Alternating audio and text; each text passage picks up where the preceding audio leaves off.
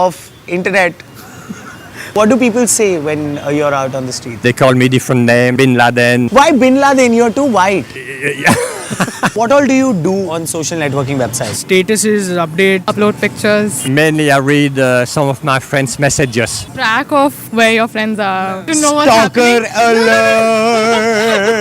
Why you guys are on social networking websites? It's a good time pass, I guess. Out of boredom, Helps me to connect my old friends and away friends. We all have a need for connection with everybody else in the world. And you can do it anytime you want, morning, lunchtime, middle of the night. It's a good time pass, I guess. Facebook is also good for trolling. Get some new joke like Angel, Sweetie and 49 others. If I'm going to sleep, if I have a habit of tagging people, I'm going to sleep with Angel, Sweetie and 49 others. It is also a link to a source to gain knowledge. And your virtual life kind of defines you these days. Have you ever stalked somebody on social networking sites? Yeah. I love stalking. No. Yeah, of course, 100%. Everybody stalks it. It's a basic human condition. Do you think stalking is a fair method to get information of a person? We don't stalk, we investigate. I knew the guy's name, so I typed his name, and I knew his college, so it was easy to find out. Saw his picture, didn't like them, so stopped stalking. If I like the DP, I just tend to just stalk randomly. Profile pictures are like here and dark pictures are like here. It tells you the truth basically. People stalk us, we can stalk them back. To whom have you stalked? I don't know, cute guy, checking all his profile pictures and all the cover pictures and then just, picking out one. And then there is a drool just on the screen. अगर कोई hot बंदा मिल गया तो okay fine चलो he's hot उसका request accept कर लिया. Girls check out hot girls more than boys do. So, They just want to know who's better, me or her. Do you like to stalk people on social networking websites? Sometimes, especially my ex. What's the pleasure? Just out of curiosity, what kind of a girl he's dating now, what he's doing in life. So were you curious about what is he doing, or were you curious about who is he doing now? I have been blocked by my ex. I used to stalk him like anything and he blocked me. He thought I was getting too much. So you felt bad about it, right? That he Bad blocked you. नहीं, मेरे को थोड़ा ego hurt हो गया. I was like, seriously, इस लड़के ने मुझे block कर दिया, क्यों? Have you guys been blocked? My ex got married and she blocked me from Facebook. Yeah. I was texting her too much, come back to me, baby, come back to me. Yeah. Then the block sign. Block. Right back at ya. How did it make you feel? one guy blocked me. Okay, he was always like, hi. I was always like, bye. So he would always send me, can we please talk? I'm like, no, we can't talk. He's like, why? मेरी मर्जी भाई, मुझे बात नहीं करना. तो then उसको गुस्सा का उसने मुझे block कर दिया. Like, seriously? I block a lot of people, but I have never been blocked. I blocked my dad on Facebook. Nowadays, hugging a guy doesn't mean anything, right? Doesn't mean what my parents would think it would. So yeah, I blocked him and he knows it. Do you guys have your parents on social networking? Yeah, I have my mom. I'm in my room studying. I post something and she'll be like, dude, go and study. Our parents have, given us all the facilities. So even they deserve to be on WhatsApp and Snapchat. Because they've updated us. And as Karan Johar says, it's all about loving your family. I hate people who write never over the DA, Ma. Hey, Suwata, nice picture and what not. It's like so stupid. क्या तुम मुझसे friendship करोगी? What? They have to write just, they'll write JS. That's a different meaning altogether. And then ma. Ma. M-A-H, ma. KEWL. Got Q. So which are the celebrities you love to stalk? I like to stalk Sunny Leon, Kim Kardashian too. That's a fucking ass. That nobody can ignore. When you see that, you just want to, do that. And not stop. No, you don't want to stop. You just want to, and then. Hello? Ranbir? No, you're kidding. Listen, I've got fangirls. Okay, wait, talk to her. Hello? Are you Ranveer Kapoor? Okay, can you prove that? Do you remember going to Shimla and your car stopped and I was there and it stopped because of me and then I waved and you were inside the car and then you waved back? I'm not sure if it's you. Is it? Check the phone. Nice one. Bye-bye. It's Abhijit, our director, who just went that side. How many friends do you have on Facebook? 1300 something. 100, I think. 1000 who are real friends and 300 are like, okay. When you upload a picture on Facebook, Yes. how many likes do you get? 5 or 6. Boy and girl sitting under Wi-Fi free. STALKIN Gee, we got n number of opinions on stalking, but the final learning is like a dichotomy. People like to stalk, but do not like to be stalked. That's weird. Why don't you give me your take by commenting down below? Till then, like this video, share this video. If you want to stalk us, our Twitter handle is being in and Isahil Khattar for stalking me. It'll be my pleasure. And it's for free. And to know about the True Faces social media, join in on Social Media Week. November 16th it is, baby. So let's have a round of applause. I think a lot of us enjoyed indeed. Well, this is the day 5 of Social Media Week. This is the epic finale. All of us have been part of the last few days, all the action happening here. We've had a round of esteemed speakers join us, share their perspectives. It boils down to this final day, day 5 of Social Media Week. My name is Kavya Arshavali. I'm going to be your host for the finale, and I'm going to be taking care of the proceedings on the stage, inviting our set of speakers as well. Now, without any delay, one thing's for sure, we have the metadata tag for all of you, as you've all been aware. It's hashtag SMW Mumbai. So keep those tweets coming in. You can keep your phones in the silent mode, but please do be sure that you keep tweeting using hashtag SMW Mumbai. Also, the good news is we've got Wi-Fi access. Now, that's like the basic necessity for all of us. So please turn on your Wi-Fi. You can connect on SMW Mumbai 1. Your password is SMW Mumbai 1. In case you go for the connection SMW Mumbai 2, your password is SMW Mumbai 2. So we're keeping it as simple as that. It's 1, 2, 3, and 4. So please go ahead, connect, and keep those tweets coming. Ladies and gentlemen, without any delay, let's get started with our first session.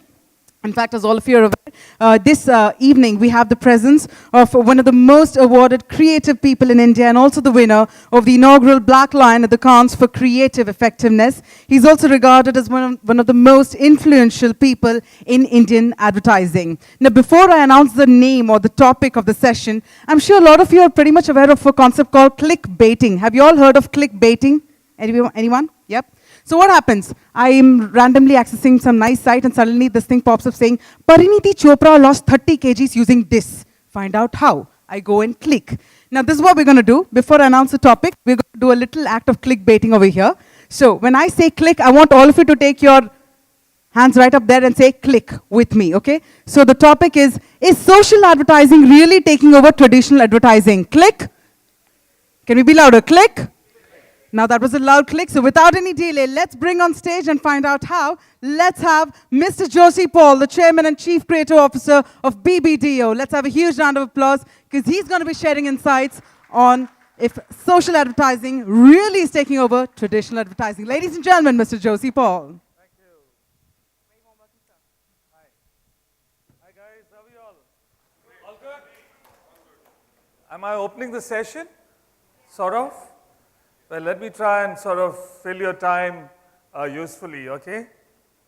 I'll need the clicker. Let's see if this works. You'll have to get the screen on, please. Where is it on? Ah, it is, yeah, okay. Never done this before, okay. I've got about 4 stories to tell, 4 sort of case studies. Look at me, I don't look like a social media guy at all, okay, but I'm going to try and give you my point of view, and it's only my point of view. It's had some degree of success, but ignore the success. We're always told, oh, social media is going to take over traditional. I've grown up on print, I've grown up on TV, I've grown up on everything else, which is a million touch points where you can do anything creatively depending on how ambitious you are. So I've never thought about mediums. I've always thought about the idea. So this question is important because all of you are probably asking it. And for me, this is my point of view. So there is no, or, and there's only and. Yeah, and I'm sure you guys already know this, but let me just reiterate as we go along. There is no versus, there's only us. Yeah, because I find this whole, is it this or is it this? Are we against somebody? I find that odd because I've never faced that issue when we work at a human response level. When you're trying to find a solution at a human response level, there is no versus, there's no this medium versus this medium. There's only a truth or a solution or an idea, and that often transcends all these mediums. Yeah? If the idea is exciting, the medium is just a carrier. Of course, content is based on the medium, and your craft is based on the medium, but that's point number 2. Then the next one is, it's not social or traditional. As I said, it's social and traditional. It's not social versus traditional. It's the traditional to the power of social. And we learned this lesson fairly early. In 2008, we set up BPDO in India from the back seat of my car. We were about 4 guys sitting in coffee shops, wondering where advertising is going to go, looking at the new world and saying that we don't want to do what we've ever done before. We don't just want to do a TV spot, and we don't just want to do a print ad. There's a new sound in the industry. There's a new sound among people. And young people are saying, don't tell me, show me. Don't just show me, involve me. It was an age where there was two-way communication, and our idea and our point of view had to sort of gel with that. You know, I'm having an incredible moment here. Like, I see all your beautiful faces, but I see Messi, man, just staring at me so powerfully. It's just sort of frightening. He's right here, made of great. It's like he's just looking at me, but I'll try and ignore him. So we discovered early in 2000 that it's time to set up India. Our first project was Gillette. So we got Gillette as our first project. And this is an interesting thing that happened, that everything is a human response for us. We didn't plan what we did next. Yeah, we didn't plan it because they said, should we do a 30-second TVC? And we said, there's no point doing a 30-second TVC because it will run alongside television programs where men, their icons, they've all got stubble. You look at Abhishek Bachchan, or you looked at Dravid, or you looked at all the actors and other cricketers, they all had stubble. So if my ad ran next to that, why would people believe my ad? And we said, there's something not right here. And so we did something that we had never done before. We had never thought about it. It was just a sort of, a human response, as I said. We decided that we'll create a Facebook group. At that time, by the way, I wasn't even on Facebook. But we said, we don't know. There's this thing called a Facebook group. So let's create a Facebook group. And we created this Facebook page called Women Against Lazy Stubble. Now, it's interesting what happened because we created this page, and it was a Friday. It was 2 p.m. At 5 o'clock, we started getting calls from P&G because Gillette is a P&G brand. And they said, listen, Josie, there's something crazy happening. Women are going berserk. They're really speaking their mind. I think we've got to shut the page because it's probably even going obscene. We said, no, there's something interesting happening here. Let's understand it. And so with the client, with the people at P&G, we said, how can we leverage what's happening on Facebook and take it across every touch point, whether it's in a mall, whether it's on TV, whether it's on social media, whether it's on every other touch point, including an event. And so this is what we did. And what I've got now is a case study to show you what happened. And then you'll see how social media and traditional all sort of merge, yeah? So I'm going to play this.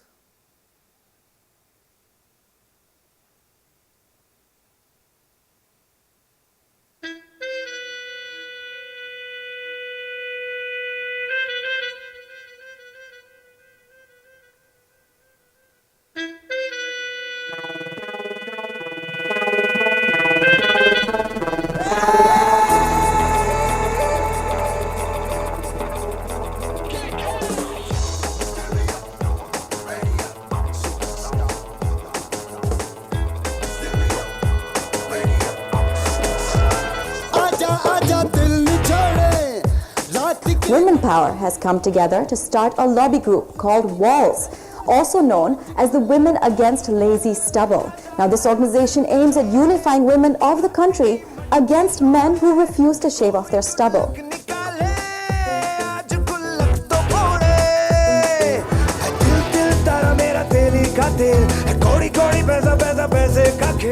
Walls is launched. Heavy traffic on the website shaveindia.com. It all started with women joining hands and forming the group Women Against Lazy Stubble. That's request all men to shave, and I've tried to make him shave. Guys, please go and shave. The shabby look will go away. Women Against Lazy Stubble. And won't just take the lazy stubble. lazy stubble. Stubble at the moment. Oops. And women joined Walls in large numbers.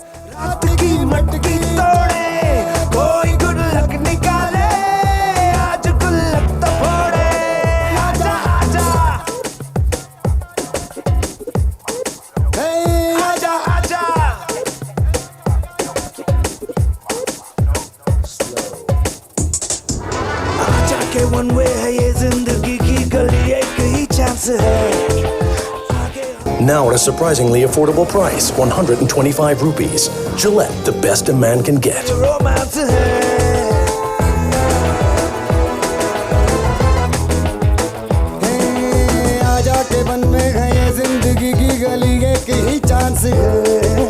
आगे हवा ही हवा है, अगर सांस है तो ये romance है।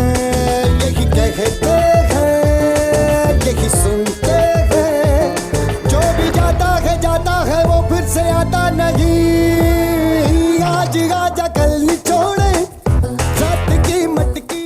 शेवदान अभी शुरू होने वाले 2000 आदमी अपनी दाढ़ी गंवाने वाले हैं। देखा खेल चल चल सड़कों पे होगी ठन ठन ठन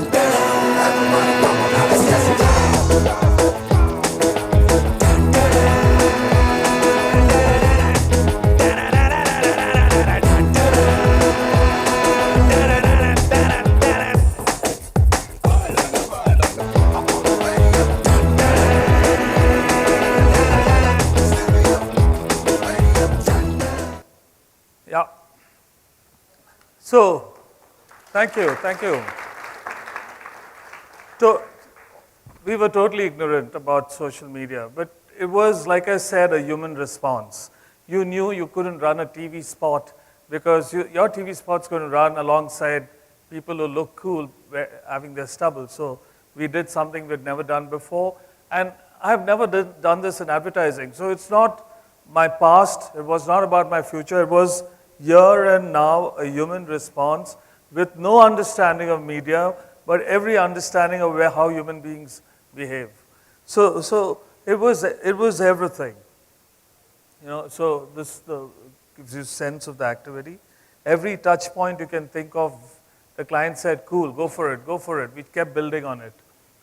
So everything is social for us. You just need to sense the conflict, the social tension points that fuels a larger brand conversation. So what we do is we look for that little something that fuels conversation, that social or cultural tension point, something where nobody wants to discuss it. It's sort of lying there quietly, passively, waiting, like a crouched tiger, and then you just got to tip it a bit, and then it goes berserk. And brands, of course, have to have the guts to do it. Because when we did this, we had a lot of opposing forces. There was a group that was called Men Against Women Against Lazy Stubble. They call themselves the Mawalis. And they started banning PNG products, but PNG stood its ground. When we did that event in the open in Andheri, they surrounded us and started throwing stones at us. Now I didn't join advertising to get stoned that way. So I sort of said, this is it, and I was trying to run away, and my client said, Josie, it's your idea, how can you be such a coward? And I felt so stupid, I stayed back, we finished it, and it was a success. We used everything. It was, as I said, maximization, multiplication, and most importantly, it was authentic, it was real. There was no bullshit, we didn't manufacture anything. It was what it was, which is different from one-way advertising. Social movements start with a small group of deeply passionate and deeply dedicated people who believe. And we found people that were deeply passionate about our brand, our category, and in a way, nobody had ever looked at Gillette from the eyes of a woman. and then they became the leaders of our movement. We always feel that influence can be made, but passion can't be, and that's what we stroked and provoked. And like I said before, we did not manufacture it. Consumers wrote it, consumers acted on it. We were just a channel. And that's how we found our calling. So in 2009, when we set up the agency, we realized there's a new way to advertising. It was our way, and that was our contribution. And we called it Create Acts, not Ads. We felt ads were all about promise, and promises are often broken, but acts are commitment. It's like an engagement ring before a marriage. There's a sense of a commitment. While an ad is just a promise, a lot of bullshit. People say things, they don't stand by it. And we felt that we've got to contribute to marketing in a new way, with social media as in the middle. It's about creating acts, like I said, and not ads, about creating action-oriented ideas that everyone can participate in. So two things happen. One is there's commitment, the other is everybody gets involved. Creating acts is about creating platforms, not slogans. It's about seizing the cultural moment. And I spoke about that earlier, which is true social movements, true movements that start and spread on social are often ideas that spark off a cultural or social tension point. Now, how many brands and organizations and agencies have the balls to go there? But if you go there and you know what you're doing, and it's relevant to your brand, and it can change the world, then why not? So that's the way we look at it. There comes a point when the best stand in the world won't make a dent if its message and the social, cultural moment are not aligned. And we believe in this, that at every moment, every day, there is something, there is a truth out there that all of us are carrying, and if we touch that, then social becomes brilliant. Otherwise, it's just a lot of manufactured statements that we think is social, which we are pushing. We're not talking about pushing, we're talking about pulling. It's about people saying, we want to be a part of this. It's about volunteering, raising your hands, becoming an ambassador, and saying, I want to be part of that because I love these guys for what they're doing. So no social issue is probably more important and immediate than the issue of gender equality. The challenge for us was to connect our brands to this most urgent and important social and cultural issue in an authentic, empathetic, and useful manner. So we were quite lucky when we worked with Ariel. They came to us saying that for the last 7 or 8 years, Surf Excel with Daag Achhe was really dominating consumer minds. And even though Ariel was a superior product across laboratory tests with their one wash promise, where with one wash you can remove any stain, consumers were not receiving it. Consumers were not receiving it because consumers are not receiving rational messages. There is a powerful message in dirt is good, so why not go there? And then we said, no, there is another way. And we started with this TVC, which looks like a traditional TVC, but it's interesting how it becomes social. So I'll just play this.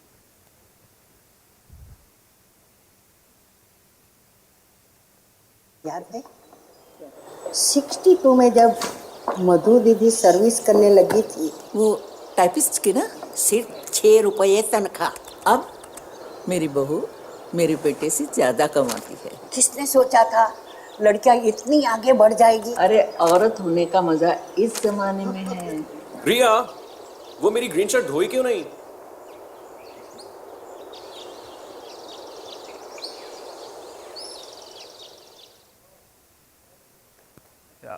Thank you. Thank you. So it almost feels like an incomplete ad. It's like if I was writing an ad in the late 90s, my creative director would have sacked me saying, what is this? Nothing's happening here. Where's the product promise? Where is the embellishment of brand values? Where is that selling message? None of it. And this is a mainstream PNG ad for their biggest brand, Ariel. So you can think about how a whole organization is changing its mindset because they understand where consumers are going. And we were lucky to be there. And we were lucky that we had this idea. I know you may say it's not luck, but it is. I mean, it's a sense of so many things that allows you to arrive at an idea. There are no gurus in today's world. Nobody really knows what's going to happen next. So anyone who says, oh, he's a guru in advertising, all bullshit. There are no gurus. Anyone is a guru for that moment, because on that day you are the guru. It's live by the day, guru by the day. Yeah. So this film kicked ass. I was sitting in multiplexes watching movies, and every time this would come, during the interval, I would see couples, getting into a discussion with each other, of getting into some sort of funny grunting sounds with each other or whatever. It was provocative, and it was meant to be. We had quite a task. We had a task of affecting Surf Excel, but we also had a task of being a little bigger than who we were. We wanted to have a more noble purpose for what we were doing. Now you could say that this ad, like social media, just lasts 2 or 3 days. Every incident becomes a 2-3 day sort of joy, and then it's forgotten. But what we do is we don't let consumers forget, because what we do is we create news for our brands. We create new news, and we find new ways to make news for our brands. You can't change Ariel the product, but you can do things around it. So let me tell you what we did to keep the news alive for 2 months. Yeah. I'll just play this. It's a case study like the one before,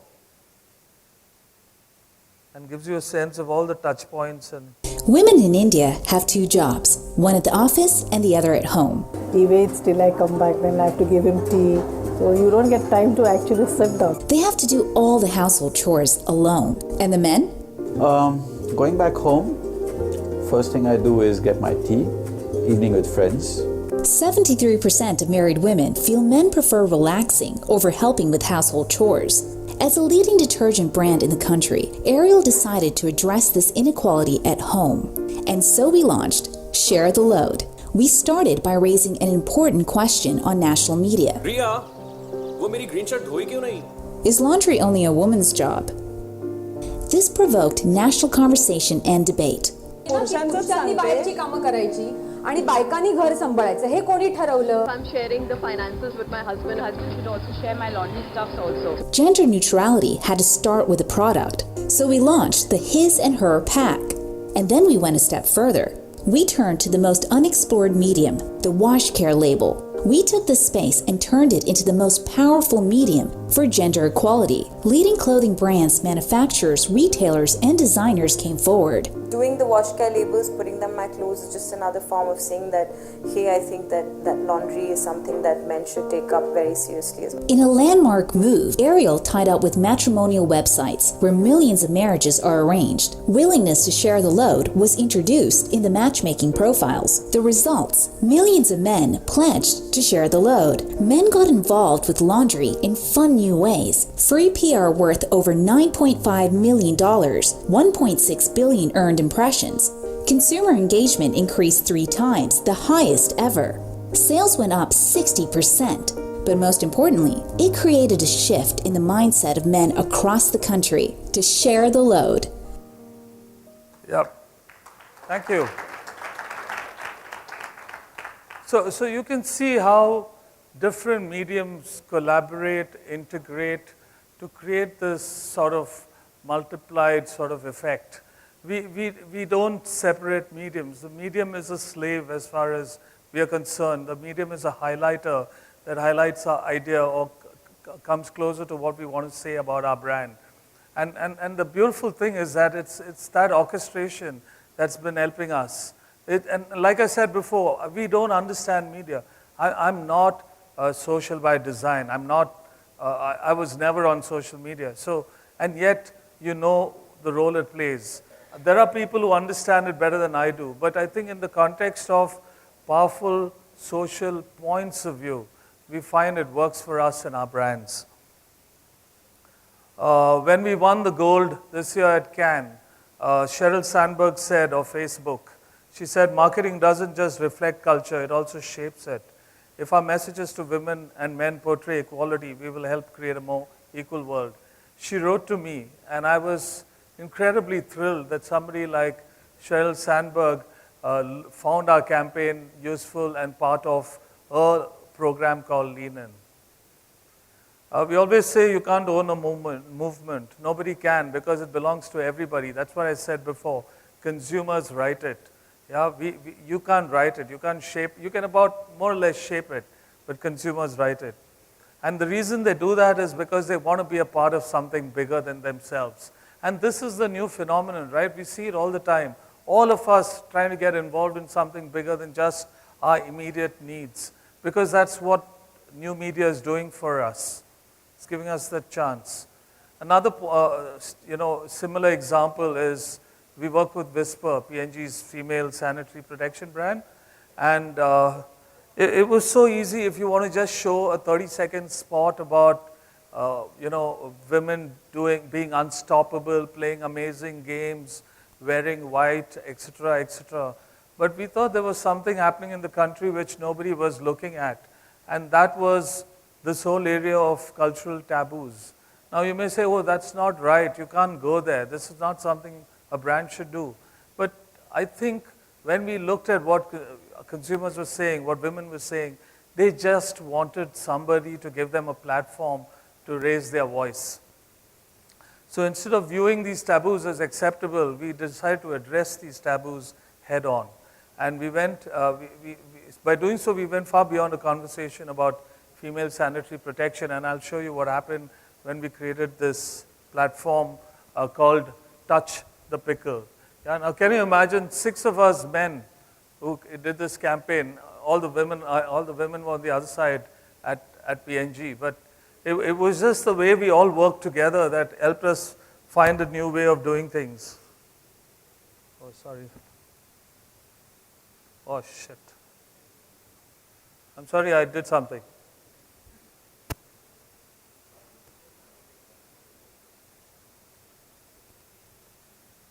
Yeah.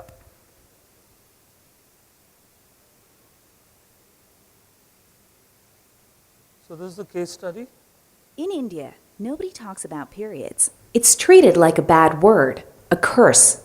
What's worse, as soon as they hit puberty, girls are introduced to many different don'ts. Don't worship, don't enter the kitchen, and the most ridiculous one, don't touch the pickle.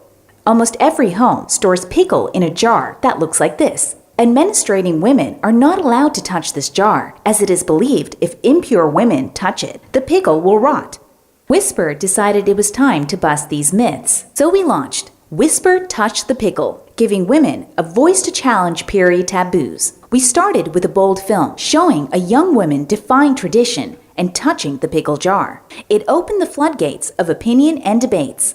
It became a platform for women to question, ridicule, and bust these period taboos. At a press event, India's leading Bollywood star almost punched the journalist who termed periods as a problem. Problem? You need to start respecting girls. This became national news, and even Scoop Whoop spread the word. Stand-up comics picked it up. Just by touching it. Just imagine the power of an army of menstruating women. It was even talked about at TED. We dream of a future where menstruation is not a taboo, not a curse. Whisper tied up with Aditi Gupta and launched comic books about the subject. At a recent event in Delhi University, women began writing messages on their pads. A subject that was once hidden was now an open debate. But the most important thing was, Indians were finally speaking about it. Sanitary napkin not acceptable, is menstruation not acceptable, or are women as whole not acceptable to the society? Over 2.9 million women pledged to touch the pickle, earn media worth $6.1 million. Whisper's share of voice grew from 21% to 91%. And so did the voice of women. Yeah, she touched the pickle! Cool. So we're running out of time, so I'm just going to run straight into, thank you. I'm going to run straight into, the summary sort of. Though I must say that to move at the speed of social, you can't just live on social. Real life is what makes social media more social. And that for me is the learning of this session. It is about, it is not about verses, it is about and, it's about us. And I'll just rush into what I know. High empathy creates engagement, fuels conversation, goes social, and most importantly, what brands need today, builds authenticity. As people become better informed about products and qualities and become skeptical about marketing, they're exhibiting a desire for brands that are honest and seem to have more identifiable sort of merit. Inevitably, this is leading marketers to conjure up the ineffable quality of authenticity. Real life is what makes social media more social. Social media makes traditional media more social, as we've seen in the case of some of the work, and I had some more, but we have no time. And in the end, our point of view, advertising is about hope. It's about taking people to a better place. Thank you. Thank you so much, Joshi. Well, we're going to take a quick check on the questions from the audience. We have room for 2 questions. In case any queries, let's have you raise your hands as well. We'll have the mics passed on to you. Do we have any questions from the audience? We have a question. Yeah. Yes. Hi. I really liked your Touch the Pickle campaign from the moment I saw it. I just want to understand, where did the idea originate? Was it female? Was it man? But Which how? one? Which Touch the idea? Pickle. Touch the Yeah. Pickle. How did it originate? Well, I mean, it's a good question. I really don't know. I know that the idea came from the agency, but I also know that the idea came because there was a group of beautiful people sitting in a room in PNG, and it was our client. And they spoke about everything that's happening in society. And we spoke about it because we have our planners. And it was a two-way process. It was people throwing things in the air, saying we don't want to do what people did in the past. That's not why we are here. That's not why we started BBDO in India. And we don't want to do. We want to forget our past. Give us a fresh point of view. Give us more authenticity. And in that discussion, there were 3 or 4 different thoughts that came up. And then we went into the market with it and spoke to consumers about what they felt about these various ideas. So it's a combination of so many people, and I always find this very difficult to answer. But if you look at the credits, because by the way, it won the Grand Prix, it won the biggest award in Cannes ever. It was called the Glass Lion Grand Prix. And if you see the credits of people, there are just about 25, 30 people who are involved. Yeah? It was amazing campaign, by the way. Thank you very much. All right, time for one last question.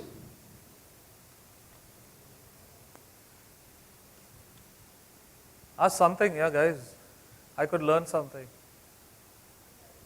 Yeah.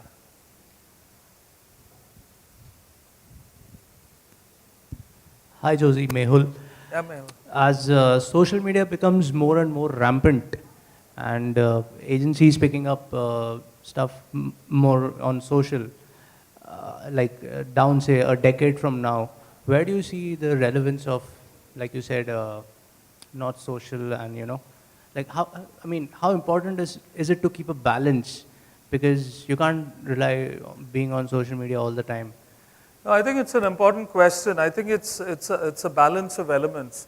In the end, everything is going to be social, because everything is going to be two-way, and the consumer is going to state his or her point of view, and it's going to be out there. And anyone who bullshit, anyone who lies, anyone who kind of tries to, pull the wool is going to get caught. So I think everything is going to be social, but everything doesn't have to be on social media, or everything doesn't have to be on the internet. Social is a behavior, and that can happen anywhere. This is social. So I think it's the way you play all the elements and decide what you do. But everything may not be on the mobile, and everything may not be on the internet. So it's difficult to write it, and I don't want to know the answer, because if I know the answer, I can die today. I have no reason to live anymore. I don't want to know the answer. I want to know where it goes. I genuinely don't want to know the answer. I'll see how it goes. Thanks. Yeah, thanks. All right, so on that note, let's have a huge round of applause one more time for Josie Paul. Thank you so much indeed. I think a lot of us are very much moved with the kind of examples and case studies you've shared with us. Thank you once again. And on that note, it's also time to march ahead with our next session, ladies and gentlemen. And now we're going to be having a very, very exciting panel discussion. As we promised, this is the finale of SMW Mumbai. And Mr. Joshi had already set the tone. We are now going to be joined by some of the prolific set of speakers this evening. Ladies and gentlemen, this panel focuses on the topic, can social media exist as an island and what happens when integrated? This is where the marketing experts will be sharing their strategies for developing a successful marketing campaign in today's multi-channel, mobile, social media-driven world. Firstly, I'd like to invite on stage our session moderator, Mr. Pranayesh Singh, Head Social Intelligence, Collaboration, Content Analytics and ECM with Accenture. Let's have a round of applause. Please help me welcome. Well, join Mr. Pranayesh. Our next speaker for the session is the Executive Vice President and Head Digital Initiatives with Kotak Mahindra Bank Limited. Let's have a round of applause for Mr. Deepak Sharma. Well, moving on to our next speaker for the session, Internet artist, writer and director, Handloom Picture Company. Please help me welcome Mr. Ram Subramanian. Well, our next speaker is the Director Strategy with Raymond Limited. Please help me welcome Ms. Uma Talreja. And ladies and gentlemen, our final speaker is the Director Marketing and Sales with Nissan Hover Automotive India Limited. Please help me welcome Mr. Nitesh Tipnis. And let's have a very huge round of applause for our very, very esteemed set of speakers. One more time, ladies and gentlemen. Thank you very much, ma'am. Thank you very much, sir, for joining in. I request you to please take your seats. And on that note, I request Mr. Singh to please take it over from here. Over to you, sir. So good afternoon, everyone. Thank you for introduction. And it's an excellent platform where we can actually talk about some of the important aspects of social media. So we already know the topic of the social media, which is like, can it exist as an island? And if we try to integrate it, what happens? So we have very esteemed panelists from different areas at a very, very senior positions and very, very thought-provoking ideas.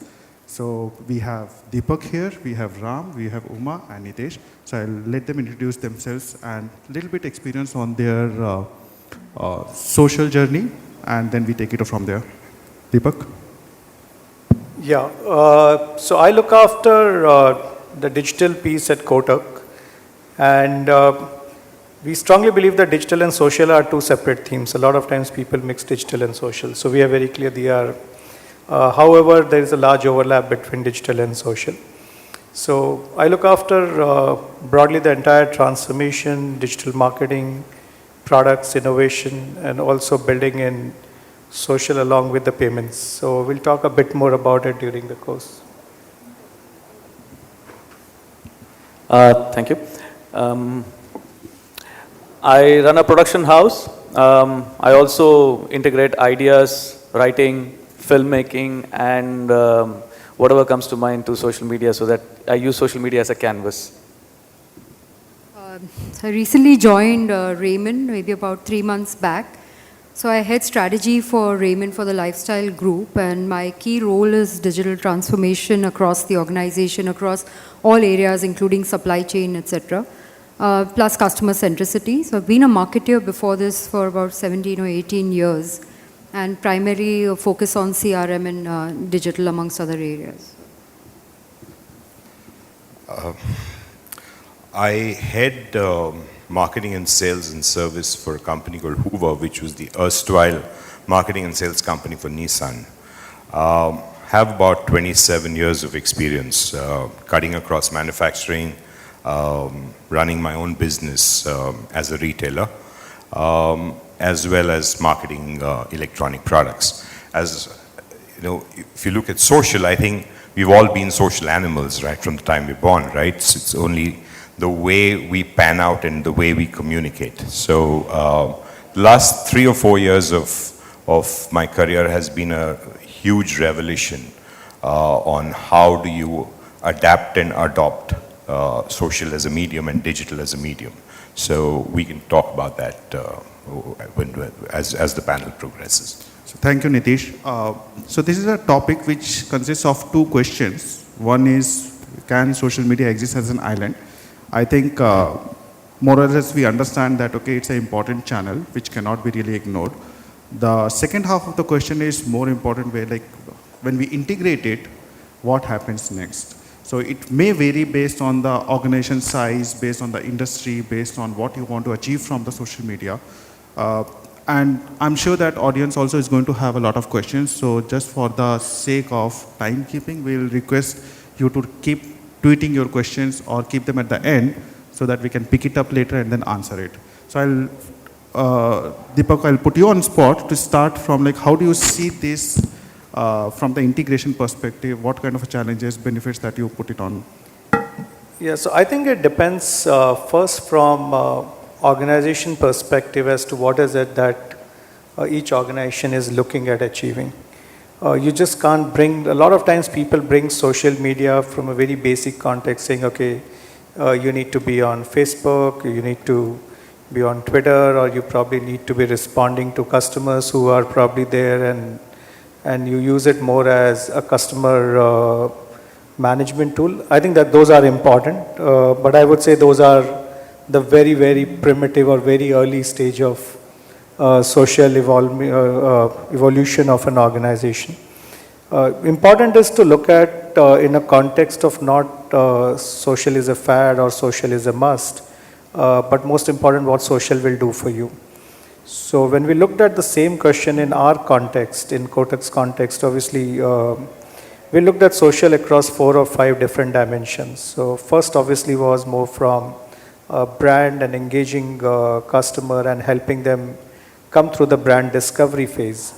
But subsequently, apart from listening to customers, integrating through the social CRM with the core CRM systems of the bank, we started getting one single view of the customer. Moving from there, we started linking the social profiles with the customer details.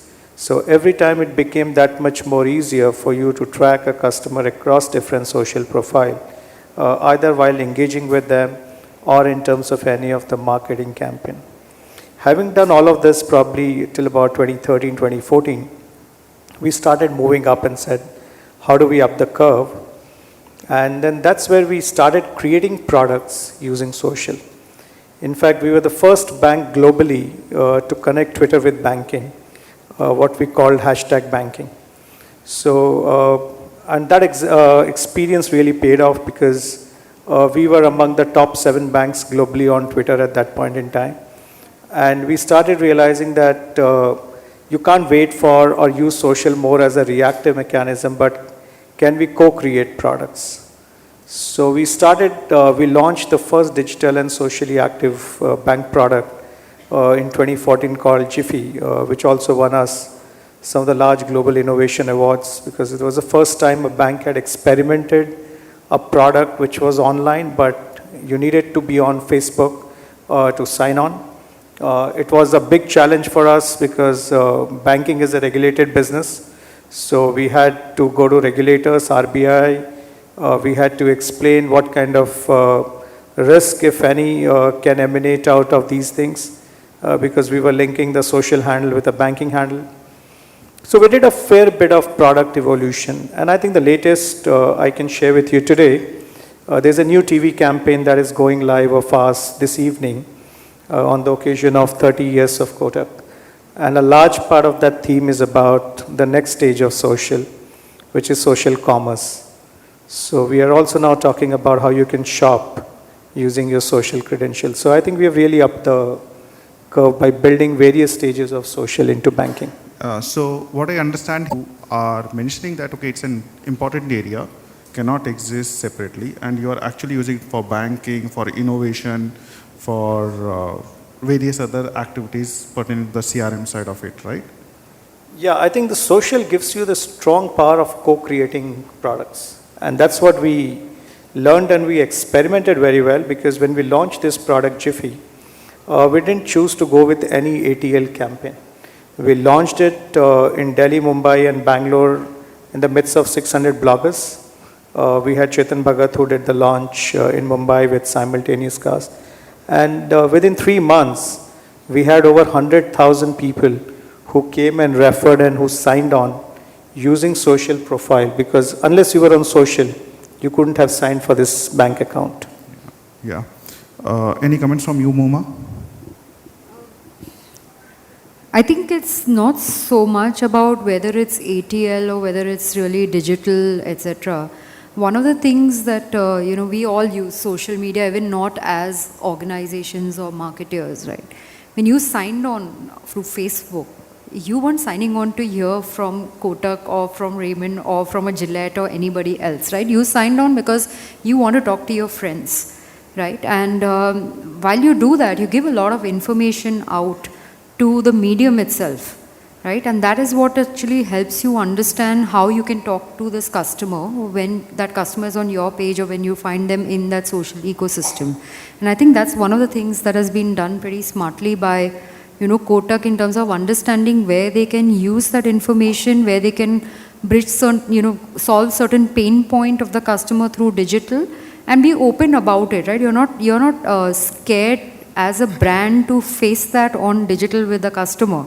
And I think that's a pretty good advancement, really to make. So, yeah. So I would kind of second Uma on what she said. So there have been a lot of learnings, and all of us have gone through those learnings, right? So we first adapted or adopted this medium called digital as a marketing vehicle, okay? And over a period of time, most smart businessmen, so I don't want to use the word marketers, realized a couple of things. One is consumers hate brand speak. Okay, they just shut off if you're constantly pushing a brand. The second thing is we keep asking questions on social and digital, saying, what do you do? Every time you're going through content, there's something that pops up about what is your occupation, this, that. That's the second thing consumers hate. Because consumers by now realize, and I think all marketers should realize, and I want to sensitize people, that you can do a lot of social listening, and consumers say, why the hell are you asking me questions? You're expected to know what I'm made of. And what they want is solutions, right? So we realized that very quick, we realized that not quickly, but as an evolution. So we started, at Nissan, we started off in 2009 with a campaign on Micra. Micra was one of our small cars, and we used Ranbir Kapoor. And we did a campaign. It was the first time any marketer had done a film only on social. So we created a film, and we crowdsourced that film, where we used Facebook to source actors. We got 600,000 fans in 5 days, okay? But very quickly we realized that those 600,000 fans were not for Nissan. It was A, for the campaign, and B, out of the 600,000, 500,000 fans was for Ranbir Kapoor. So only the 100,000 fans actually came in for that film.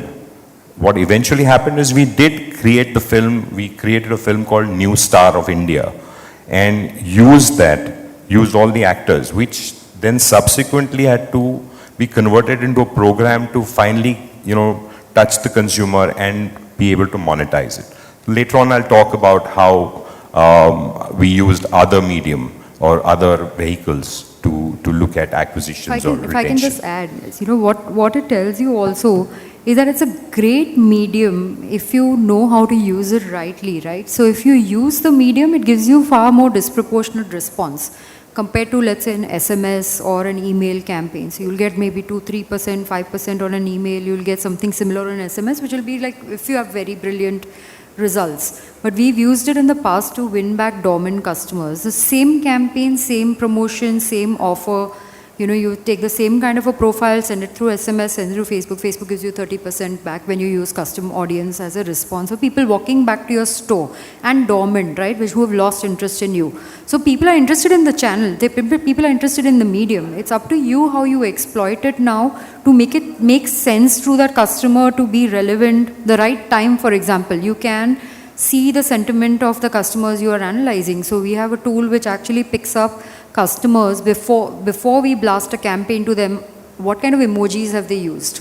Right. So people who've used positive emojis, you send your campaign to them and your response goes up. Yeah. So Uma, you touched Nitish, you also touched a couple of very strong points where we talk about the potential of this platform, the kind of reach it provides.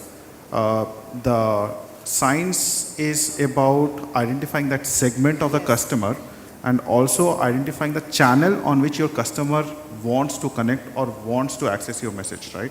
So Yeah. that's more from the enterprise perspective. So I'll put a question to Ram. So we have heard like how Kotak, Raymond and Nissan is doing.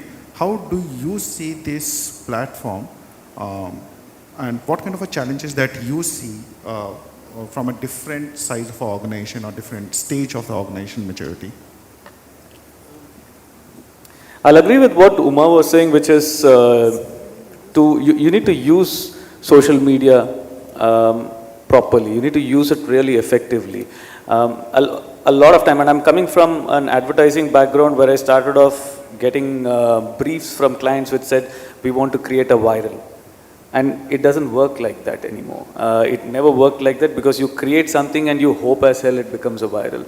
First, I think the most important thing is to connect with people online as a brand. If you need to do something, you need to connect with people at a human level. Otherwise, it's the moment it's a brand speak, like what you were saying, the moment it becomes brand speak, people just switch it off because they tune away from advertisement. Now, your question was basically how to use social. How do you see this platform from a startup perspective, from a founder, from your experience, from the political side of it, the campaigns that you have run? Creativity. I think the more creative you are, the more you entertain people, the more you involve people. They're more open to it and they jump on it and then they might remember the brand. Otherwise, but if you're asking it from a political angle, that worked very differently because it was very passionate. People are very passionate about things which matter to them. But when the moment it becomes something which is brands, then they will go into a space which is people immediately shift into a space which is little more entertaining, little more more about creativity and more about involvement. If I think of campaigns which did really well, I think the ALS is a very good example of how it was used. It involved people, it made it easy for them, it made it creative for them, and the cost just spread itself then. Yeah. So one side of social is where we are able to reach, but there are also concerns from many social users. They're talking about their security, personal data security, right? They're also talking about the aspects where they have multiple profiles. So you really do not know whether a person A is equal to A1 on Twitter, is equal to A2 on Facebook and Instagram, right? So do you see these kind of challenges where you have a multi-personality profiles and you really get confused on whether the person is looking for this or that and then target that customer? I haven't faced it as such, but I think technology, the way it is moving, is solving these issues for marketers. So for example, if you have one unique identifier, so if I have a mobile number or email ID as a primary identifier, today I can locate this person whether across search, whether across video, whether across Twitter, whether across Facebook, Instagram, or in my own store on my POS through my CRM as well. I think if there are people who are creating multiple profiles, you will find a dominant one will emerge through some kind of slicing and dicing is what I think. Second thing is there will be a smaller audience like this probably within your brand's set. So it's possible to probably filter and churn that out. I think the larger issue is of privacy for sure and wrong data being given by customer in terms of contact. Contactability is becoming a larger and a larger issue because this medium is meant for two-way communication, right? And if you don't get the contactability right and you keep spraying on a Facebook, then it defeats the whole purpose. So Deepak, how do you see when you connect the social profile of a customer to your CRM profile of a customer? What kind of challenges or what kind of quality data that you see and how do you actually tackle those aspects? See, at least as a bank, I don't see much of a challenge because our focus of engagement with customer is where we know a lot more about the customer and it's something which is linked to his financial profile. I think the new trends what we are seeing probably is around lending Because what we are doing as a bank, and that's the next stage after whatever I told you, is that today if you look at, you want to take a loan, right? There are very few people who have a credit history in our country. Because unless you have taken a loan, you won't have a credit history. So you have to first borrow to build your credit history. However, a lot of people, about 900 odd million, they have a mobile phone, and obviously over 130, 140 million are on social profiles. So what we are doing is we are ensuring that there are third-party authentication mechanism, which we are putting in place to verify multi-credentials of customers. So we take the social profile, we match it with the credit profile, with the telco, with certain other dedupe mechanism, with Aadhaar and PAN card. So our whole base that we then clean up has also a verifiable database. So while you may have, as I said, 130 million social profiles, presumably 20-30% of that may be either fake, or it probably will be multiple profile. But as you start cleaning up, then you don't look at this entire large universe, but you look at your relevant universe. And as long as we can link and find that relevant universe, and especially like when we did Twitter banking, in Twitter banking, you have to link your bank account with a Twitter handle. So, and again the same risk like you said, because what if somebody has 3 different profiles? Will you allow? Which one will you allow? So we built an authentication mechanism where it goes through a 2-step authentication process before we validate and link your social handle with your bank account details. Because finally using these credentials, today we even allow a recharge, a fund transfer, you can buy a movie ticket at PVR, or probably now we are launching the book library where you get even better deals than Amazon. And all that you have to just do is a tweet. So you don't have to enter any bank details, no shipping details, nothing. You just want to buy tickets for the movie, just tweet and you will get the tickets, your account gets debited. So for all of that, I think it's extremely important for at least a bank to ensure that the social credentials and the data is authentic, because you are playing with customers' money.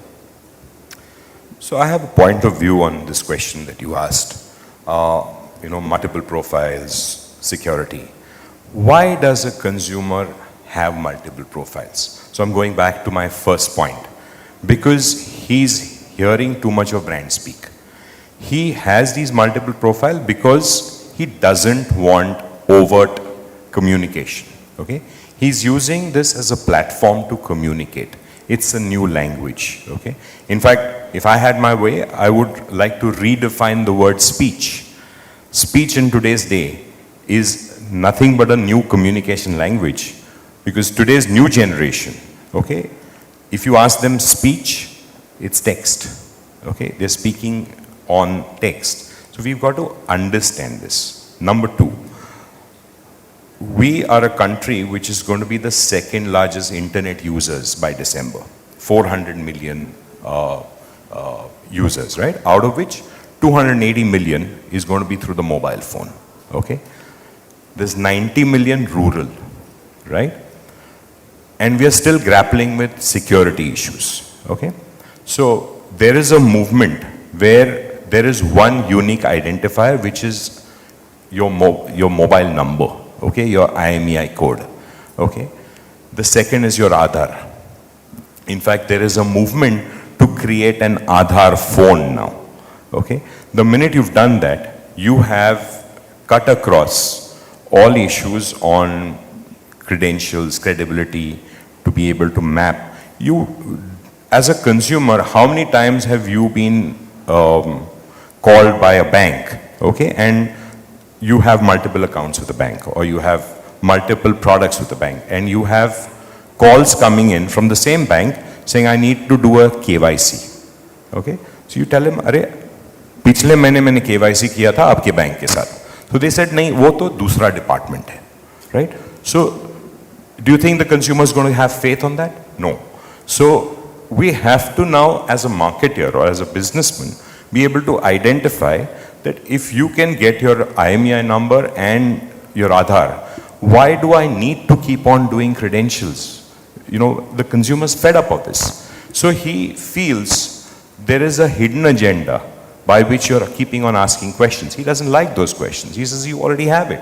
Why are you asking me, right? So that's number one. Number two is, so coming back to, let's say, product. So we've tried this experiment where we used to have a lot of complaints from consumers. And we're a global company, right? So my service head would get a call at 6 o'clock in the morning because someone in Japan tweeted, someone in India tweeted and someone found it in Japan. So some consumer then took that tweet or took that social conversation and blew it out of proportion. Take a brake issue. Every manufacturer in the last 2 years, 3 years has had a brake recall, right? But has anyone had any major concerns about it? No. Why is that? Because every manufacturer in the last 3 years has been very open and transparent to say, yes, there is a brake issue, but please bring your car back. We will get it attended to in advance. So consumers are happy if you are transparent. Okay, they are unhappy if you have a hidden agenda. Yeah. So Nitish, you actually kind of talked about the question which I had next with respect to the rural and urban population, right? And you also talked about one of the negative sides of it, like someone talks about your product at one corner and everyone has a visibility to it and then everyone... So I wouldn't call it negative. Yeah. Right? I would actually say it helped us create a completely new way of communication.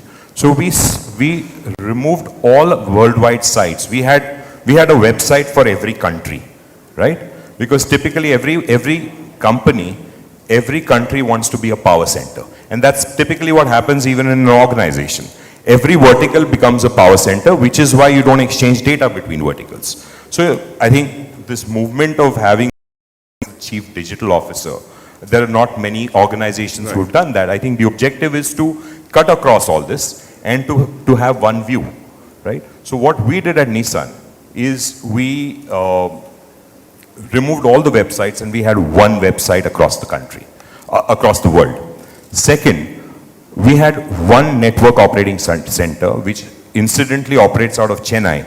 So we have a complete view of any social conversations that are happening about the brand.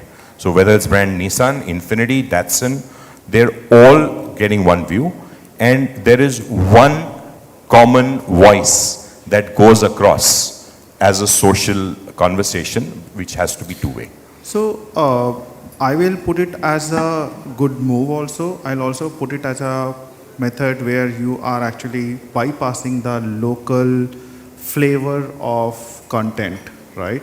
Now, when we talk about the social media, people are actually coming from various parts of the world, various cultures, and they have a different taste of content, right? So content becomes a very important aspect here where we are talking about how do you create a content which is more effective for my major set of the population. So do you see any of those challenges over there? So you mentioned culture and it's a favorite topic of mine, which is values and lifestyle. Uma will empathize with me being a retailer. So I believe in one thing, it's not about India versus the UK. In Bombay, you would probably have 70 different cultures, right? So when I said we have one voice, we have one voice, but the tonality doesn't have to be the same.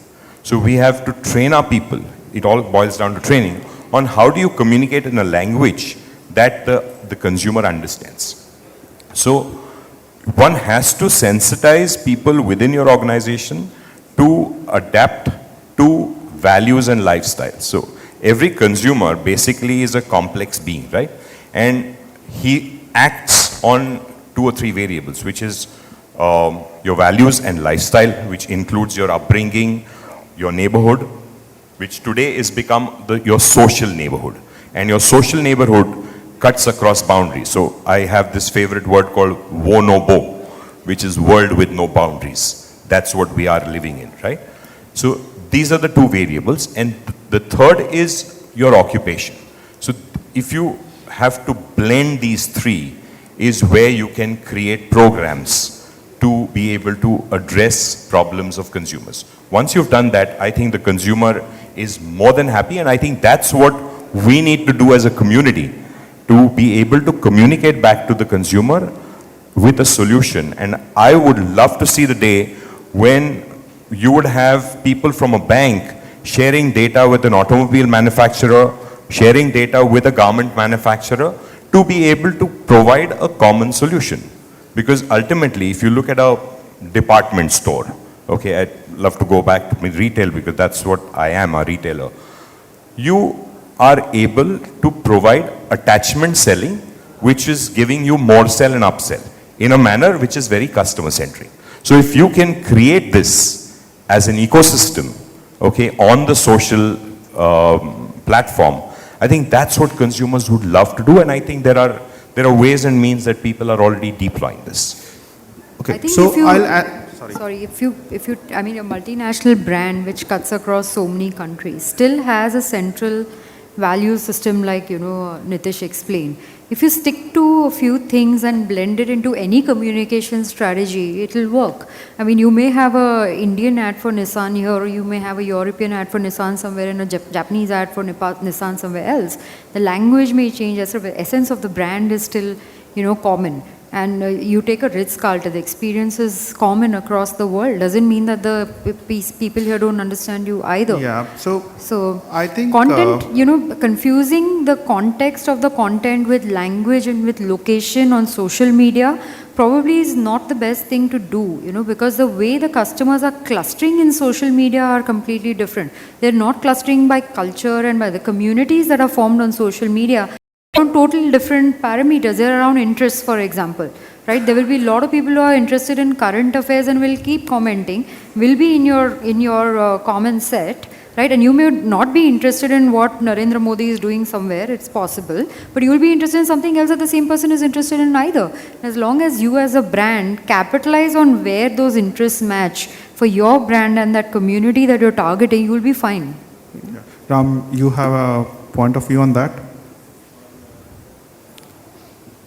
I think most people become brands themselves on social media. I mean, they have their profile picture, they have their what they stand for, so they very clearly identify themselves as, I am this person, these are my likes, these are my dislikes, because the moment you sign on to any social media page, you are asked to do that.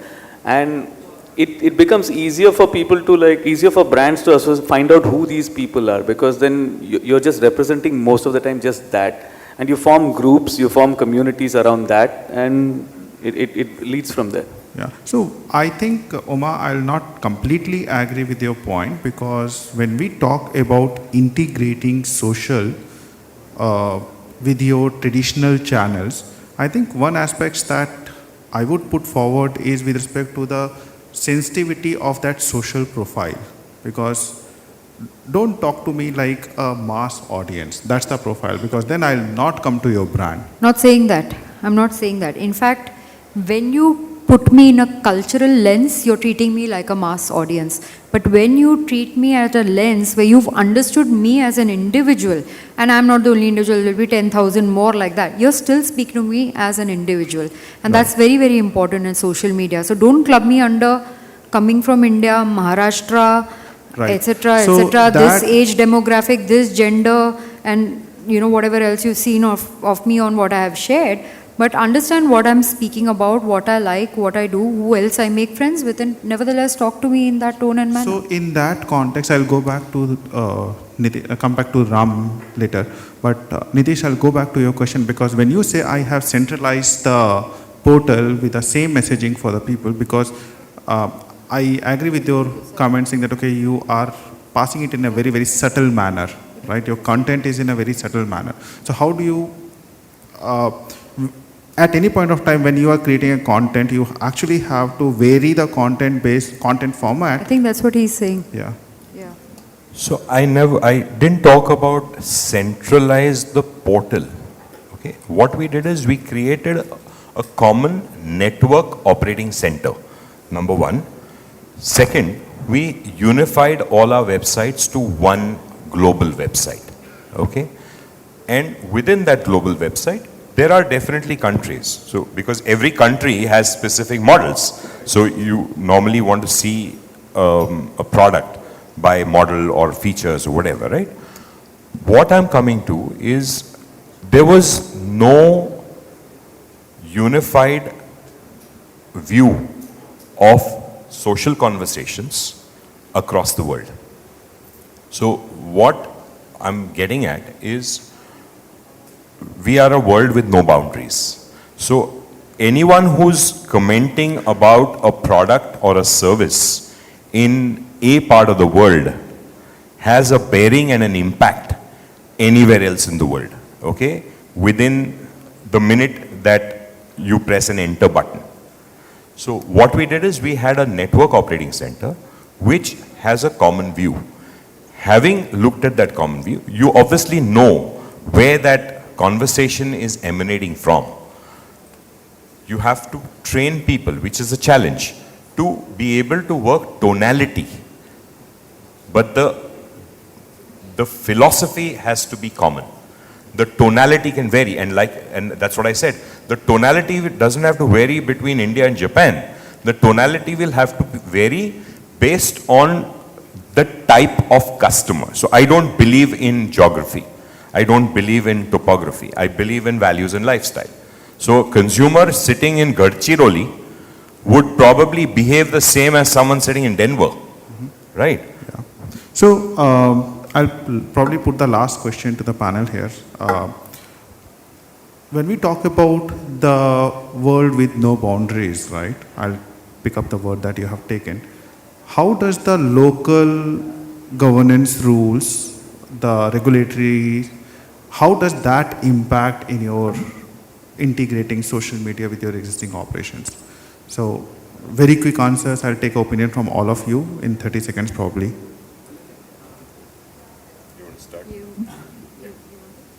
So basically how you're saying governance is happening on... the regulations, governance. Okay, so this is something which I recently read. I think in Delhi, the Aam Aadmi Party released an app. What they said is, now we're going to do this Swachh Delhi Abhiyan, where if you see, download this app, and if you see rubbish anywhere, just take a picture and send it to us. Or the app does the same thing. What it does is the picture is geotagged, so they get the data on what is where the garbage is, so they can come and clean it up. So this is one good way of using social, involving people and getting something done very well. I've also heard about something which is called Democracy iOS. I think eventually a lot of what we are doing will go, this one world, no boundary world. It will eventually happen because this Democracy iOS is a software, is an application which is almost like you get to vote on a regular basis. So you're not just being represented by somebody who's a political leader who's taking decisions on your behalf. You have an active say in the decisions, and this is already in place in Argentina. Okay, Deepak, 30 seconds for you. So we're talking about when you're talking about social data in your regular day-to-day operations, how does the regulations affect that? Yeah, I think there is a very fine line between, today at least, between privacy and data and what do you do with data in terms of analytics. So right now, while I think in India we don't have regulation, but the day is not far if companies start using this data to spam customers or get to know more about where you probably don't want to disclose a lot, is going to be a challenge. Like there is a saying in Silicon Valley that the apple while sells to you, Google sells you, right? So I think that's the way, or like what people talk about Facebook or even Twitter. Like Twitter knows today every single app that I have on my phone. So I think people, today there is a limit which is getting pushed. Regulators are going to come strong, not just financial or banking regulators, but I see there is a regulation that will tighten this up, and brands will have to be very careful about how much you are using social for, and are you actually infringing into the space of customer. by the garb of creating customer experience and campaign and stuff like that. Nitish? So my take is very different because I would work a contrarian approach. So whatever you may do from a regulatory perspective, no amount of regulations is going to stop a marketer from going to be able to do what he has to do, okay? I've always worked for Indian companies, and it's only in the last 7 years that I was associated with a multinational. And let me tell you, there's a very pragmatic approach that Indian companies work with. It's about getting the job done, right?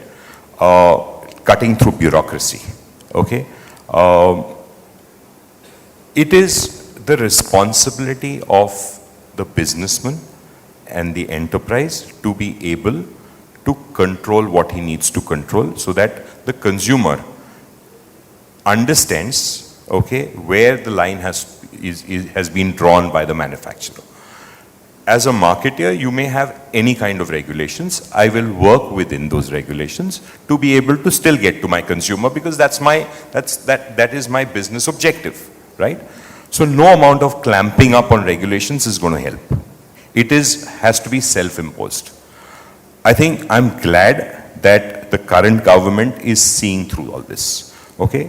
Which is why there is this whole movement towards the GST to break these shenanigans. Today, you look at the taxation, right? You have a local sales tax and you have a central sales tax. What do companies do? They have had to increase their capex, they have had to increase their opex by having units in every state to save that money, because at the end of the day, I can't keep increasing my expenses. I have to pass on things to the consumer and I have to do it in a transparent way. I think the government is realizing that. So move towards an Aadhaar phone, move towards a UID, move towards a GST. All these things will help, okay? And as a marketer, you have to be able to control that. In fact, I'm going a step further. Maybe Ram may agree with me. I'm saying I think we need to rewrite the constitution of this country. Okay? I don't know how many of you have read the constitution of the country. There is no freedom of press. There is no freedom of speech. And today, with the social conversations that are happening in the social world, it is truly empowering the consumer to have freedom of speech. And it is the consumer today who is breaking the shenanigans and making sure that he gets more and more empowered. So as marketers, companies, organizations, political parties, we all have to be sensitized to the fact that it's on us to be able to impose these rules for ourselves. I think I will, kind of agree, but I'll just add on. See, when you got your Gmail account first, you've been using it for free, I don't know for how many years, right? And you all signed that terms and conditions. When you do that as a consumer and somebody markets something to you, I think you're kind of prepared in a way, but you didn't know.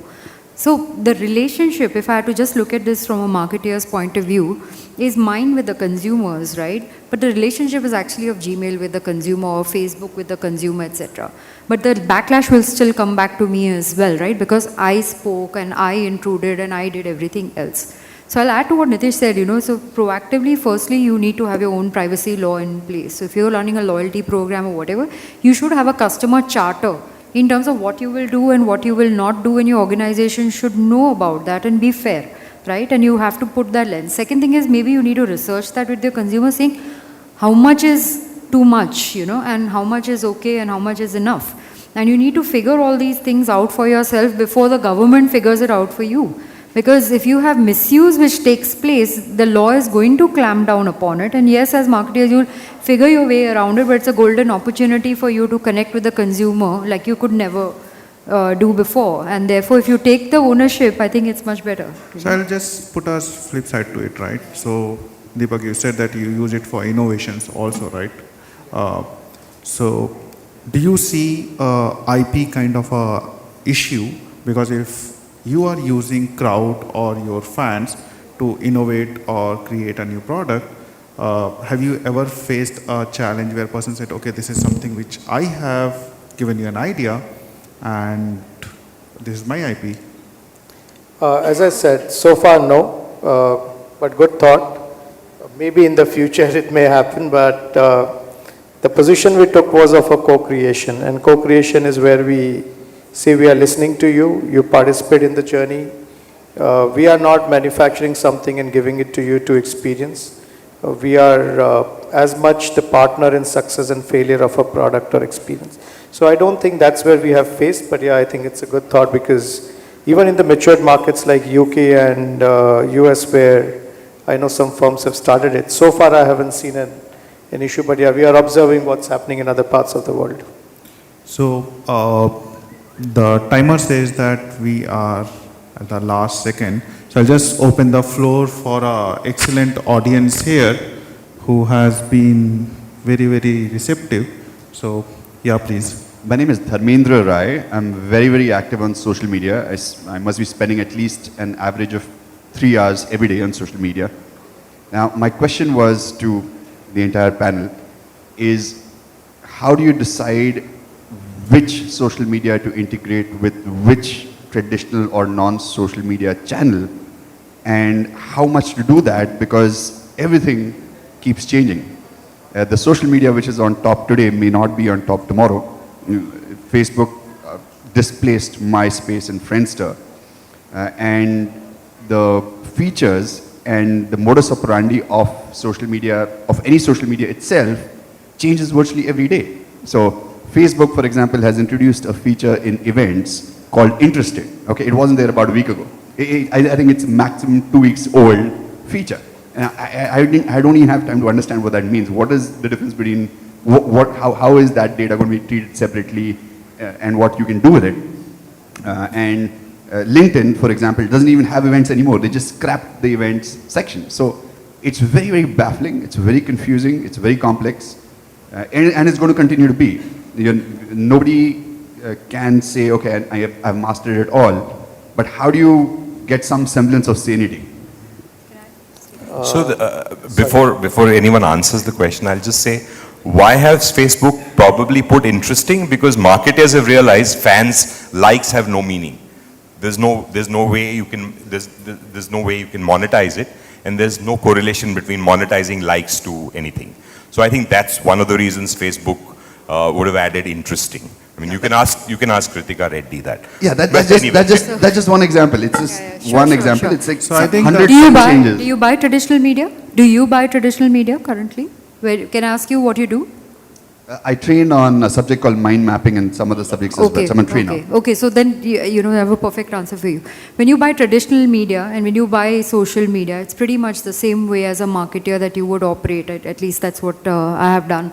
So even when you're buying media, you will check what your audience watches, right? So if you know it's a menswear brand like Raymond, then you are buying news channels, you're buying, you know, for the premium shows, the specialty channels, you're buying cricket, you're buying etc., because you know that's where your audience lies, and you have enough data to support that, and you have enough data to say how much GRP will give you the sales, etc.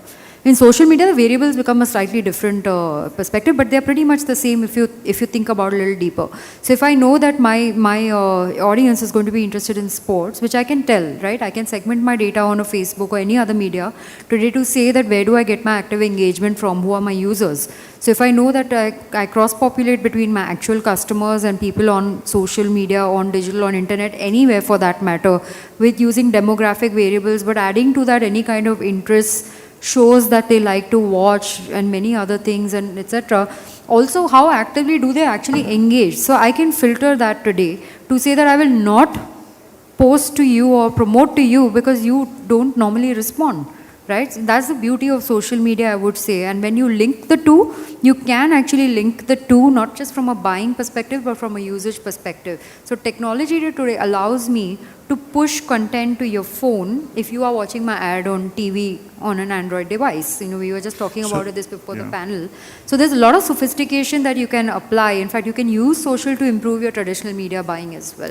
So I agree that it's evolving today and everyone is learning. So this challenge is going to exist for, if I see from my eyes, it's going to exist for at least 2-3 years more, where it starts stabilizing.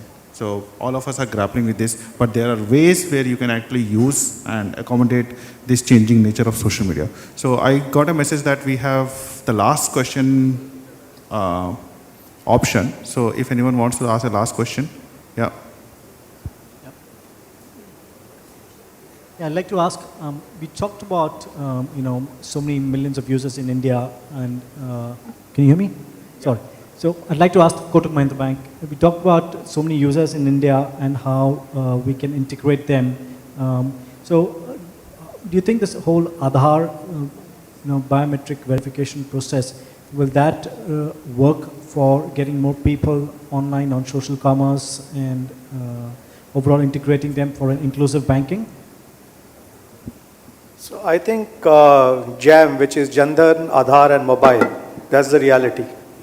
And all these three combined with the social identity, which will get baked in, will become the fourth pillar. So it's JAM is going to become JAMS. And I think using all these four, you will be able to not just use it for governance, but I think anything and everything. Including like what Nitish was mentioning, every bank asks for a document or an address proof and re-KYC. I think all that is going to change because there is going to be a single identity, there is going to be a single KYC. If you have bought, say, insurance policy and you have a bank account and you have got, say, another credit card, finally, you don't need to keep providing those documents, and that's going to happen very soon. Also, there are a lot of new interesting products which are getting built on mobile, where using your iris and your biometric and your facial, you will be able to create the new identity scores, which helps you create that access, because India becoming not just mobile first, but a mobile only country, I think some of these are going to happen in anywhere between next 6 to 12 months. So I think we'll close the session here. I just want to thank the esteemed panel members and the excellent audience here. And if you still have some questions, you have our contact details. Please feel free to tweet or send a message, and hopefully one of us will pick it up and then answer it. So thank you, everyone. So let's have a huge round of applause there for our fabulous panel members. Thank you very much indeed. Well, I'm going to request our members of the audience to please connect with our speakers offline in case of any further queries. And I'm also going to request them to come together for a group photograph. Meanwhile, we'd also like to announce that we're going to get started with our next power-packed panel as well. So stay tuned for all that action right here. We're going to, in fact, be focusing on our next topic, is social media shaping journalism for better or for worse? Thank you once again, gentlemen. Thank you, ma'am.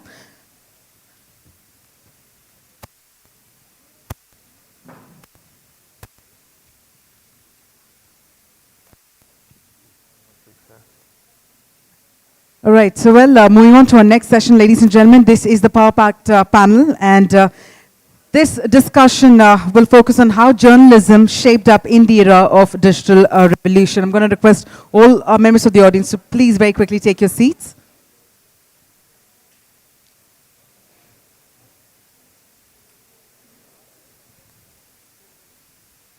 All right, so as you can all take a good look at the agenda, well, here are the set of our panel members who literally need no introduction. They are in news, for making news, for sharing news, for bringing us news as well. We, in fact, have our session moderator, who's Mr. Shrutijit KK, Editor-in-Chief of Huffington Post, India. And Shrutijit would be spearheading this panel discussion.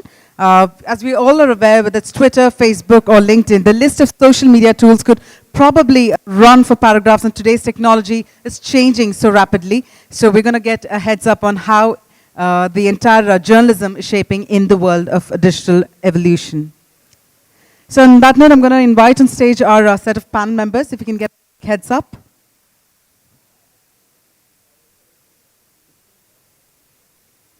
That is our video camera? Oh, in the front. Okay, so these guys are not.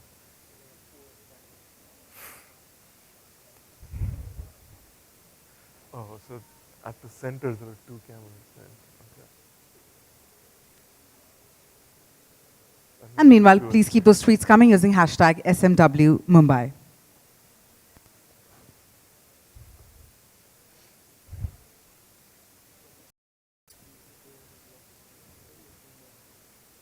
I just take the video. Yeah, yeah.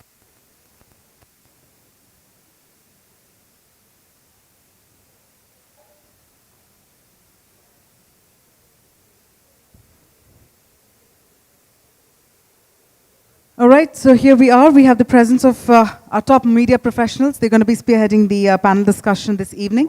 And we're going to have Sruthijit KK, who's the editor-in-chief of Huffington Post India, who'd be moderating the session.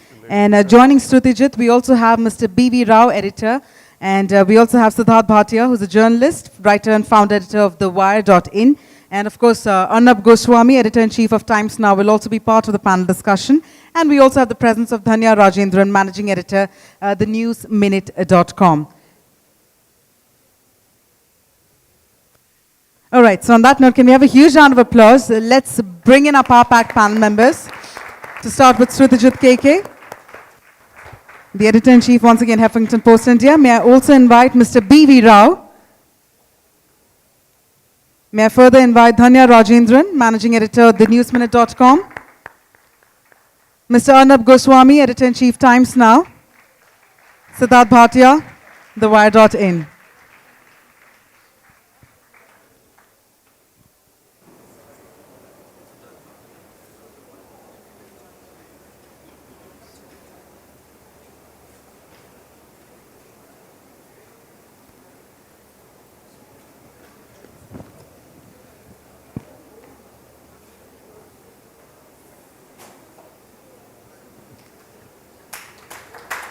All right, please welcome the editor-in-chief of Times Now, Mr. Arnab Goswami, as he joins our panel members.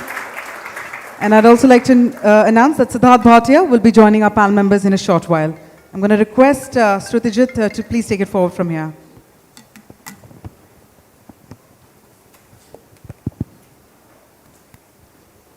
Good evening, everyone. Thanks for being with us this evening on this session on social media and journalism.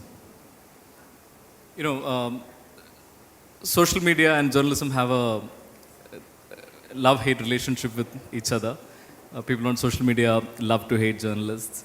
Journalists are kind of confused about what to do with this whole new beast that has come into our lives. Siddharth, please come. Sorry about this, guys. No problem.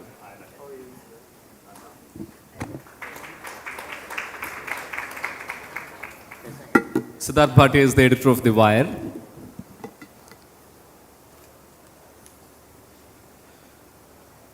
You know, social media and journalism. Social media has a multi-layered relationship with, the media business. So on the one hand, it is because of social media that many, especially digital media businesses, are even feasible. So let's say the startup that Dhanya runs, the News Minute or the Wire. These are all enterprises that are amplified by social media. You put a good story out that people enjoy, they will help you carry it very, very far. In traditional media business, distribution is the hardest thing to get right. And here you have a huge audience that is doing your distribution for free, and the kind of very passionate distribution that money can't even buy. So while that is the case on the one hand, on the other, you have the flip side, which is, an overwhelming amount of feedback. Earlier it used to be thought that, you should converse with your audience, you should get to know their tastes and whatnot. And now it's like an almost, an avalanche of feedback on possibly every little thing you do. So we're going to discuss some of these different facets of this complex relationship. We'll also do a little bit of crystal gazing about where is this entire scene going forward. We have a very distinguished panel today to discuss this. Mr. B.V. Rao, the editor of firstpost.com. He has traveled very, very far to be with us today. He took an elevator 5 floors down. Dhanya Rajendran is the founder and editor of the News Minute. Arnab Goswami needs no introduction, editor of Times Now. Siddharth Bhatia, senior journalist, editor of The Wire.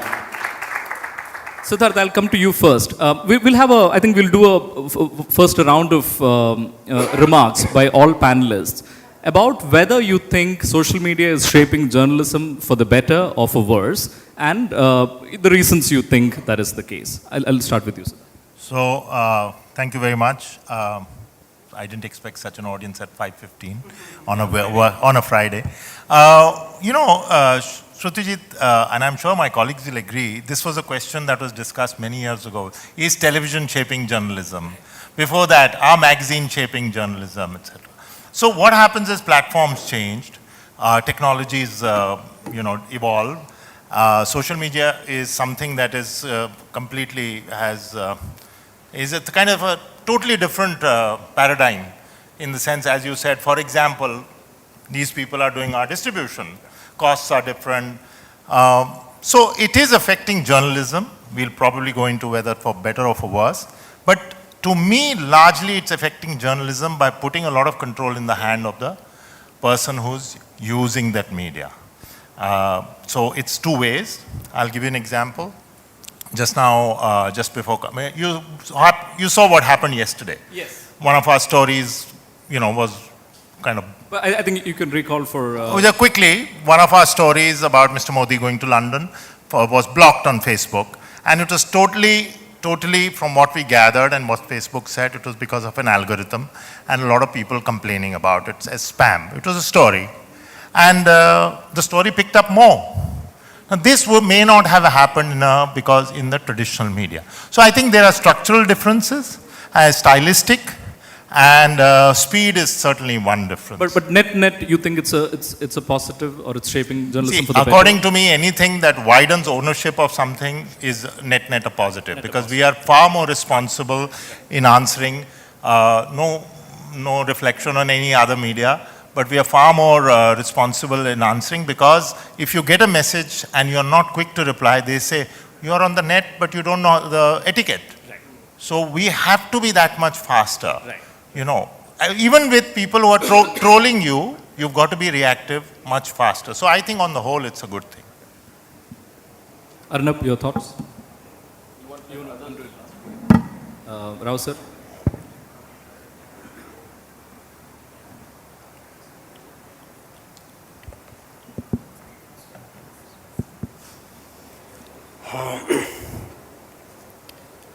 I think, I don't know if I can say whether this is good or bad for journalism, but I think it's a huge challenge for journalism. The way social media is kind of almost overpowering thinking in newsrooms. Earlier we used to meet 9 o'clock, 10 o'clock in the morning for the traditional edit meetings, and you had your own agenda to think of, to drive the newspaper or news channel. Now all you're doing is looking at Twitter and Facebook and whatnot, and then you want to instantly react to that, right? So to that extent, I think right from the time of planning your day, I think we have handed ourselves over to social media in a great way. So that's the challenge. How do we use social media to get our stories much wider publicity or reach, rather than completely surrender ourselves to what is happening on social media, is the challenge. I'm a little worried about challenge because, like Siddharth just said, whenever there was a challenge, either in print when Times of India wanted to actually widen readership, introduce multiple newspaper reading habits, and when 24/7 television news happened in this country, the creative side of journalism did not actually meet the challenge very well. There was immediate drop of quality of content, both as a result of Times of India widening the base and during the television onslaught. Television, we were told that there were lots of channels, there'll be 20 channels and 50 channels, so the competition is good for quality of content. Completely the reverse happened, right? So last two, at least the recent in my journalistic career, the two examples where we as editors needed to respond with lots more creativity, we actually caved into the other side of it. We actually made content, we dumbed down content rather drastically. So that is my worry about what is happening now, because social media comes in at two ends of the spectrum. One is completely stupid, unreliable, full of lies and all kinds of misinformation. The other end, there are some of the best writers. I always thought that the best writers were always out of journalism. At least the people who knew the topics well. That's the only point of my agreement with Markandeya Kajju is when he says that journalists are illiterate. Right? So I think he is substantially right. And that is where my worry is.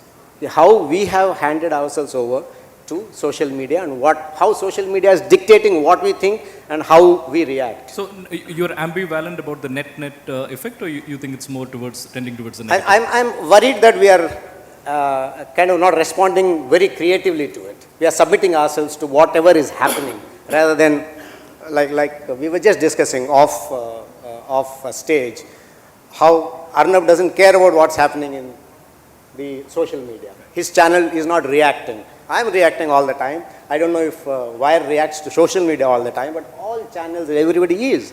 So do we drive our agenda, or do we drive our agenda and use social media to play up our agenda, or do we submit to the agenda of the social media? I think that's where I'm worried, yes. Danya, what is your experience? So I worked with Times Now for 8 years. So I've been a part of mainstream media for many years. And then now I'm part of a digital media website. So I think I've seen both sides of the story. As far as mainstream media goes, they started taking social media seriously. Now they do use the digital platforms more because it's a diverse audience, it's a larger audience. So if you see a Times Now or NDTV or IBN or even Times of India, they're more proactive on Facebook, Twitter, Instagram. They put out videos, pictures. So as far as audience is concerned, there is definitely no two words about it. Audience is important. And that's the reason why more and more mainstream or alternative media are trying to reach out through social media. As a journalist, I'm a ground reporter too. How much do I take social media seriously? That I'm split. Because there are times when I do get information which again needs vetting, right? I have to go to the ground and see whether it's right or wrong. And that kind of information which is coming in through social media is overwhelming at this point of time. There's like everyone's an expert out there, and sometimes it's very difficult to discern what is right or wrong. Third thing is feedback, which you were talking about.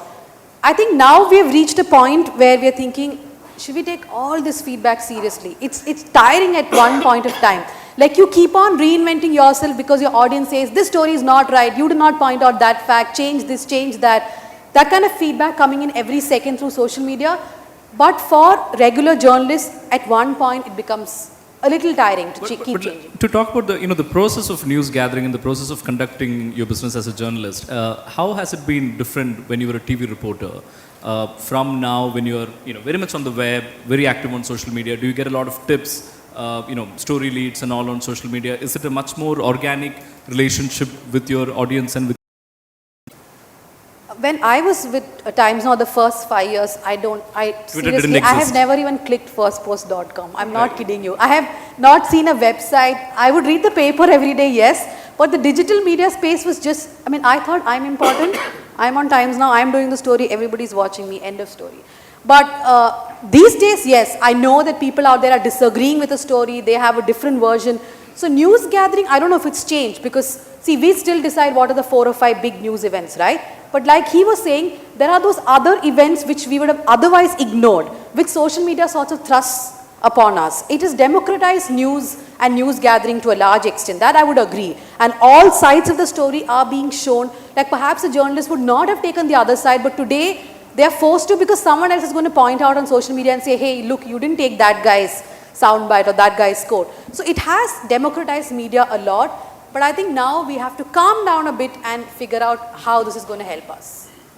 Arnab, there is perhaps no other journalist who Twitter talks about more than you. And yet, and you are not on Twitter. It's not as if Times Now doesn't care about Twitter because, you put out hashtags during news hour and that starts trending. So what is your message? Is it that journalists shouldn't bother themselves with Twitter while your channels and your publications should? Can you hear me? I don't need a mic, right? That's what they think. They told me my success on the panel will be determined by how little I speak. My first message is to Danya. that Danya, you still don't need to read First Post. You can still watch only Times Now and get what you need. So, sis. Mr. Rao will have a fair chance to respond afterwards. Secondly, I think the mic is not working. It's not working, is it? Okay. Oops. Secondly, you see, Venkat's argument about quality of content is a false argument. It's an argument which doesn't work at all. Venkat, you should not get into that fatalistic space. Because if you've not done it and someone else has done it, you should appreciate that. Television has broken through every single paradigm of good journalism in the last 5 years. Now there are people who tell us Lalit Gate is not good journalism. Then if Lalit Gate is not good journalism, Venkat, I don't know what good journalism is. Nobody stopped First Post from doing Lalit Gate. CWG scam was good journalism. Nobody stopped anyone from doing CWG scam. 2G scam, Kargil for profit, the television story that led to the resignation of Ashok Chavan. This is damn good journalism. So first of all, this whole, we expected the quality of journalism to change with 24/7 television and it didn't. Venkat, that's a false crib. Let's get over it, let's grow up. Second point, what is social media? Social media is not the message, it's only the vehicle. I asked before I came into the panel, because I'm a little illiterate about these things, I said, what is social media that you're talking about? Are you talking about News Minute? Or are you talking about First Post? I was told, no, it's Twitter and Facebook, etc. I mean, how on earth can we expect Twitter and Facebook to change journalism? I mean, it's ridiculous. It's like saying that a driver is going to learn driving differently depending on whether he's driving a Fiat or an Ambassador. A driver has to learn to drive his own vehicle and the vehicle does not determine how he drives. I think it is underconfident journalists who go around saying that, whether social media is a great vehicle or not. I think in a way, therefore, we should begin with a premise that social media cannot change journalism. Social media will not change journalism. If social media begins to change journalism, then I'm very worried for journalism. That's a basic fact. If you were to say, so that's my point number 2.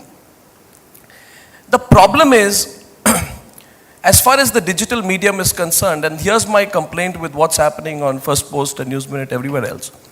You see, we are focusing on this wonderful thing called aggregation. You aggregate everything and you put it together. How much original journalism is happening in the digital space today is something that all the practitioners of digital journalism must seriously ask themselves. The Wire is making an attempt, and I think they are doing well in areas of analysis. Now, what one would like to see is to see a scam being broken on a website, right? Not a listicle, not a list of, the 5 things that Charlie Sheen should not have done, right? Or the 5 ways in which there can be, an earthquake in Mumbai tomorrow and your house may collapse, etc. 5 ways of making a friend, 5 ways of losing a friend.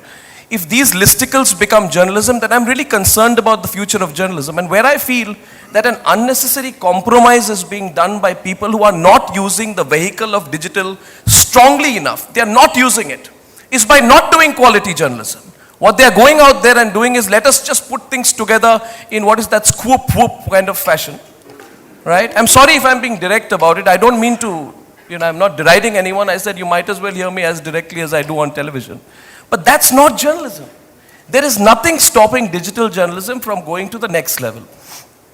The last thing is about my other, again, Venkat, I'm not hitting at you, but. Go ahead. No, I was listening to you, Venkat, and I was trying to think, what is Venkat's problem? Now, I said, Venkat came and he said at 9 o'clock in the morning, I have my great moment of worry when I don't know whether I want to do my own thing or be guided by digital. See, Venkat, when a generational shift happens in any profession, including the profession of television journalism. For example, people say that I don't do journalism in the way that my alma mater did it. I certainly don't. I make no pretense about it. But at the same time, we must be sure not to be guided by the conversation. in my view and what I have learnt, and I'll wrap up by saying this, I believe it is important for journalism to drive the conversation than be driven by it. And sometimes go against the grain if necessary. You know, one of my greatest passions is to consider myself, and Ayaz is sitting at the back there, I'm scared of saying it in front of him. You see, I have fancied myself as an expert in a lot of areas where I know very little, including cricket. So when we performed disastrously in Sydney, you know, in my honest opinion, I felt there was nothing wrong in saying that it was a shame in Sydney. And then for 1 week it went on saying, shame on Times Now, how can you question the Indian team, etc., etc. Should I be guided by the conversation around what I do? Or should I let the conversation happen? A confident journalist, whether from the older set or the younger set, should do his journalism regardless of whether he gets approval ratings from the trolls. That's something which I think is very important. For me, I've seen that that's worked for me. And I think even for those who are in digital journalism, like Dhanya is, and I appreciate the fact that they and Wired and all of you do original stories, I think the fact is that as a television journalist, I'm less into it than you are. I mean, for me, I don't look at the comments page every minute, or I'm really not looking at the sentiment analysis of whether the 5,000 tweets came on Twitter were for me or against me. But because you're existing in that world, you're a little bit more affected by it. I think you should be less affected by it. The moment you're less affected, then I think we'll free the forces of good journalism. Thank you. I think, thanks Arnab. I think, Siddharth, you have some thoughts on what Arnab? Actually, while I was listening to Arnab, it was striking me that he's saying 73% of what I would have said. Because So he's saying how many percent? 73% of what you wanted to say. Oh yeah, because I fancy myself to be a dinosaur from that era. You're not a dinosaur, you're much younger, but I fancy myself to that, and I completely agree with your final point that you cannot take the temperature of the readership at every moment. There is. However, let's split two things. One is, let's split the social media as we are talking, that is the Facebook, Twitter, and several others. Instagram also, I think that's taking a bigger role. Let's split that, and let's split it. The other side is using that electronic platform to practice good old-fashioned journalism. People keep asking me, what kind of journalism are you practicing? I said, good old-fashioned journalism. You know, try to get opinions, other side of the story, fair comment, balance, etc., whatever it may be. But journalism comes first. We are not constantly worried about who's saying what. The 27% that I had a problem with Arnab's commentary was, has the online media broken anything? So the day I have your budgets, I will break it. At the moment, I do not have your budgets. Absolutely. I do not have a large organization saying to me, send somebody to Dadri, to Banaras, to Tamil Nadu, where we covered the rain in a slightly different way by drawing a map and saying, here's a Google map. So that was the medium helping us. When I have those budgets, you will see stories being broken. At the moment, we are, and this is no secret, it's a matter of public record, we are 3 people running the Wire, and we are running it pro bono, and that does not put us on a higher pedestal, no, not at all, but good old-fashioned journalism is what we will practice. Yeah, and it has happened elsewhere. Can I just respond to that by, you see, if you look at the trends in the US, you want to take the mic away permanently, right? No, I wouldn't. I promise you this one and no further. You see, the problem is that money is not a reason, Siddharth, for that. And, if you look at the people who have the big money and the valuation, they crumble. I don't know the exact name of, but there was this company in the US which in 2012 was the most funded company, which said we are going to redefine journalism. And they were asked, how will you redefine journalism? They'll say we'll do journalism in shorts. What is journalism in shorts? Oh, people don't have time. No, I'm not talking about news in shorts. Circa, yeah, circa. So they said, we will just do 100 words, 50 words, people don't have time. In other words, you're basically saying we are all shallow people, we'll read shallow stuff, we'll cut and paste and steal from here and there, and we'll go to some investor and say, we'll get big valuation. What happened in 2.5 years, Circa closed down. So the moral of the story is, aggregators who just want to cut and paste will never survive. And I think a day is not far, Siddharth, where in the next 1 year or 2 years, text or audio visual, a big story will be broken. Because there is not space for so many players on digital who just cut and paste the same stuff. And it's fair to say that, right? So, sites that have aggregated large audiences, be it BuzzFeed or the Huffington Post or Vox or any of them, they're all doing, pretty great journalism in many areas where newspapers are cutting down bureaus overseas. BuzzFeed is opening bureaus overseas. And I have a point to make. He's not on social media, but it's not like his news desk is not on social media, right? That's right. So all mainstream media does feed off social media and even digital sites. I can tell you that. He personally is not there on social media, okay, fine. But there are others in his own channel, in other channels, in newspapers who do take inputs. But the point is, even they have reached that level where they do not know where to draw the line. Like, should we take? So it's not like other people are not doing original stuff. The fact is the platform they have. It's not as big. So in that way, social media is good for me because being a small organization, a digital organization, social media is that platform for me. So I think it's a split. Venkat, on all of our behalfs, can you return to Arnab this blistering attack that he mounted on our... I'm not as good a debater as you are, Arnab, but yes, I must join issue. My experience of television is slightly different from Arnab's. Arnab is reigning monarch on TV, right? By the way, now you speak at yeah, a long time ago. Okay. Yeah, Z News, and I was with the Hindi general news channels. So the experience there, I'll tell you, was one story where when we as a Star News, we decided we needed to have really sensible news back in Hindi channels. We came up with Anirudh Behl's a show, a weekly show, right? It was supposed to be Benakab or something, real investigative stuff. So we broke it on first week. The second week at the same time, Aastak came up with a story, which they promote for 4 hours. And then they broke it at the same time that we were breaking Anirudh Behl's story. What was the story? A car was being driven without a driver all through Delhi for 4 hours. So they ran this story for 4 hours just about who's driving this car, right?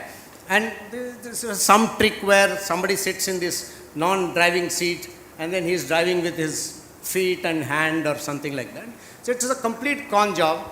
They ran it for 4 hours, right? Then the next week when Benakab came up, they came up with another story which spoke about 2 people, a boy and a girl, who were getting married. Nothing exciting about that. But what was exciting about it? The part that was exciting about it, that these 2 were Nag and Nagin in their previous birth. They were not allowed to marry. One of them was killed or whatever, right? So now in this Janam, they have come together and they're getting married. That was the news for another 2 hours. So soon, in the third week, we had to pull out Benakab. This is what was happening in Hindi general news. And by the way, if I were to put everything in context in terms of viewerships, the news genre has about 6 to 8% of the entire TV viewing universe, of which language and Hindi have more than 90%. Arnab, what would it be? Something like that. Right? So, of the 10%, Arnab, who's done all the stories that he said, brilliant stories, of that Arnab has 50% or 60%. Week on week, it differs. Right? So, the audience that's getting this brilliant journalism is this little.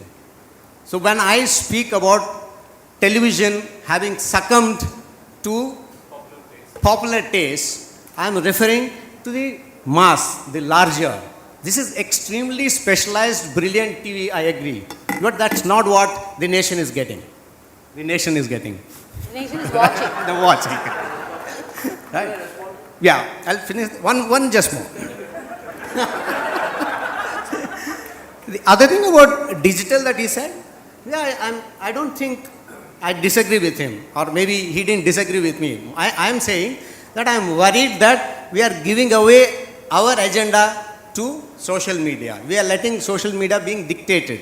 So I'm not saying that I'm personally doing it or not doing it. I'm saying as a general trend it is coming out that we are actually ceding ground. We are being dictated. That's what I meant. So the idea that what I think really is that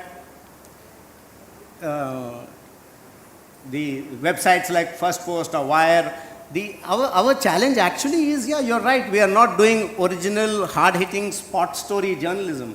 Dhania does, but we still have not got into it. And there is a certain amount of boredom that's coming into our readerships, because we sit in our offices and we just give out opinion on everything. And especially when you have opinion yourself, why do you even take me seriously? I'm sure you're also facing that sooner or later, right? So I think our challenge now is to actually get out and get that stories. And I take Arnab on that. We need our own original content. We need to be strong. But I think somewhere Siddharth also said it right. The budgets are still not great. But sir, isn't it a question of aggregating audiences, right? Arnab does a great job of aggregating audience on television, breaking so many of the established paradigms of what used to be conventional television journalism. Now, if on digital, which is a platform that gives you more real-time feedback than any other journalistic platform that ever existed, what is so wrong in listening to what the people want? If people want a listicle about, health benefits of broccoli or whatever it might be, and you know that, okay, this is what is aggregating the audience, why not use it? I mean, what is so wrong about, I mean, do we have to be, judgmental about what is being used to aggregate the audience, which can then be leveraged or served, whatever else is to your taste? Or I think just a quick, I think it's dangerous, like what I see on Twitter, for example, is a lot of angry people out there, right? Like everyone's angry all the time. I'll give you a small example of a story I was discussing with them. When the Dadri lynching happened, or I think just before that, on Twitter there was this buzz that on Eid, during Eid, noon meal schemes are not being given in certain schools in Kerala because the Muslims are fasting. The conversation on Twitter and Facebook was so strong that a primetime anchor, not him, someone else actually said that on the show, and Chetan Bhagat reiterated. That story was completely false, as in there were layers to that story. So I think in that way, social media allowing us to do story, or social media is actually forcing that journalist to think that story is correct, right, without verification. Those conversations have to be closed out. In that way, I agree with Arnab that, look, they can't drive our conversations. We can only take feedback from them. But what is this they and us, right? Because it takes literally 5 minutes for somebody to set up a website like, what any of us runs, right? And there are already a number of websites that are, let's say, there is a general idea that there is a positive news outlets that propagate the right-wing point of view. There are now a number of websites that have started. You don't know who is editing it. You don't know who is running it. By the way, all of them have very big viewerships.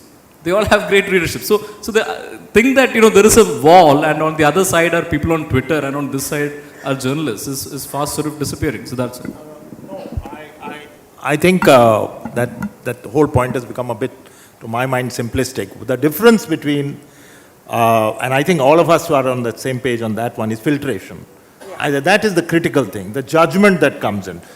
Everybody in this room is perfectly capable of putting up a website, putting out opinions, and it's as legitimate as everybody else. They may even get the numbers.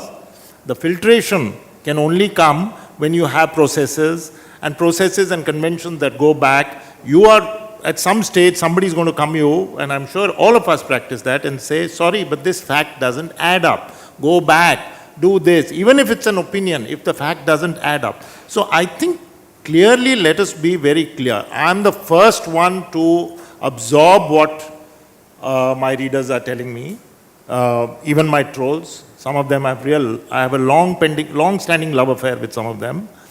I don't care what they say. But each time they say something, I'm not going to panic and say I must change my copy or write the story in a particular slant. If that thing is there, I will still send somebody there to check that. Let the conversations happen, it doesn't matter to me.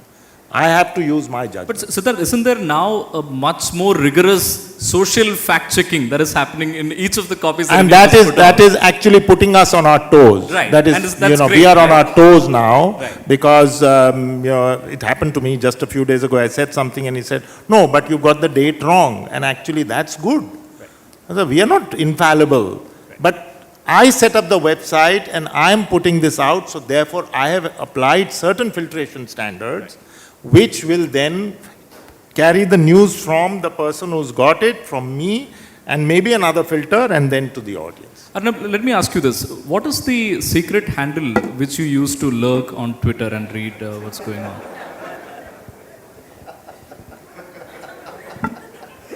Sir, what you read? At Dhanya Rajendran. Yes. I'm beginning to get more concerned about Venkat. Because Venkat, you just began by saying, I get up at 9 o'clock, I don't know what to do, whether to do journalism or follow social media. And now you have recounted your unfortunate experience in Hindi news channels.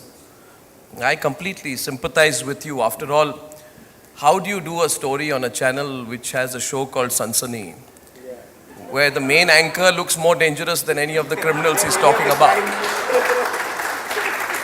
So all these views are personal, okay? No, organizers don't endorse these views. No, see, I'm making a serious point. See, that's the problem. You see, I'm making a serious point in a light-hearted way.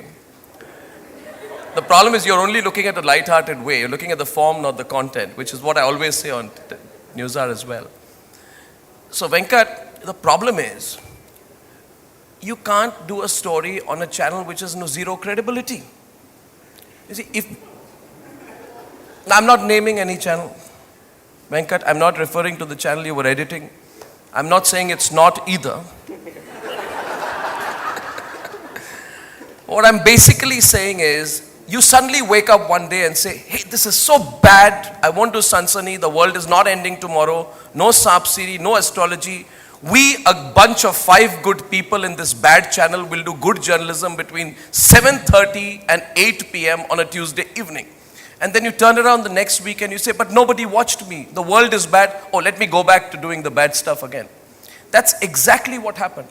In the period 2002 to 2010, there was a destruction in the credibility of the television news space. And a lot of you, including you, Venkat, ask yourself heart to heart, left television journalism because you were disappointed with what is going on. So the brands that you built had a great potential of riding off the power of television to do something great. What did you do? You frittered away the opportunity, right? You must have written about it. What we did was, in 2010, we took serious news, starting with the CWG scam onwards to what we are doing now. We put serious news out in a manner that people began to watch. And I think, therefore, it's a joyous process. So that's my little point with you. But I think we have not come to the moot issue. The moot issue is that this medium of digital will never, ever be guided by text. Trust me, any one of us sitting in this room who think that digital will be guided by print or text will have to revisit their opinion 5 years from now. Digital across the world is driven by television. Digital across the world is driven by pictures. Digital across the world is driven by what people watch. I'm not saying people don't read, but necessarily as bandwidth grows, people want to watch, Shrutijit. People don't just want to read. In India, journalism on digital is 99% being driven by text. The 1% of video that is happening is basically some ANI pictures of a flood and some, in-house badly done graphics with the figures. Now, that's not the kind of video people want to watch. So the evolution, now since we are talking about social media, the evolution of digital and social media will have to ride on video, not text. Unfortunately, and I take Siddharth's point on this, that as of now, text is dominating because video is expensive. I mean, if we tell today the Wire, get 10 cameras, 10 crew, send them around, can Siddharth not do good journalism? I'm pretty sure he can. Then Siddharth will have to have the resources to do that. But that's the transformation. So I make a prediction that within 2 to 3 years from now, the next big ventures that will happen in digital journalism in India will be driven by video and not by text. And that's where video practitioners like Venkat, who've done it 10 years back, having done text, might make a second innings doing television on digital. And that's when the audiences will grow, because this year 4G happens. So prospectively looking forward, I see a transformation happening there. I just wanted to go to Siddharth once before. Siddharth, I completely agree, by the way. I better completely agree.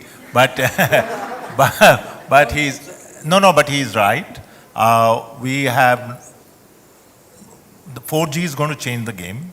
This instrument is going to change the game. All of us will have to rethink some of it. Secondly, Murphy's Law is, I think it's Murphy's Law, if I'm not mistaken, whatever law that is, the things change every two. Moore's Law, every year it doubles. Computing power doubles. And computing power doubles. Journalism is going to be reworked. But call me old-fashioned, but the fundamentals will always remain the same. And I think, again, I don't want to sound simplistic, but let's separate the noise from the views, the reporting, the actual solid journalism. Okay. Two quick thoughts from Dhanya and Mr. Rao, and then we'll take a few questions. Dhanya, any thoughts on what Arnab has said or anything else? No, I want to ask him. Arnab, you have a question. Can you please take a question from Dhanya? From Dhanya? Yes, Dhanya. But in the last 6 or 7 years, Yeah. how much seriously, I know that you used to not take social media seriously at all. Yeah? How much of that has changed? What proof do you have? I do have. I actually do have. I woke up to social media in December 2013 because in 6 months before the general elections, we were told we are not on social media. And in the last 1 year, we grew to 3 to 4 million followers on Twitter. So I'm taking it very seriously. We've launched an app which is closing in on 1 million followers organically, not inorganically, because that's a bad habit. People want to buy downloads. We're growing organically. The Newshour is reaching so many people. Dhanya, let me tell you, I found it fascinating that many people are listening to Newshour, not watching it. So that goes to the reverse argument. People who don't have the bandwidth, the audio feed of Times Now app goes up at 9, which means people are listening to it. I take it damn seriously. But only as an audience. No. I take it damn seriously as a way to push my journalism out to the widest possible audience. I'm just not on Twitter because I don't have the time. That doesn't mean I don't take it seriously. Right? And we share the same hashtag. So, if you want to follow me, you can follow Dhanya Rajendra. No, but only as an audience still. Social media you take seriously as an audience, not as someone who gives back feedback. I'm not driven by the feedback, no. So you can tweet all you want. Yeah. Rao sir, any thoughts or to questions? I'm quite with Arnab on the way digital journalism is going to go. Yeah.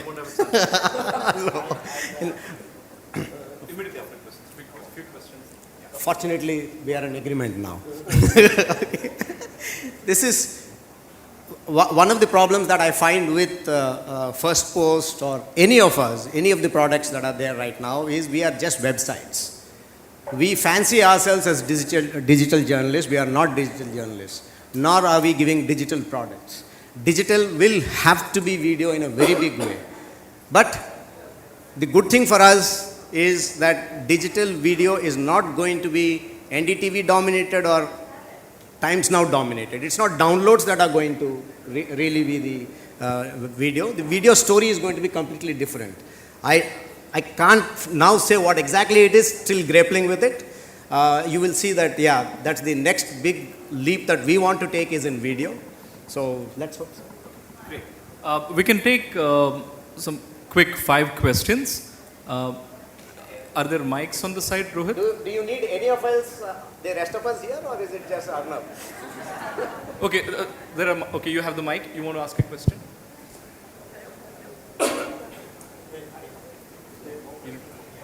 There might be. Hello? Yeah, this question is directed to all you panelists. With the rise of Twitter and Facebook and the other social media, there are mostly citizen journalists that are coming up, and the news is more local than national or whatever. And in fact, it's local, national, international, everything. So doesn't that put you in a spot where you're like, the reach is not as much as it is for a local person? Okay, so let's take 2-3 questions together and then we can go over that. You want to ask hello, questions? this side. Yeah. So, hello, here. All right, yeah. So, I have a couple of questions. So, first is... One question, quick question. Yeah. So, the quick question is, like, for example, you are debating on, use of social media and TV or video that you are talking about. So, what I am looking for is, collaboration between both of them. For example, if you are breaking up a story on video platform or on news channel, so, even digital journalists can become your validators, or even their followers can become your validators, or, that's how you will get validation. And I look forward to, collaboration between digital and the video, the TV part. Digital and television, collaboration between, okay, yes sir. Yeah, my name is Prasanna. I just wanted to clear one thing, I would like to get it cleared from you, all of you. When we are talking about, say, social media, are we talking about a person? Is it a person, it's a he or she is doing something and we are getting affected by him or her? Or is it like bunch of people who are motivated by some political thoughts, maybe like Bhakta of Modi, or brigadiers of soldiers of Rahul Brigade, Sure. and they are dominating the media, and then that's why they are converting our news into political views. Right, it's a very valid point, because you don't really know who this audience is, what their motivations are, and so on, right? Okay, 3 questions we have so far. Okay, Siddharth, you want to take... So Mike, I won't go into all 3. Just 2 quick points. One, I am a citizen and I am a journalist, so I don't see the difference between that and citizen journalism. And frankly, if somebody came from off the street and said, I've got this story and I want to give it to you, I'll be very skeptical. I'll be very honest with you. That person is free to go and set up a website. You are giving me information. Journalism I will practice. So those who have practiced citizen journalism, I don't know what the systems they have put in place, but I've always been a little skeptical of it. That does not stop all of you from being sources. That does not stop all of you from, setting up very micro sites saying I will only do coverage of Andheri, but I will set up systems. So that's fine. And your point, yes, it is a problem that when you say social media, do you mean the noise created by certain people who are systematically getting up in the morning and drumming up things? But that's my judgment that I have to now distinguish the noise. Sometimes I may fail, but most of the time I can tell the difference. And as I said, I have a lot of ongoing fans who are cursing me from morning to night, and I'm no more than yours, of course, but who are cursing me from morning to night and saying this, that, and the other. Their feedback is very, very valuable for me. Because but it's possible to game this feedback, right? So it's impossible but to I know. am willing to understand that, I do understand that they're coming from a particular place, and I keep that noise out. Sorry. May I go? Sure, sure. Okay. Thanks a lot, Siddharth. Your glasses? Yeah. Thanks. Sorry, guys.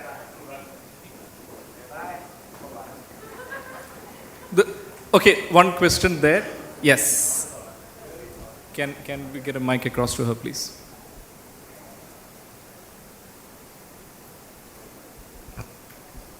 My question is to Mr. Arnab. We really want to know when you're getting on Twitter. I'm not going to get on Twitter at all. And I'm a acting very good pricey. reason for that? I don't have the time, and the fact of the matter is that I don't think I'll be able to respond to the people who write in on Twitter. I'm not affected by trolls in that sense. They're enough who reach you in other ways.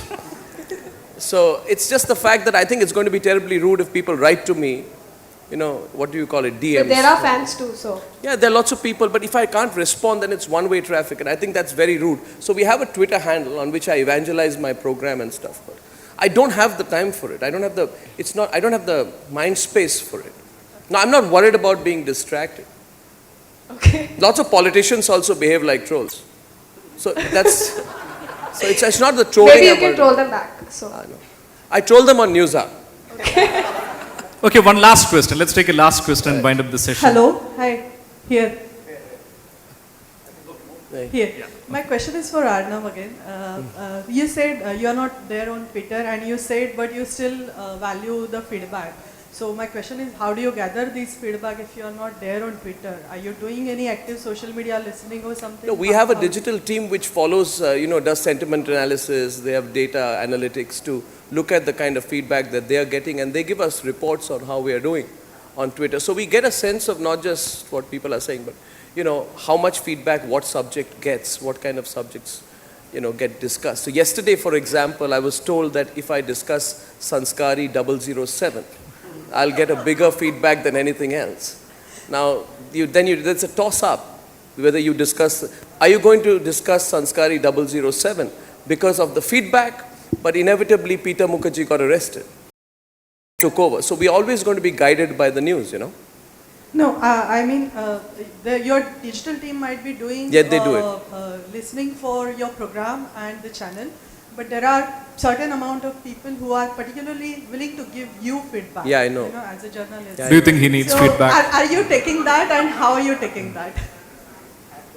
I'll give you his mail ID. No, I get feedback. I'm just, I end up doing my own stuff, I mean, I'm just putting it bluntly to you. Arnab gives himself feedback. Yeah? So Or I shouldn't? So you give yourself feedback. Okay, let's take one last question and then... Hello. Yes. From this side, I think we have not... Okay. Yeah. So great panel. Just one point I liked about digital journalism. So what do you see about the trends that you see? Because you mentioned that 90% is text, and things are changing, and internationally the video has been ruling. So in the next 5 years, how do you see digital journalism shaping up? Any trends or any observations that you have? Next phase. Rao sir, do you want to take this? I think we have to set up our own teams, especially non-legacy digital brands like First Post or HuffPost also is a non-legacy in the sense that you don't share any of the Times of India content, do you? You don't. Wire, all of us are digital only, we don't have legacy. So we have to create our own teams, or we have to find alliances or partners who will produce video content for us. So there's going to be, as Siddharth rightly said, our budgets will have to go up if digital journalism has to become a serious effort. Right now, I actually feel, as a journalist, I really feel that maybe we are cheating people. What Arnav breaks on his channel or what somebody else breaks, we immediately quickly sit down and write it into 300 words. I don't think he's right. What is it that digital journalism has broken in this country so far, apart from breaking opinions? Opinions anybody can break. As I said, each one of you can break an opinion and set up your own site. So what makes First Post or HuffPost or The Wire different? Right? So I think finally this whole thing will come round and settle down on what are we generating on our own. And that has to be in the video space. That Arnav is 100%. I think not even 5 years, Arnav, maybe in the next 1 year, 2 years, video is going to take over digital in a big way. Yeah, so I want addition to that. I believe that, by 2020, we will take the first step towards being the media capital of the world. We've had we're not looking at the potential of Indian media, Shrutiji, truly, given the fact that we understand English, we are good at technology, we have fantastic and talented manpower, and we have an existing digital environment. So I predict that the next big experiment in global news will happen using the digital platform, and it will happen from India. And I think it will be far more exciting than, the boring formats of Al Jazeera. So I think we are set to transform global journalism, but unfortunately, for that, we have to get over the aggregation mindset. We stop aggregating global news and creating global news. And this thought really came to me when I saw my reporter Niranjan Swamy reach the spot in Brussels where the action was happening far quicker than CNN did. because the CNN guys were too lazy to wake up in the morning. If a single Indian reporter can cover a global news event quicker and faster than these mammoth global organizations with $1 and $2 billion budgets, then I think it's a question of the Lakshman Rekha which we set for ourselves. Yeah. Okay, on that very positive note, I think we'll close this. I hope you enjoyed the session. Thanks so much for being here. Special thanks to all the panelists, Siddharth, Rao sir, Dhanya and Arnab. Arnab, by the way, doesn't normally go to panels, but he made an exception for Social Media Week. Thanks so much, Arnab. Thank you, guys. Thanks so much. All right, thank you so much. I'm going to request the panel members please come together for a group photograph. And may I also inform all the members of the audience we're immediately going to be getting to our next session on artificial intelligence as well. I'm going to request you all to please take your seats.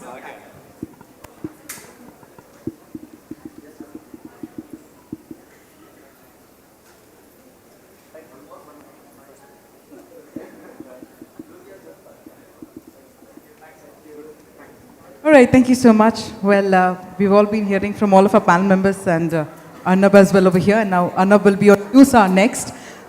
Ladies and gentlemen, it's time to go ahead with our next session of Social Media Week. I know all the interest is on that side of the hall, but I'm going to request you all to please take your seats as well. Okay, great. So for all those who are seated, thank you so much. We're going to get started with our next session. This is on artificial intelligence in social media. We have with us Mr. Venkat Nagaswamy, who's the CEO of Mariana, and he's going to be discussing on how his company, which is one of the only handful companies worldwide with full Twitter, deep social access, is actually making technology work. So once again, those who are actually seated right behind, you can come forward. Yeah, we're done with the very entertaining session already. You can come forward. Yes, nobody's going to troll you as well. Take your seats right ahead. Take your seats right ahead. Superb. So this is a session on artificial intelligence in social media. May I please invite our next speaker, Mr. Venkat Nagaswamy, who's the co-founder of Mariana, to please come on stage. Well, he is here. Can we have a round of applause for Mr. Venkat Nagaswamy? It's his next session. AI it is. Over to you, sir. So, is the mic on? Yeah.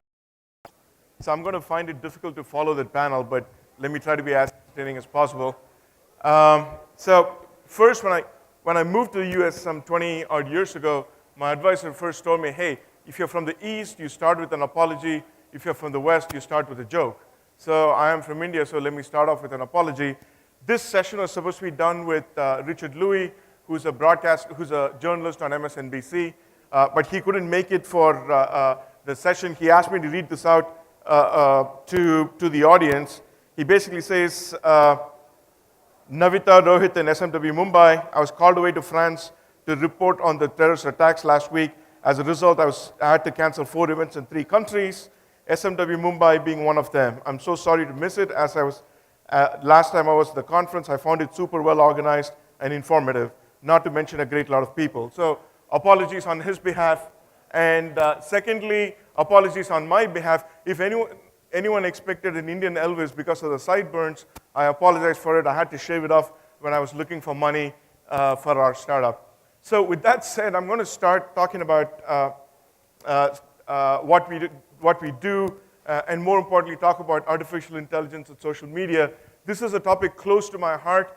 Essentially, the key message that I want to say is that social media is enabling one-on-one marketing in a way that we couldn't do before. The amount of data that's generated is enabling understanding our audiences far better than anything else, and the one-on-one interaction channels that it gives you is also enabling a conversation far more than anything else did.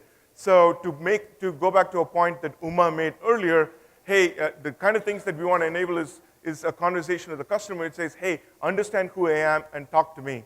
And that's basically what we're trying to do. So with that said, what we're going to start off with is a brief overview of marketing and what we see as marketing, then go into deep learning, which is a form of artificial intelligence, and look at some of the applications in this particular area. So, so my company is specifically around B2B marketing, but many of these points that I'm going to make apply equally well to a B2C audience. So the core problem that we're trying to address with one-on-one marketing is that 95% of the leads do not convert. Now, if you ask yourself the question, why do 95% of the leads do not convert? It's because people, for the most part, conduct a huge variety of marketing to then attract the right people and then to go do sales to them. On the other hand, so what this essentially means is that you're casting a wide net, you have no idea whom you're catching in the net that you're casting, and then trying to figure out if you've got the right people there or not. So we think this is a stupid way of doing marketing. So what we think is the core to doing right marketing is to find the right person first. In a B2B context, it's finding, is this the right company? Is this the right person? Is this the right decision maker? They have intent to buy something that you're looking at, and then do the marketing. So, and artificial intelligence and deep learning in particular gives us a lot of different ways of being able to gather this data about individual to identify all these patterns. So once you find the right marketing, then you can do the once you find the right person, then we can do the right marketing to the person.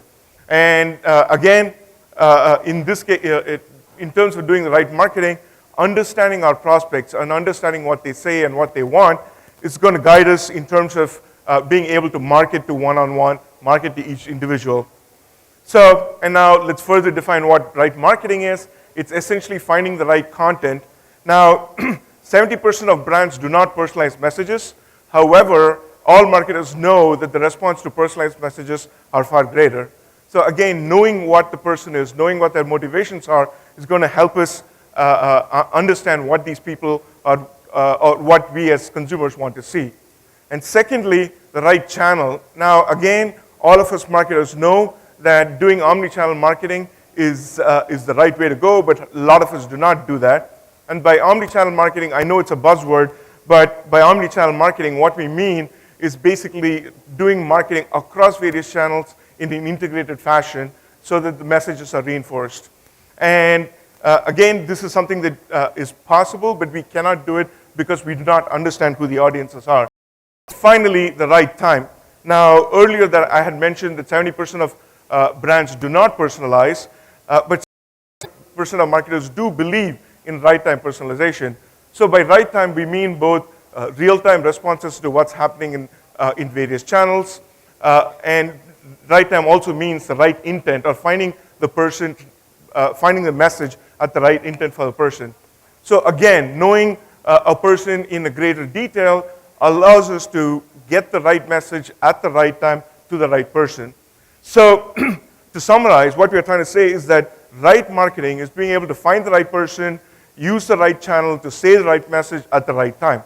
Now, if we were doing it on our own, if each individual were to do it, we could pretty much look at, if you're trying to do marketing to one person, you can do that. You can go Google the individual you're trying to contact. You can look at their Facebook and Twitter feeds. You can understand what they're trying to say. You can then decide what kind of offer you want to make, and finally make the offer through the right channel and creating a personalized message to them. However, if you're trying to do this at scale in thousands of, tens and thousands, hundreds of thousands of people, you cannot do it. And the way to do that is to use artificial intelligence. So to summarize this section, in terms of being able to deliver on the promise of one-on-one marketing, we believe artificial intelligence is what is going to make us get there. And essentially, it helps you in doing three things: understanding the customer, decide on what you're trying to say, and execute on that in one go. So now I'm going to give a brief overview of what deep learning is, and then talk about some of the applications. And by the way, the timer is not going, so I have no clue how long I've been talking. So I'm just going to keep going. So what is deep learning? So taking a step back, whenever we as human beings try to recreate some things that we find in nature, we go through a certain set of patterns, right? So when human beings tried to create flight, what we did was to create flat wings, and we tried to flap the wings and fly. Of course, that did not work. And then the second approach to that was to then say, hey, let's air and light things float. So let's try to make what we're trying to float lighter. So that's the lighter than air things that we did with respect to balloon and so on and so forth. But finally, we ended up with fixed-wing aircraft after we understood the physics of how flight happens.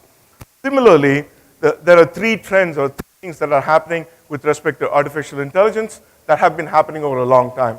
The first school of thought is symbolic AI.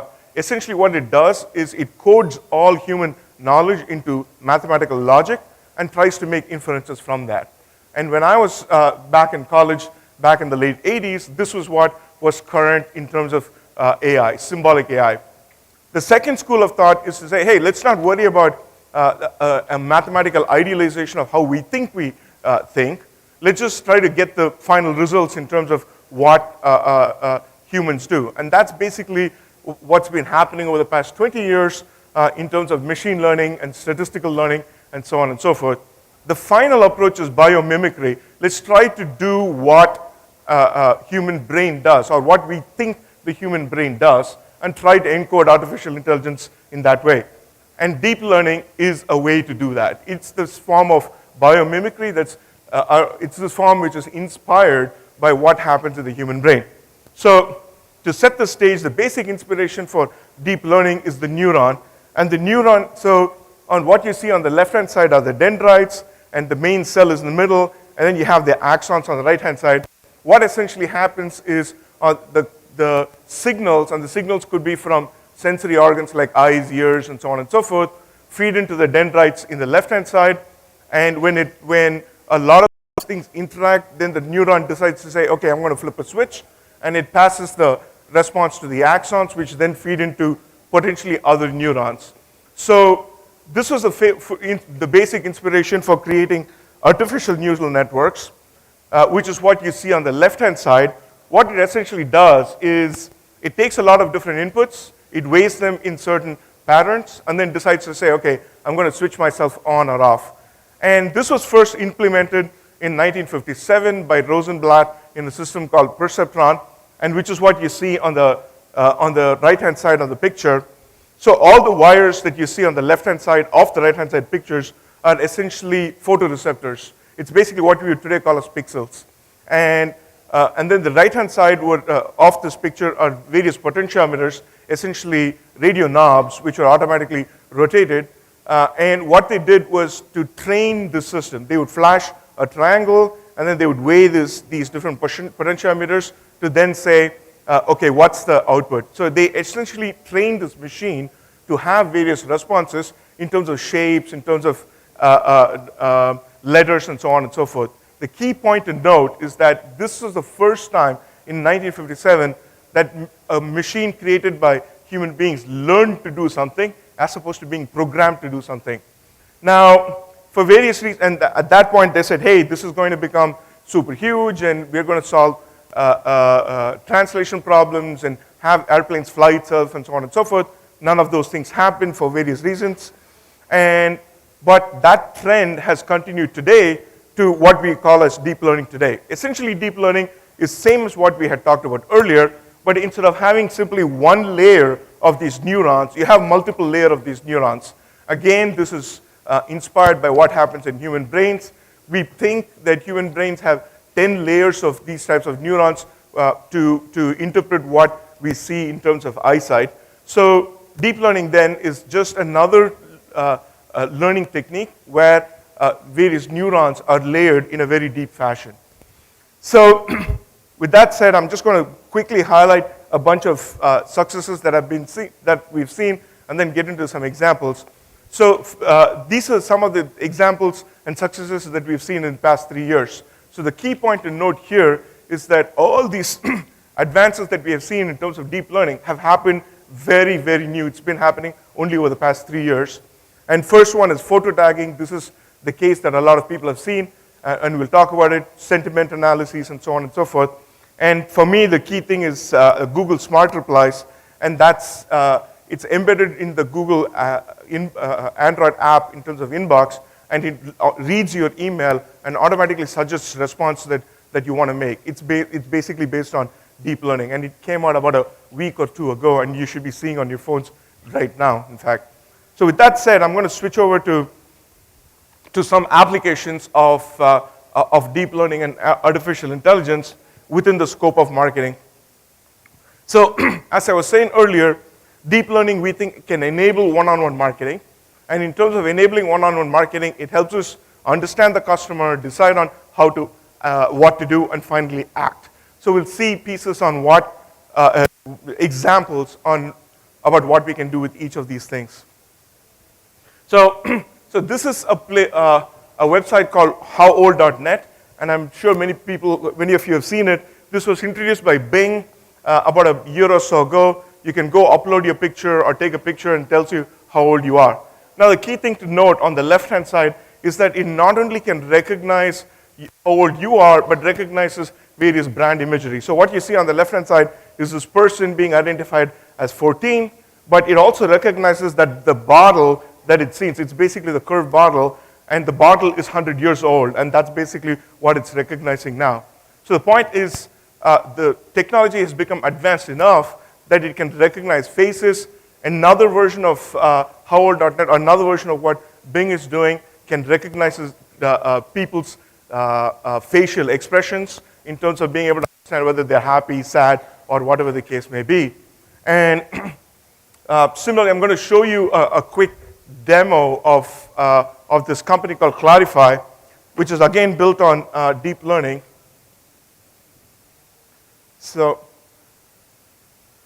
what we did before the talk was to take a picture of the audience that was sitting at that stage, and I'm going to upload it to this site. And then let's see what it says. Okay, apparently it should prove that I'm not a robot.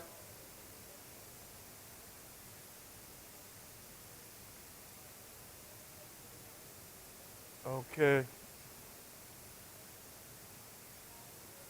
All right, so the predicted tags for this are exhibition, people, festival, carnival, performance, recreation, connection, convention, and so on and so forth. So these tags are pretty decent, given that this hasn't been trained to identify any of these people, or any of the audience here, or for this particular setting, and it can recognize us fairly instantaneously. So the key point that I'm trying to make here is that with these recognition technologies, which are built on deep learning and artificial intelligence, we can gather a lot of, understand our audience far greater than what we could do earlier. We can understand pictures. I've been showing examples of images, but similarly we can understand the text and so on and so forth. But it also helps in terms of aggregating the picture. So if you look at my profile on Twitter or my profile on LinkedIn, I use the same picture. Or even if you use different pictures with what's going on with respect to recognizing faces, we can use the pictures as a way to recognize the different profiles that people have on various websites. So again, deep learning and artificial intelligence in particular helps us aggregate this data about people and understand what the people are saying in a real time, So, okay, oops, I gotta.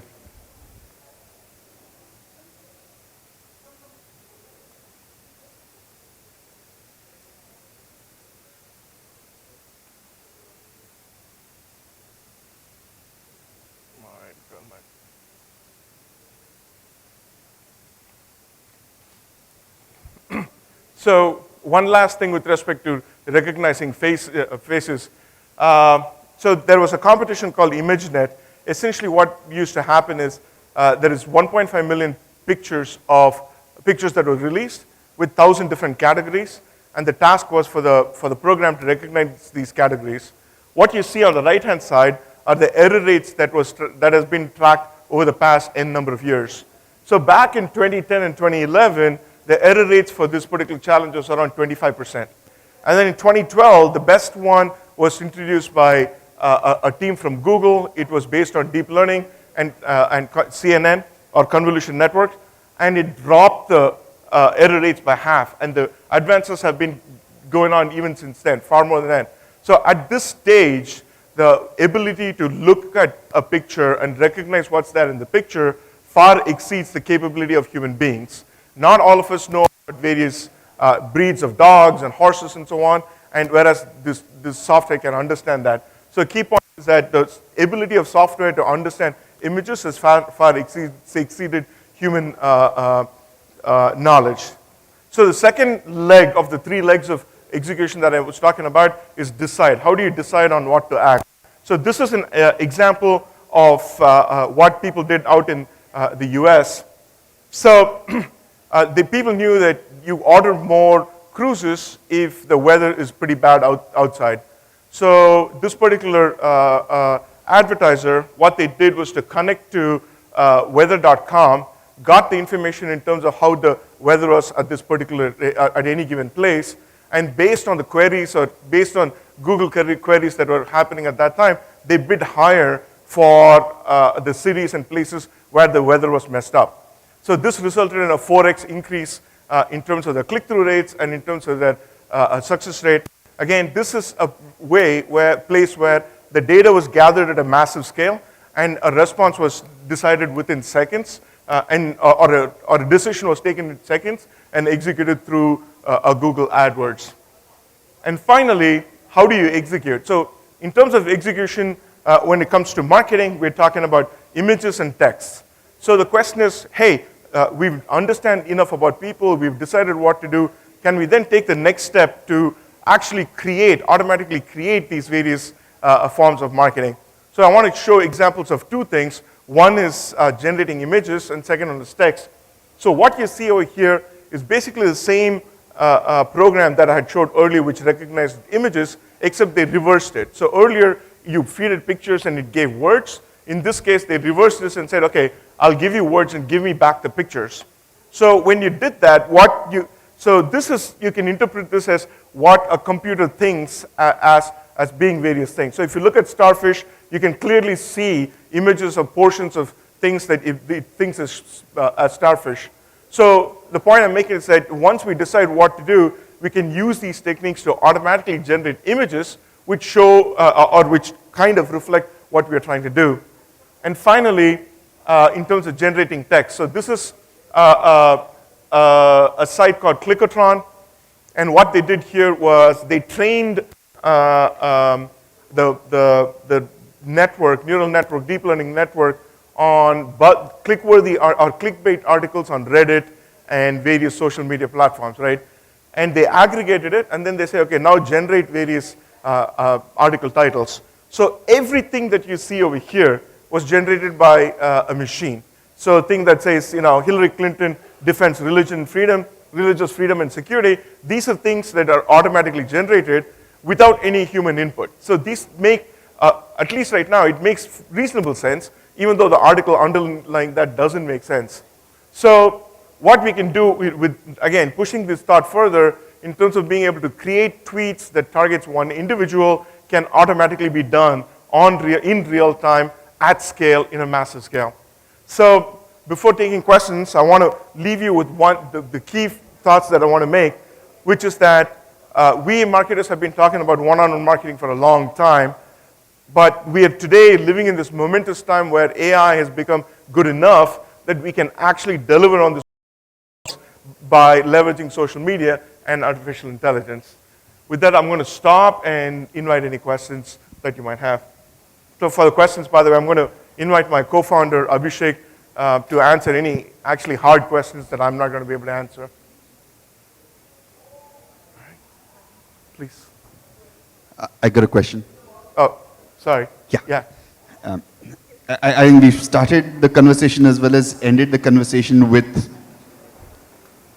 the dream of a marketer being able to do one-on-one marketing with the help of artificial intelligence. So what would you say is the most advanced marketing campaign using this principle so far? Or if that's not very impressive, is there any technology that you feel is around the corner that is going to be able to do it? So a good example of a campaign that's done this. Actually, I don't know of anything where they have taken these things from a full end-to-end on their own. The maximum, any campaign or any strategy or software which has done the most on this, on individualizing one-on-one communication with artificial intelligence and hence cutting down on a lot of labor.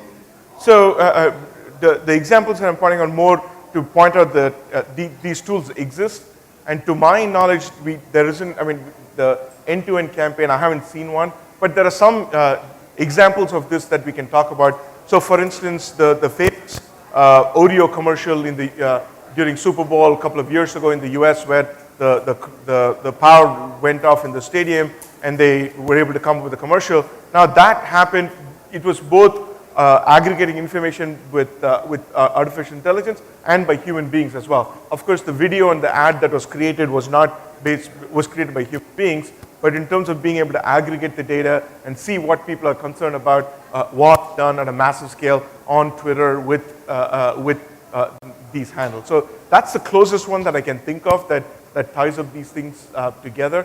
But other pieces that you can see are in various personalized campaigns would be the emails from Amazon.com or other such retailers where they tailor it to each individual. Again, those things can be thought of in the same lines as what we're describing out here.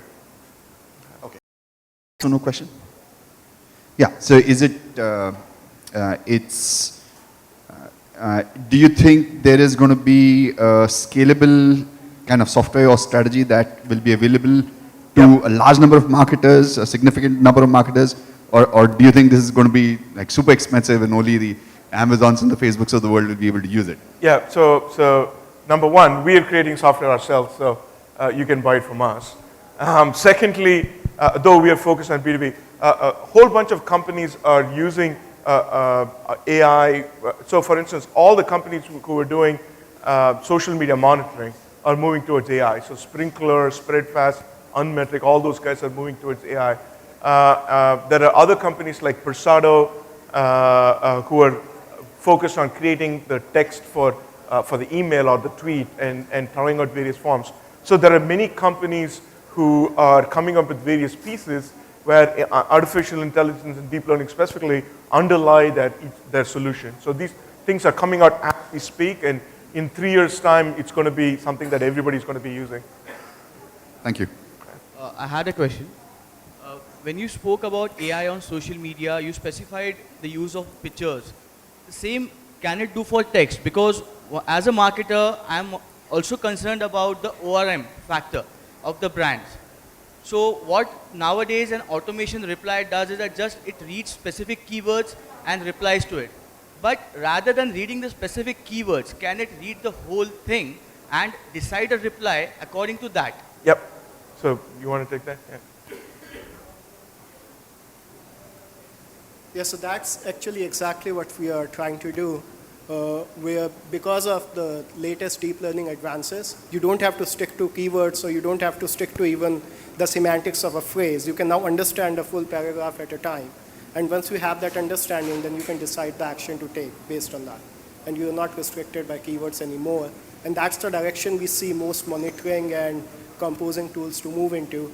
And that's where marketing will go to as well, where you can decide your action based on the full phrase. And an excellent example of that is actually, if you look at the latest reports that are written in the US for sports scores and any weather-related news, that's actually all written by a machine. There is not even a single reporter used for writing those reports. So that tells you the power of these algorithms that can write 10 paragraphs of a report based on the facts that you feed into it. And you can do the same for your reply to any user's tweet or what someone writes in a blog as well. The key thing here is moving from a text, is going from keywords to sentiment and to concepts very readily. Yeah. Hi. Actually, so you all were talking about automation and how things are going to be done more on the AI part in the next 2-3 years. But I also read somewhere that by I think 2030, I'm not too sure about the date, the year, but 2 billion jobs are actually going to be redundant because of the use of automation. So what's your take on that? Is it good for the society? Is it good for, it's of course good for the companies because it makes life easier for them. But for us as people who are seeking jobs, is it good for us? There's so much automation in the world. So, okay, excellent question. I'm a eternal optimist. So to me, anything that happens is great, right? So I personally don't believe that simply because a particular task is going to be taken away, that doesn't mean the jobs are going to go away. So to put it more precisely, if you look at what's been happening in industrial revolution over the past, let's say, 200 years, all the jobs that used to exist 200 years ago are gone, right? In the US, even as recently as, let's say, 60 years ago, 40% of the American people worked in farms, right? Today, it's 1%. Now, are all the people without jobs? No, they're doing some jobs, right? So similarly, even though there are going to be a lot of the knowledge jobs that we're doing today are going to be taken away by computers or are going to be taken away by artificial intelligence and so on, there is going to be a new slew of jobs that come around which is going to keep people occupied. And so to me, it's a diluted good. Simply because I don't know what the job is today and I'm doing a job today doesn't mean there's not going to be something else in future. So do you think that it'll drive people to actually learn more and become more like educated in the sense like, people actually want to go at a good post instead of just doing menial jobs because that won't be available in the future? So arguably most of the jobs that will come out in this whole thing are going to be more advanced, are going to be more math heavy, computer heavy and so on and so forth. So I think those things are going to continue happening. And there is still things around creative jobs and creative side which are going to continue happening even when, despite what I said, the generating images and so on. My wife is a writer, so selfishly I hope that she stays with the job over time. So we'll see. And I would add to that, actually thinking about marketing, we are already seeing that marketers who can write some code, marketers who can work with some data are being way more successful than marketers who think that their only job is to write creatives and build images. So that's the direction we see, that almost in all jobs, the more you can code, the more you can work with data, the more successful you will be. And rather than saying that they will lose jobs, what we are seeing happening is at a large company, usually running a campaign would take 4 months and 5 people. Now, because of AI technologies, 5 people can run 100 smaller campaigns in those 4 months. So no one has lost a job, but the productivity has gone up quite a lot. Sorry, can just add something to that? Before that, if I may please interrupt, sir, we're going to take that as a last question. No, it's not a please question, carry on. this is just a fact, an important fact to this job discussion. In the US, in the last 2.5 years, the amount of jobs that have been created are more than the 13 years prior to that. Sounds good, yeah. All right, so we ended with that fact there. I'm very sorry, sir. The thing is, we're running out of time. We've got another set of sessions left. If I may request you to please connect with our speakers. Would that be okay? Right. Super. Thank you so much. Can we have a round of applause for both of our speakers Thank as you. well? Another fabulous session there on artificial intelligence. I believe there are many queries. I'm going to request you to and urge you to please connect with our speakers. Moving on to our next session very quickly, ladies and gentlemen. This is another very beautiful initiative and a beautiful session we are all going to be focusing on. So SMW, along with the traffic police and We Can, came up with this beautiful initiative of hashtag My Safety, My Life. Now, this is where they decided to make the citizens pledge in terms of taking responsibility and owning it up when it comes to traffic safety, for that matter, wearing the helmets or wearing the seat belts. And this evening we have with us our set of speakers, but firstly I'm going to be inviting on stage Mr. Sandeep Ori, who's the founder of April Broadcast. And he comes with more than 25 years of experience in strategizing, launching and running various businesses. So this evening he will be joined by a couple of other speakers as well, including our speakers such as Mr. Milind Barambe, who is the Joint Commissioner of Police Traffic, as well as Indrani Malkani, who is a Managing Trustee of We Citizens Action Network. Before we get the session started, I'd like to firstly invite Mr. Sandeep Ori to please come on stage and set the tone for the session. If I may please invite Mr. Sandeep on the dais.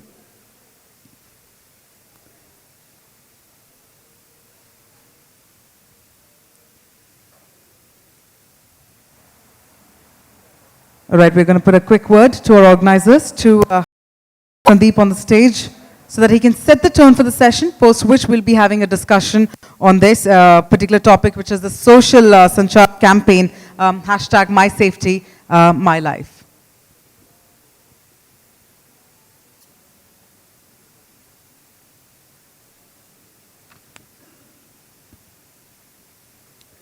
All right, so we have Mr. Sandeep with us here.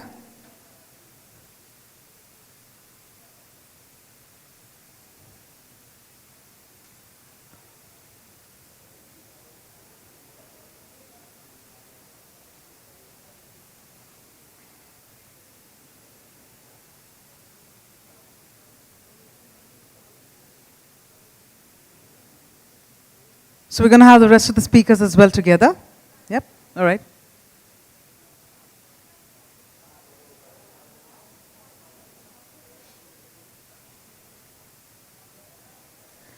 Well, can we have a huge round? Ladies and gentlemen, we have the esteemed presence of Mr. Milind Barambe, who is the Joint Commissioner of Police Traffic, Indrani Malkani, Managing Trustee, We Citizens Action Network, and may I also invite Mr. Sandeep Ori, the founder of April Broadcast, to please come on stage.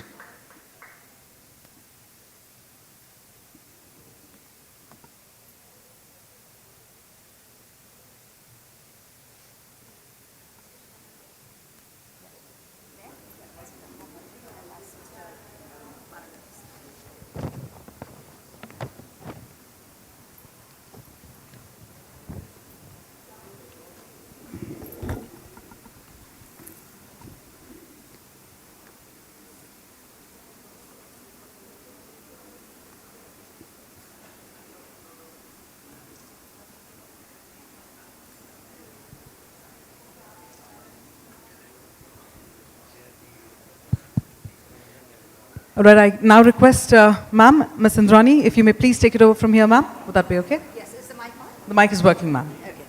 Good evening, ladies and gentlemen. Greetings from We Citizen Action Network. It's a proud moment to be part of Social Media Week and joining all of you. With me, seated to my right, is my fellow trustee, Mr. Ranganathan, and Mr. D. Shivanandan. Mr. Shivanandan, Mr. Ranganathan. Our guest is just about to arrive. In the meantime, let me introduce my fellow trustees. Mr. Ranganathan has led the state of Maharashtra for quite some time as Chief Secretary and also was our Municipal Commissioner. If all of you who are in Mumbai, you can't not know your municipality. Mr. Shivanandan has been our top cop, looking after Mumbai and also the state of Maharashtra. My partner and our guest speaker, Mr. Barambe, please come, join us. And Mr. Sandeep Ori, my other partner, technology partner. Mr. Milind Barambe, our guest speaker for our Together We Can Social Sanchar, is our Joint Commissioner of Police Traffic, a subject that is very close to all our hearts. I think he will share more with you subsequently. But one little fact I have to tell you, apart from being a very decorated officer, he's also the recipient of the President's Medal for Meritorious Service. A few words about our trust, We Citizen Action Network. We believe in an interface of citizens with the government. We work in the spirit of partnership and work very closely with all the government departments, municipality, police, state government, and various others. This evening, I will share with you that we have a very special partnership with the traffic police. So that's why on this very grand occasion of Social Media Week, we couldn't think of a better guest speaker than our partner in traffic, and that's Mr. Barambe. What we have believed in is that today in the world of technology, the traditional way of just having interaction only with the public is not good enough. We have to reach out, and with a city like Mumbai, we don't want you to travel to the venue. So technology comes to our rescue, and more to speak about that is Mr. Sandeep Ori, who has brought this technology with us. He is the founder of April Broadcast Limited. And in this technology, we started what we call the live talk shows, Together We Can's Social Sanchar. That is, with the motto, interact with your government from wherever you are. Make Mr. Barambe's life a little simple and don't travel to the venue, just log on. And that's how the technology proceeds. And I think I would like now to share a little bit about our campaign which we started. We had a precursor of a tweet chat on Sunday last. Our campaign is My Safety, My Life. Basically, as a citizens organization, we feel that the onus lies first with us. If we don't take care of ourselves, no one can really take care of us as well. So we have started this campaign not alone, but in partnership with the traffic department, and we called it Together We Start This Campaign, My Safety, My Life. It's an ongoing campaign. More about it from Mr. Barambe subsequently. May I please request you to share a little bit about the technology and, yes? Yes. Okay. So I understand that all of you do share with us a short clip on the AV of our campaign, and then we take our social sanchar forward.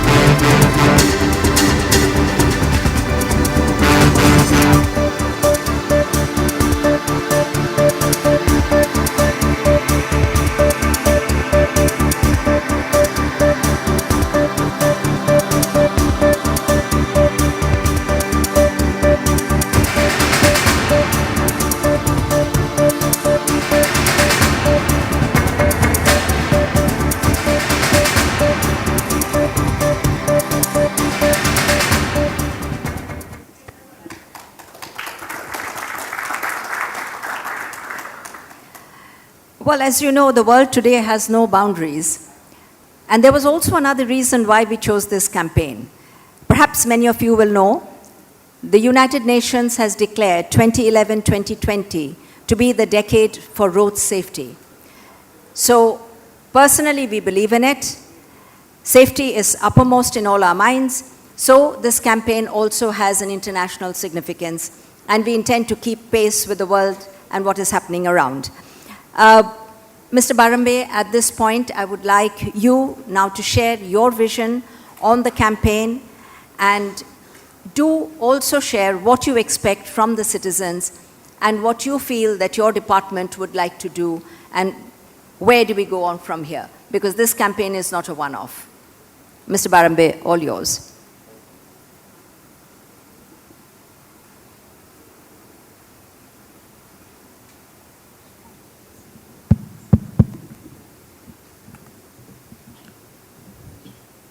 Thank you very much, Indrani ji. Well, let me first of all make it clear to everyone, Mumbai Traffic Police always endeavors to empower the citizens of Mumbai. Traffic is a subject dear to almost everyone's heart. Every citizen of Mumbai has an opinion on traffic. Everyone has one or the other suggestion to make about traffic situation. So likewise, there are many stakeholders in traffic. You know, it begins with the developmental agencies like the MCGM, MMRDA, MSRDC, PWD, who actually create the infrastructure. They create the roads, the bridges, the underpasses, the road markings, the road signage that you see.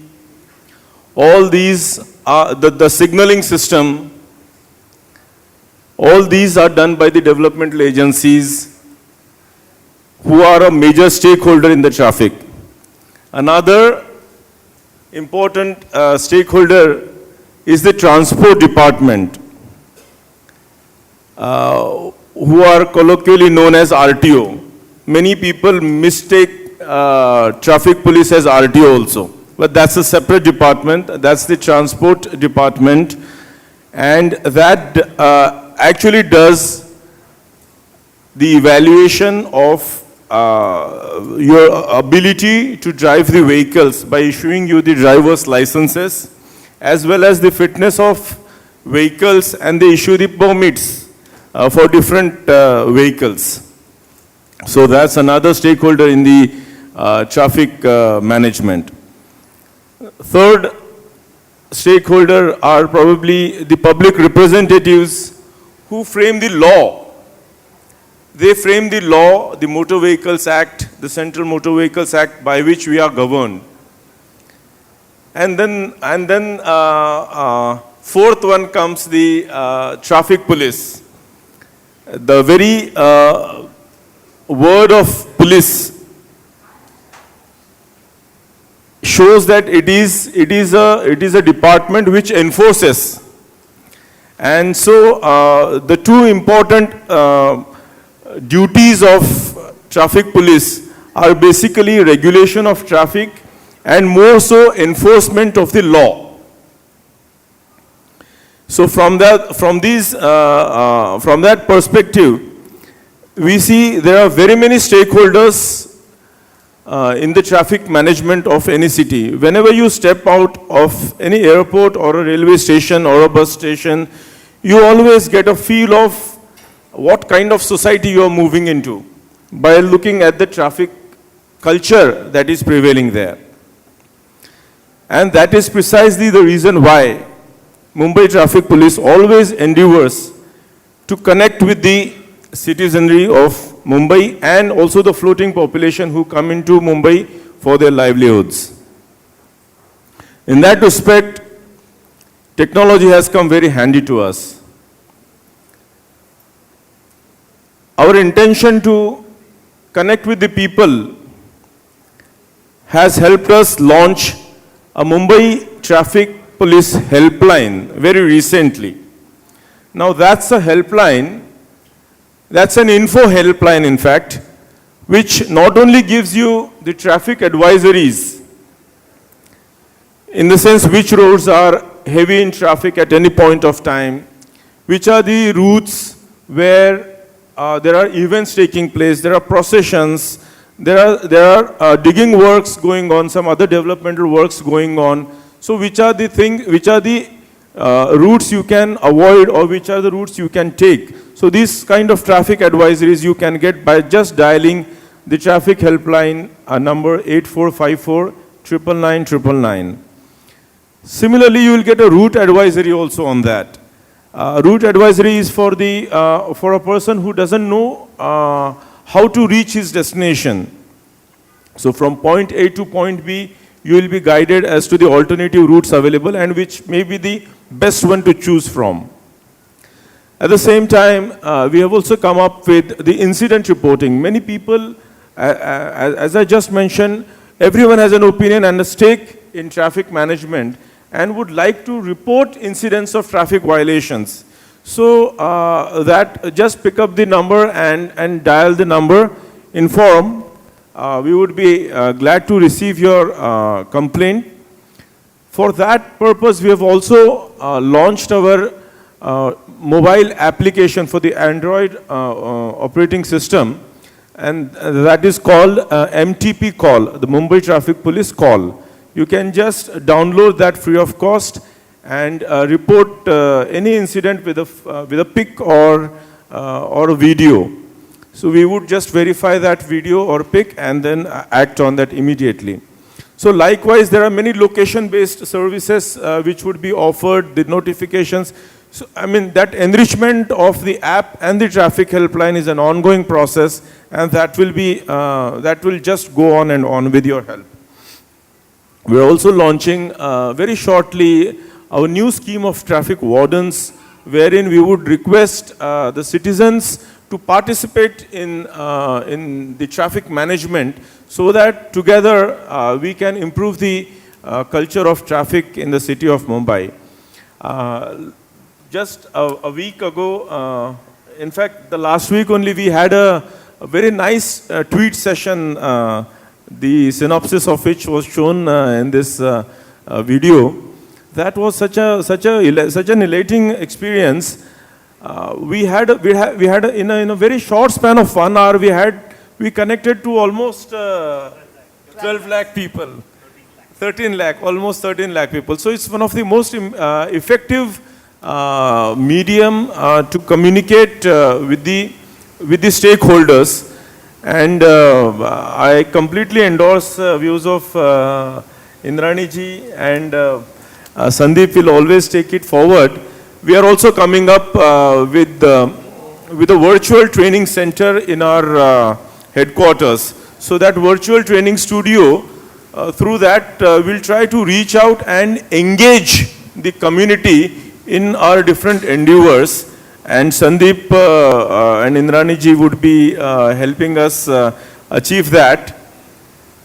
I'm sure with your participation in the traffic management, we surely can change the face of Mumbai. Thank you. Well, there we go. Let's make this partnership strong and solid. Let me ask a question of two government officials who now are part of the citizen groups, my two fellow trustees. Mr. Ranganathan, you have led the state. You were the chief secretary when you retired. Having been the head of the government side in administration, and today being part of a citizens group who is working in partnership with the government, what are your thoughts on road safety and the way that citizens should interact and strengthen the head of the government? I think road safety is a subset of the larger problem of governance. In the Indian democratic setup, the leaders are elected by the people to run the government, and public servants are appointed to serve the public. But I used to find very often there is a disconnect between the public servants on the one hand and the public whom they are supposed to serve on the other hand. Very often the common citizen feels he is not getting the service he deserves, for which he pays. And the public servants feel people do not have civic sense. How can we improve? Now I think the social media have emerged as a very powerful and effective force over the last 5 or 6 years, and they have a role to bridge this divide between the government, public institutions, be it the police, the municipal corporation or the state government on the one hand, and the common citizen on the other hand. So I think with this idea, these kinds of programs must create awareness. And I do have a question to ask, that there is a rule that you cannot ride a two-wheeler without a helmet. In Delhi, you can't find a two-wheeler driver without a helmet. Whereas I find in Mumbai, after enforcement for so many years, when you go on the roads, you find almost half the two-wheeler drivers are without helmets. So my question is, if you can enforce this in Delhi, why not in Mumbai, which is supposed to be a disciplined city? Well, Mr. Ranganathan has set the ball rolling, but now we will have to hear from our top cop, Mr. Shivanandan. You have guarded Mumbai as being our commissioner, police commissioner, and you have guarded the state. What would be your message? And now you are a trustee with us in the citizen group. How would you share your thoughts on our campaign, My Safety, My Life? Yeah, thank you so much. Good evening, ladies and gentlemen. Traffic enforcement or traffic department basically works on three aspects. That is education, engineering, and enforcement. If the traffic department, Mr. Milind Barambe is heading, if they are enforcers, then the best job which can be done by the social media is in the arena of education and engineering as well as enforcement. In all these things, they can definitely be using social media. I would like to emphasize that in the country, we are losing about 1,40,000 plus precious lives every year. And 70% of them are two-wheeler riders. And as Mr. Ranganathan said, most of them don't wear helmets. Even if they have helmets, they just hang it on the pillion and then ride take the motorcycles. Now, this 70,000, 1,40,000 people, 70% is about, let's say, 90,000 people. They are all connected to social media one way or the other. Even the most uneducated people have access to these smartphones. Because in a country of 1.3 billion people, we already have 1 billion mobile phones. So, and they are all the time using chips to see movies and various other clippings. So, if that is the kind of reach of social media, definitely traffic department and various others can reach out to them to say that wear a helmet minimum, otherwise your head becomes a coconut. Or if you don't wear a seat belt, then what happened to various others will happen to you. One tragic event is a very precious life of Mr. Gopinath Munde. He was sitting on the back seat, he was being driven, but someone came and hit him at such an angle that he got instantly killed. The damage to the car is very minimal, but the damage to life was maximum. So my suggestion is that if we can reach out, I know of cases where people, while riding the motorcycle, they are talking to people on the mobile phone by keeping it here like this. And we know of a girl who was crossing on the Marine Drive near that Jai Hind College, and she was speaking on the mobile phone like this. Some car came, hit, she flew 50 feet and then came down crashing, dead. So can we not reach out to these people and say through the same social media with which they are connected, even at the cost of their dear lives, that please take care of yourself. So I think this is a powerful media. If in 1 hour, if the Joint Commissioner can reach out to almost 13 lakhs of people, definitely, if we can take more time and use this social media, which is a very, very powerful instrument today, that we should exhort people to save their own lives. I want to again round off by saying that even in the First World War and Second World War and the Third World War, which is going to happen, we haven't lost 1,40,000 people. In a year, I'm talking about in a year, the total put together is not that much. You imagine year after year after year, and 90,000 people are very, very precious young lives, who are all college going and motorcycle adventurers who have been taking chance of overtaking very adventurously and doing stunts and things like that. So I think social media and these young people who are losing their lives steadily are very connected.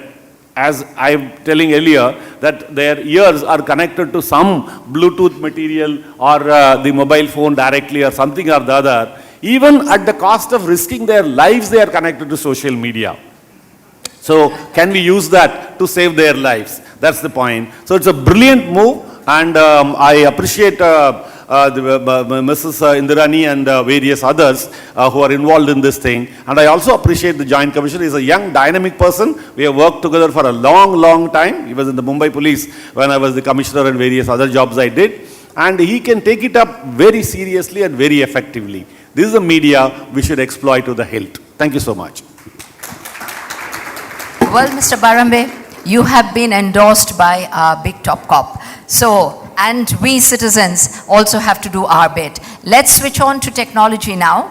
Back to our Together Beacon social sanchar, and let's see what the power of technology can do along with social media.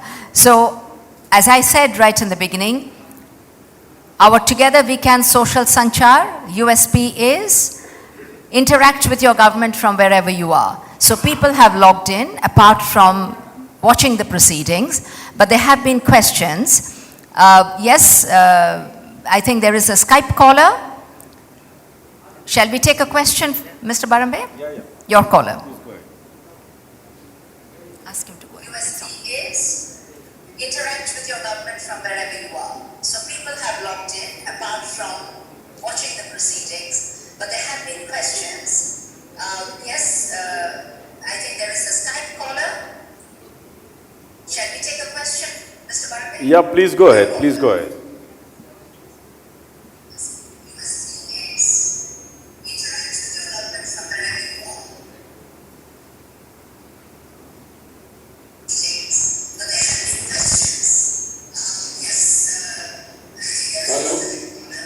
Yeah, we can hear you. Please go ahead.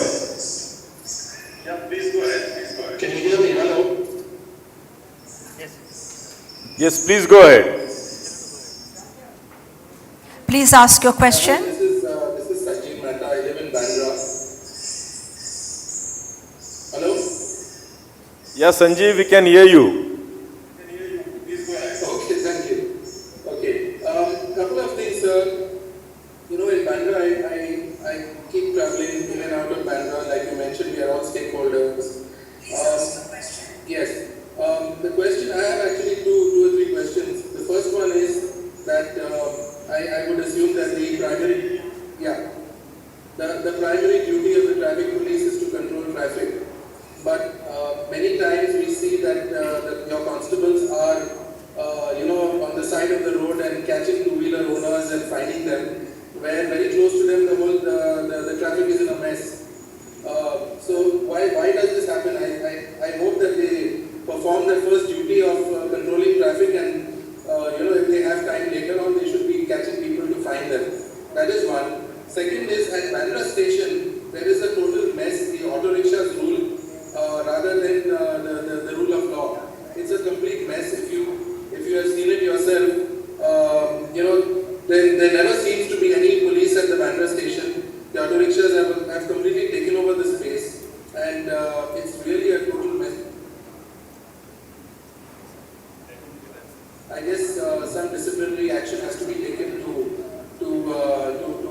fix these auto rickshaw walas who have really taken the law into their own hands. Yeah, Sanjeev, let me begin with your answer to your first question. First thing you mentioned, we always run the dichotomy of regulation and enforcement. If you go in any developed country, you will hardly see any traffic policemen on the roads. That's because of the good engineering that's been done there. There are flyovers and there are underpasses, and you don't need any traffic.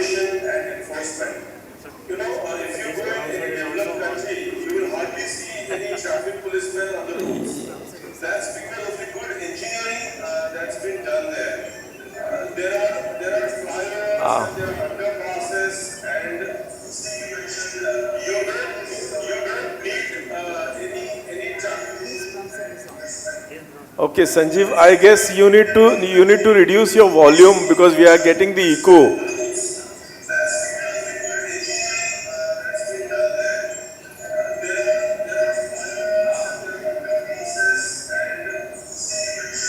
Sanjeev, we are getting the echo. Probably you have to reduce your volume of your speakers.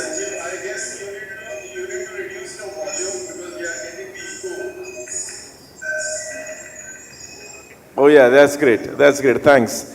Most important is regulation, which is taken over by the good engineering of the roads.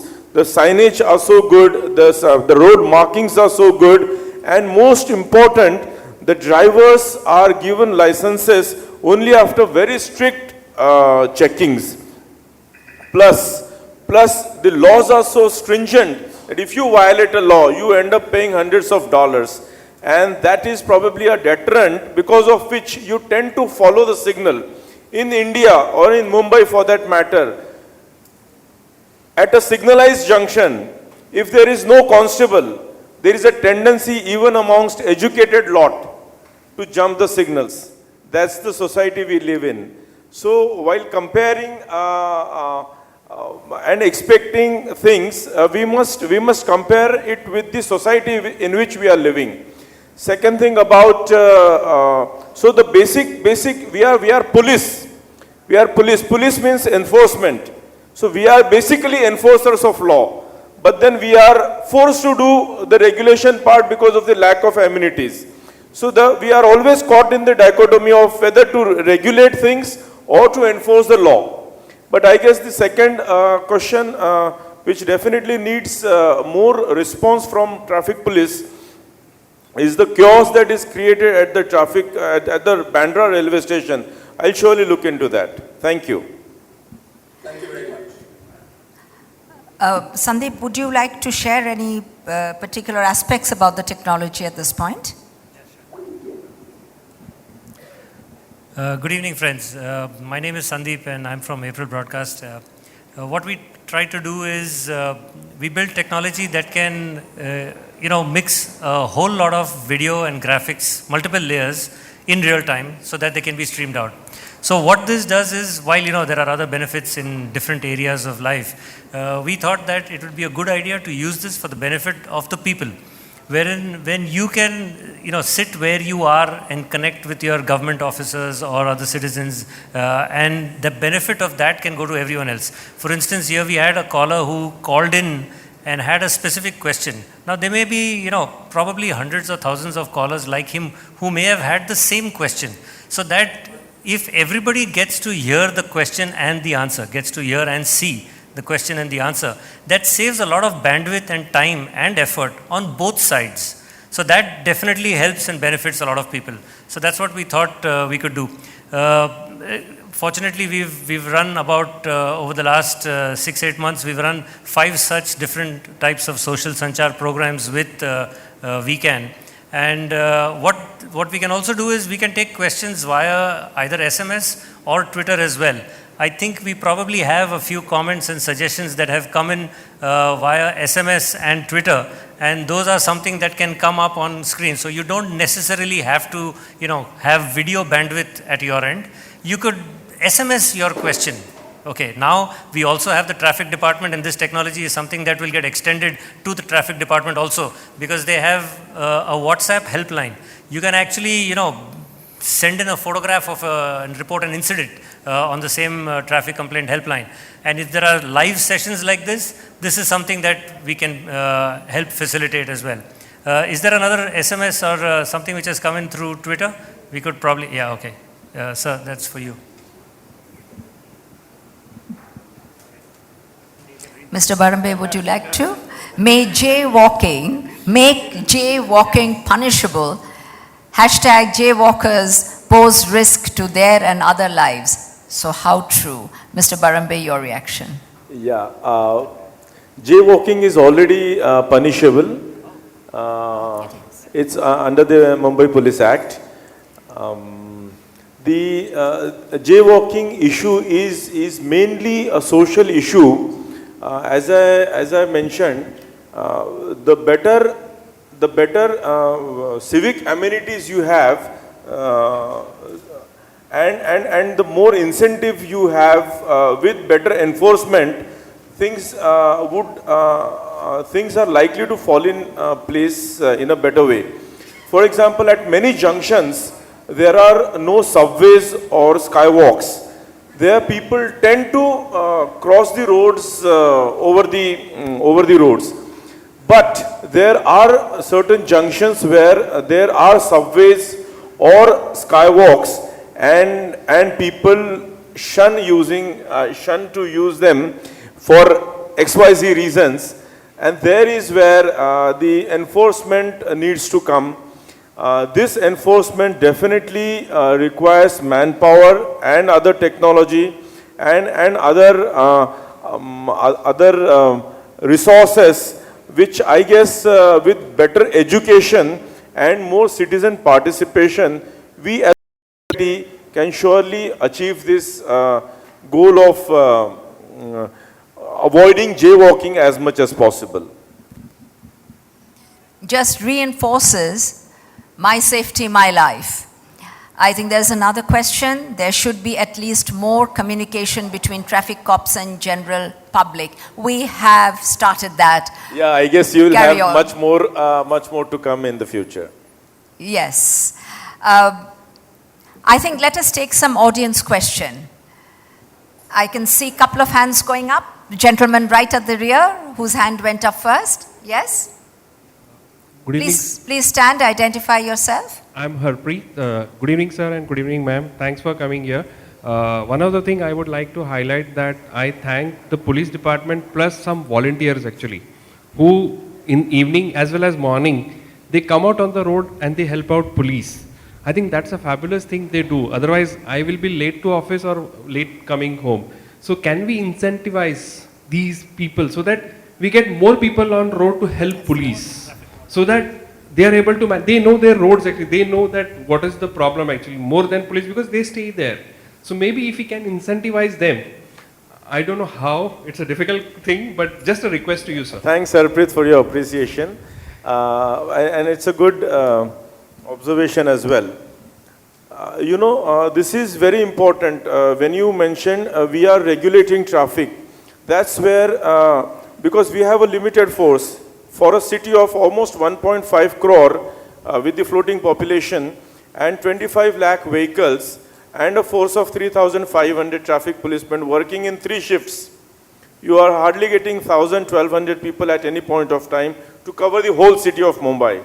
So that is where we request public participation in the form of traffic wardens. We are now in a fortnight or so we are launching. We are relaunching this scheme of traffic wardens.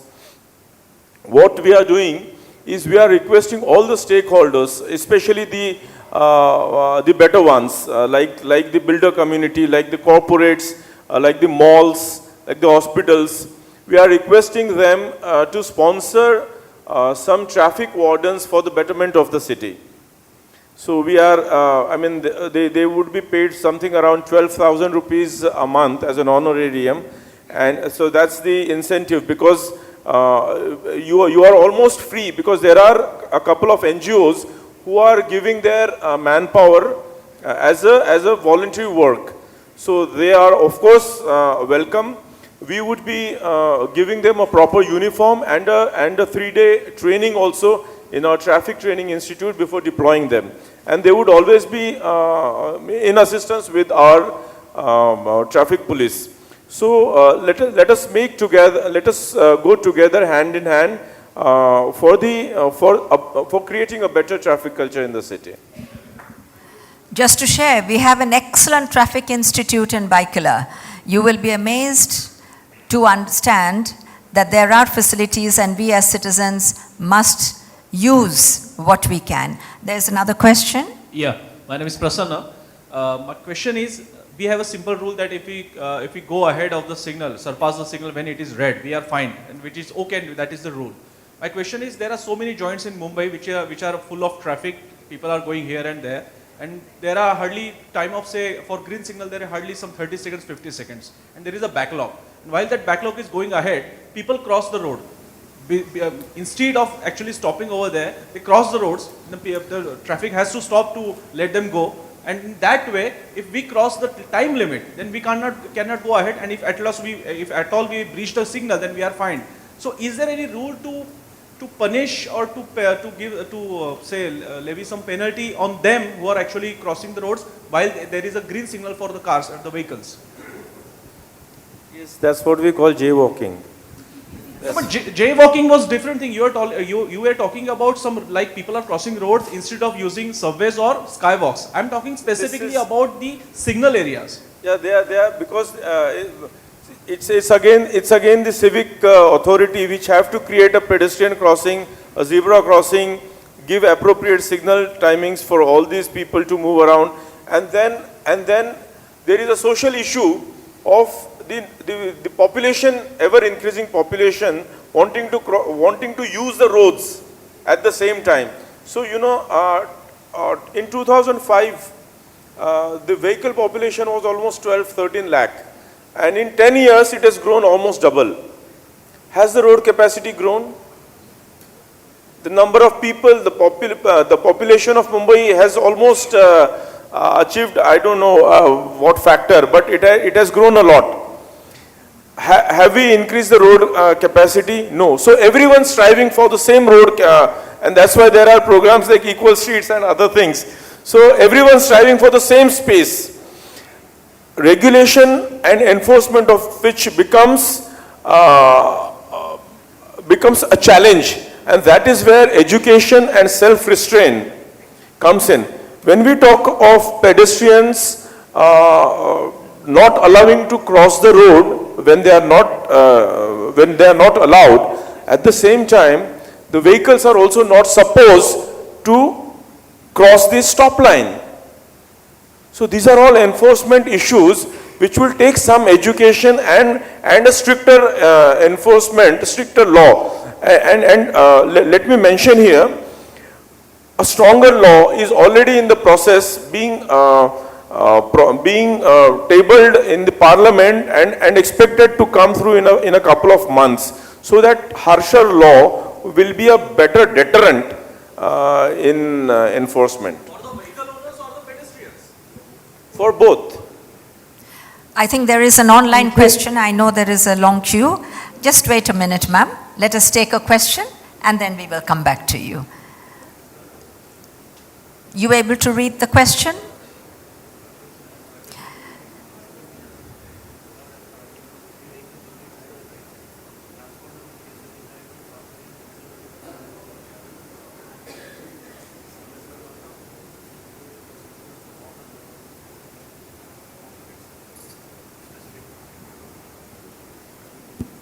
Yeah, police hire private towing vehicles. They are authorized to pick up and tow the two-wheelers as well as the four-wheelers. Then second thing is about heavy vehicles should actually drive from the left side of the road. That's again a part of education and enforcement, but more of education, because enforcement it's sometimes very challenging to stand in the middle of the road and divert the truck which is driving from the right hand side to go to the left hand side. Actually it is quite risky for the traffic police as well to change the lane of the truck. And third is the transporters on Keshav in the middle of the road to load cargo. Yeah, that's an enforcement issue which traffic police should take care. Apart from the self-restraint, I guess traffic police should take care that transporters don't load their cargoes while standing on the main carriageway. Actually, Mr. Barambe, also I think many questions have come. All these questions which have come will be sent to you, because if there are specific complaints, I think it was only fair that you can take it up later. An audience question, please. Thank a lady. Please identify yourself, ma'am. I'm Zenobia Shivanand, sir. I'd like to tell you I live in Juhu. Lakhs of people for Chhat Puja. How beautifully the police arranged it. Not one social media person wrote. The police have done a wonderful job. So today I'd love you all to at least give one tweet for one good thing that the police has done, really. And believe me, Sir T.S. Bhal, I don't know if you know him. Sir, I work with an NGO with him. And he said that if the police wasn't there, then all of you all would have to keep a gun in the house to look after your own wives. So please say one good thing if you can. Thank you. Very well put, ma'am. I think that is the last question for this evening. But don't despair. All of you in the audience who have got a question, please send us your question either through SMS, tweet. The tweets, SMSs are not closing, and Mr. Barambe is not going anywhere. We are all around, so all questions will be on pass to him for his response in due course. Nothing will disappear. That's a promise from all of us here. Thank you very much for being here.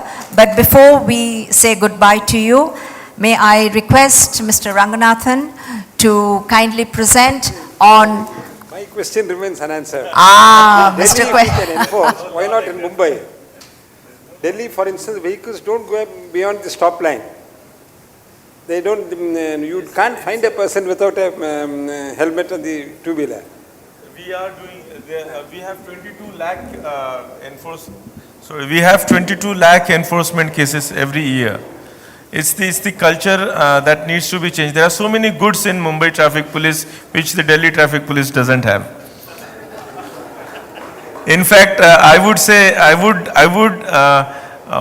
would just utter statements made by very many good people, respected people. You cannot compare Mumbai traffic police and Delhi traffic police. In short. Mr. Ranganath. Thank you indeed, every one of you. We have thoroughly enjoyed ourselves being here, and it's great to be part of Social Media Week, a rare privilege.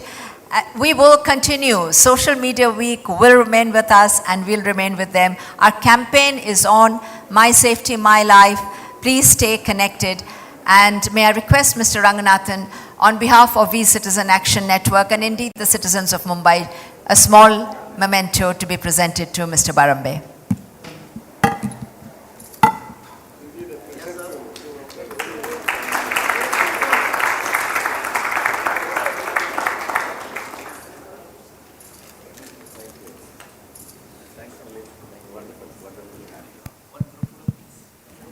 Well, thank you so much indeed. A superlative session there. Can we have a huge round of applause? Championing a huge cause for all of us, not just in Mumbai, even in Delhi for that matter. But yes, the cause is My Safety, My Life. So keep those tweets coming. And yes, it's time for all of us to take pledge as well, in case if you're not so far. And on that note, I'm going to thank all of our wonderful panel members for the beautiful session. Thank you so much. Thank you very much, sir. And thank you very much, ma'am. Ladies and gentlemen, on that enthusiastic note, we're going to be setting the tone for our next session as well. And this evening, we're going to have the presence of the Director of Marketing Solutions with LinkedIn India, Mr. Ashutosh Gupta. And he's going to be sharing his insights and perspectives on a networked world, how social media helps organizations build and nurture relationships. So for all those who are seated here and who are very attentive as well, let's have a huge round of applause. And please help me welcome our next speaker, Mr. Ashutosh Gupta.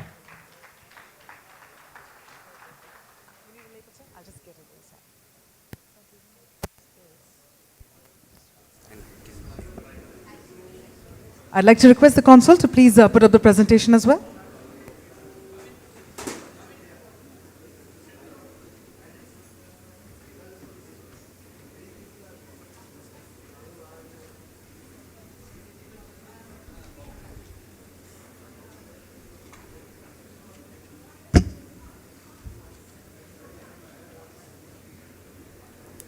I'd like to request the members of the audience to please step forward and grab your seats right ahead. We've got a couple of vacant seats, so you can come straight ahead.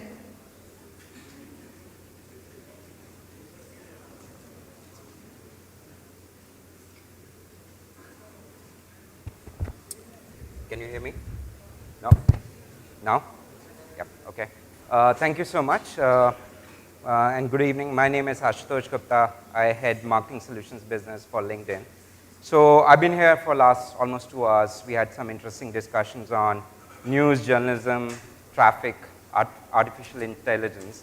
What we're going to do now for next 20 minutes is talk about how social media is playing a big role on the professional side of the world, how your networks and your relationships can be reflected back on the social media and help you become better professionals. So we're going to spend roughly 20 minutes talking about LinkedIn and how LinkedIn is, I'm going to focus on 2 topics. One is what, as members of LinkedIn, what you get, what's your value proposition, as well as companies and organizations which you represent, what are the value propositions for them. So let's get on. So LinkedIn, our mission statement is critical for people who use social media to understand the difference between the different social medias. What we are trying to achieve is connect the world's professionals to make them productive and successful.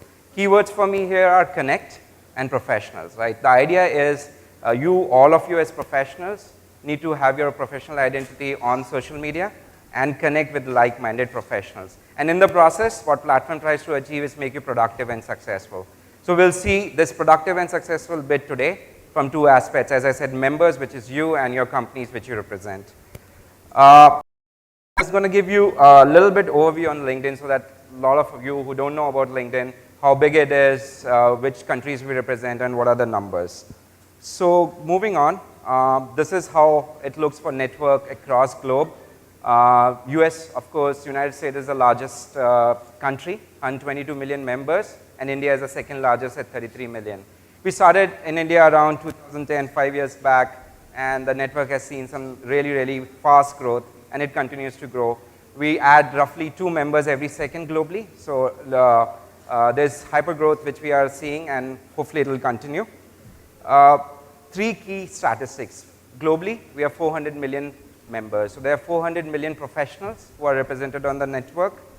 There are 2 billion member updates, right? So the amount of activity across this members is very, very high. And when I say update, it means a lot of things.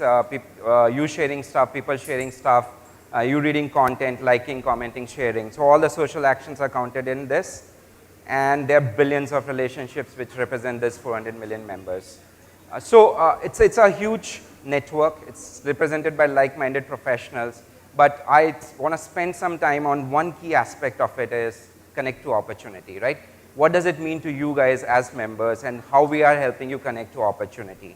So there are many, many different ways, and first way is stay connected, right? And how do you stay connected? Find the people you need. We go out to all these events, we go to different meetings, network with people. All those cards are in your Rolodex somewhere, and there's no way for you to leverage those connections.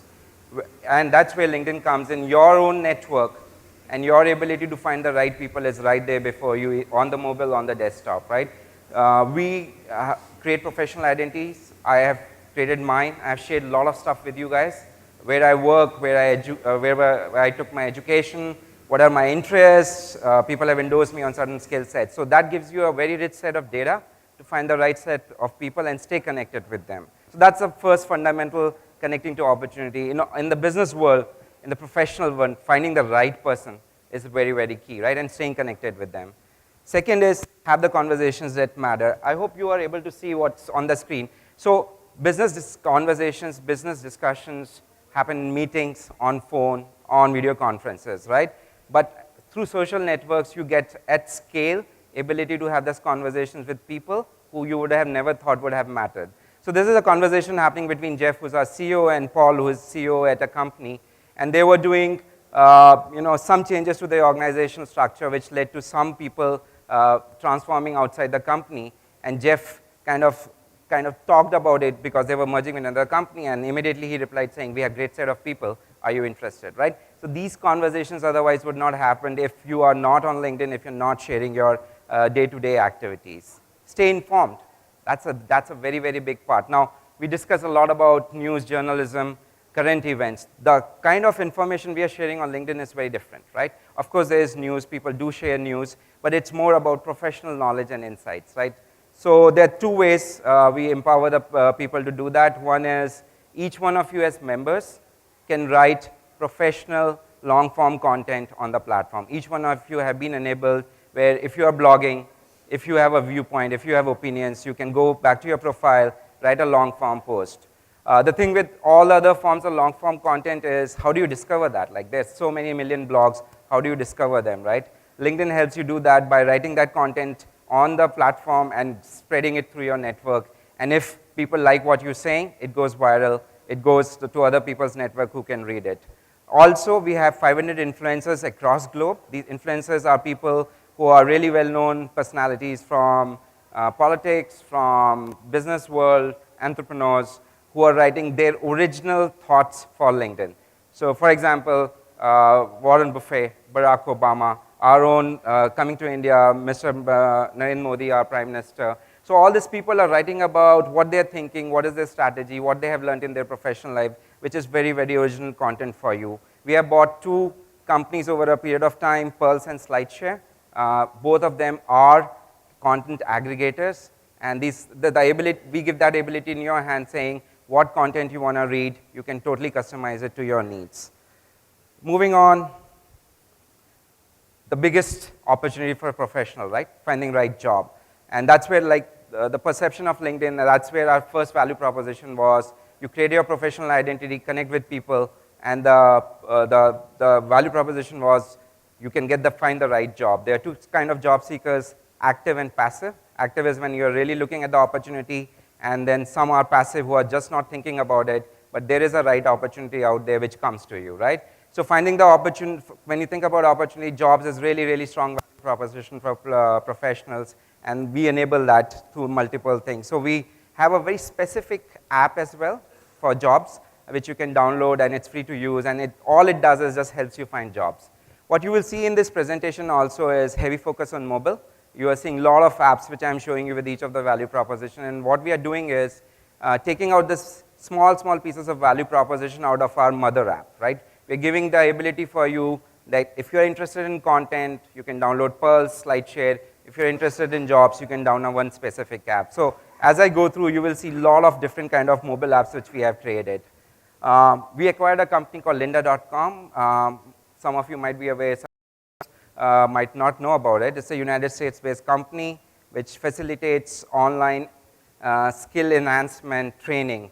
And the idea is this, that in professional life, enhancement of skill is the biggest thing. Like if you think about India today, the unemployment part, we have a lot of educated people, but do they have the skills to get a job, right? So we are working on that, and we are trying to get, through lynda.com, ability for our members to learn, train, and reskill themselves. So lynda.com is now part of the LinkedIn family, and where you can go and find relevant professional courses for yourself to get trained on. Now, this is from a member perspective. This is for me, for you guys, like how do we connect to opportunity? But our members also provide a lot of value to the companies, to the organizations, right? And that's where some of these value propositions have been created for the companies, right? So I'll walk you through 3 or 4 key value propositions, right? For our customers, for our organizations, leveraging the social network and the relationships you have built, there are 4 key value propositions: hire, market, sell, and work. Let's look at each one of them. So hire, and this is a very well-known value proposition from LinkedIn. Big companies, small companies, they're using our data to hire people, right? And the biggest thing about LinkedIn is, which is common across these 4 value proposition, is this is a first-party data, right? This is data out of what you have shared. This is not derived data. This is not interest data. This is data which you have told us, and the recruiters use that data to find the best profile for the job they have, right? So we have a enterprise solution called Recruiter, which is a license-based product where you can go and find the right set of people for your requirement. And a lot of companies nowadays are using our platform for talent branding, right? There's so much competition on talent that if you don't talk to your potential hires early in the game, it'll be very difficult to win that game. Marketing, now this is the business which I represent, and essentially what we do is leverage the social data and the power of the network which you have created for the brand you represent. So what our marketing solution does is, through content, we try and engage with the set of influencers, set of people who are potential customers or our existing customers, and help brand meet those objectives. What you see on the mobile screenshots there is your delivery feed, which you see every day, which you kind of browse through every day, and brands have ability to embed content in that delivery feed, which is very, very natural, and it's part of the native advertising. There's another product which we have shown there, which is related to InMails, which is our direct marketing through emails on LinkedIn, right? So essentially what we are doing is brands are leveraging the power of network, the relationships which they have created to meet their marketing objectives, be it branding, be it demand gen, lead management. This is very interesting. This is our newest product line, and its basic concept is social selling, right? I'm going to spend a few minutes on this one. So last time, how many of you actually took a cold call on your mobile to understand a product? Anybody? Nobody? Okay. So that's exactly the context of this app, right? You don't want to take cold calls, and sales guys want to prospect, right? How do you connect this opportunity? And there's one word for it. It's called warm introductions, right? So the way it works is, I have somebody in my network, and you want to reach me. You only know that person, you don't know me. And it's very easy for you to reach out to that person, hey, can you introduce me to Ashutosh? Now, in this transaction, there's no need for a cold call, right? There's no need for invading that space which your potential clients or existing customers don't want you to come in and really disturb that space. So we have this product called Sales Navigator. Essentially, it's all your salespeople ability to leverage our data and find the connect with your potential customers or existing customers. Really, really powerful. It's all about catching your clients or really engaging with your potential clients in the moment, right? So I'll give you an example. I've been trying to reach out to a CMO, a Chief Marketing Officer of a large company for 18 months, and not much success, right? He doesn't know me, I don't know him, but through a connection, I was able to reach out to him, and he accepted my connection on LinkedIn. Still no acceptance on meeting. Other day, he wrote something about sports on LinkedIn, which this app threw to me, saying, hey, X just wrote an article about how he's passionate about sports. And I just wrote back to him saying, great article, I'm very passionate about sports, so thank you for sharing this. Within, I think, 3 minutes, reply came back. And he was very passionately, again, describing why he wrote that and saying, hey, we have never got a chance to meet. Let's meet when you are in Bangalore next time. Right? Something which I couldn't achieve in 18 months happened in 5 minutes. So that's a part of social selling. It's a very new concept, and we have started talking about it in Indian market this year. It takes a lot for a salesperson to change the basic sales behavior and the sales process and the sales motion, but this is where the future is going. I was with an insurance company, and one of the biggest problems they face is an insurance agent has only their organic network, right?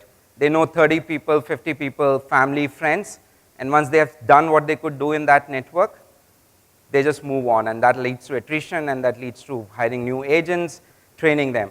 Now imagine if we can enable those agents as social sellers, the network is much larger, right? It's beyond that organic network. So anyways, there are many, many use cases for this, and this is a really, really powerful kind of process of selling, which is picking up in developed markets, and I'm sure in India also we'll see a lot of traction on this. Now, one of the biggest things which organizations miss, and especially on the marketing and branding side, is your biggest brand ambassadors can be your own employees, right? Or whether you're a 100 people company or a 100,000 people company, all these guys, if they share the shared vision, the common brand message, that message can be very powerful. So we have this platform called Elevate. Essentially what it does is, it gives you curated content to the employees who can just at the click of button share it. One of the problems brands have is if they enable their employees on social, where they have to be a brand ambassadors, you're worried about the kind of content they're going to share. This app helps you do that. So you will have some content curators who will ensure that there's brand safe, it's the right message, and employees can't share anything out of this, right? So every day in Elevate app from LinkedIn, I get like 10 pieces of content which I can share in my network, and through my network, I'm elevating the brand message which the company wants to share. So this is really, really powerful. I think increasingly employees are going to be the key people, because think about your own network, right? Like let's say you have 500 people in your network, and think about if you have 1,000 employees in your company, the size of that network is humongous, right? So how do you leverage that? How do you really, really create an appealing brand message through your employees is something which we are really, really passionate about. So this is where we are today, right? This is what we are trying to solve for, really help professionals be successful, productive. Companies leverage our social data to change how they sell, how they market, how they hire. But what we are really, really excited and passionate about is the next decade, right? And this is where our vision comes in, right? And the vision is to create economic opportunity for every member of the global workforce. So let's dwell on this. Jeff, who is our CEO, Jeff Vina, is very, very passionate about this, and he created this vision and coined a term called economic graph, right? And I'm going to speak about economic graph in a minute. But what essentially we mean is there are, by our estimate, there are 750 million professionals globally, right? And right now I'm just talking about the white collar bit, right? Which includes students as well. Imagine if we have all those 750 million professionals represented on LinkedIn through digital identity, through professional identity. The kind of data we will have and the kind of inferences you can make from data is going to be humongous, right? So let me tell you how. So what is economic graph? First, get all that 750 million workforce on LinkedIn. We are not far, but we still have work to do. We have 400 million right now, so another 350 million which we need to find. India, we are 33 million. Our estimate is of white collar including students is roughly 75 to 80 million, right? So we still have a lot of work to do in India. Get all companies on LinkedIn so that they are talking to this 750 million members. We want to represent all available jobs across globe. And we are doing a lot of work on that. Our job liquidity on the platform has increased many folds, right? If we have all members, all companies, all jobs, and all of these members can tell what skills they have, right? So if you're on LinkedIn, you will have a set of skills which are represented, which is endorsed by the community. If we can have all the 750 million talk about the skills they have, and then the next part of it is if we can get all schools, universities, colleges on LinkedIn, right? Now what it does is it creates an ecosystem where the economic opportunity is very high. Think about the fact, and there are many, many use cases of this. The first use case is you're setting up a new, let's say, team, right? And you need X skill, right? Let's say an IT company is setting up a new center and they need Java developers. Right now, you have very little data before you can set up this center and where to set up this center. Through the economic graph, through this data we have, we can tell you where right now Java skills exist and how many of them are available, many, many different data, so that you can make that choice intelligently. In Indian context, let's say north of India has certain skills which are in demand in west, but right now there is no way to create that correlation, right? So it can heavily influence the talent flow as well. India has a lot of skills which are demand in outside countries, which we are doing well right now, but how do you pinpoint to that skill? Or other way is, think you are a student. You're in college, you're confused about your career choices, right? You don't know where to go. If I can show you what are the top 5 skills in demand today, and you double click on the skill you like, and I can show you which college can give you that skill, you can double click on that college, and then you can look at the people who have gone to college and talk to them and know more about it.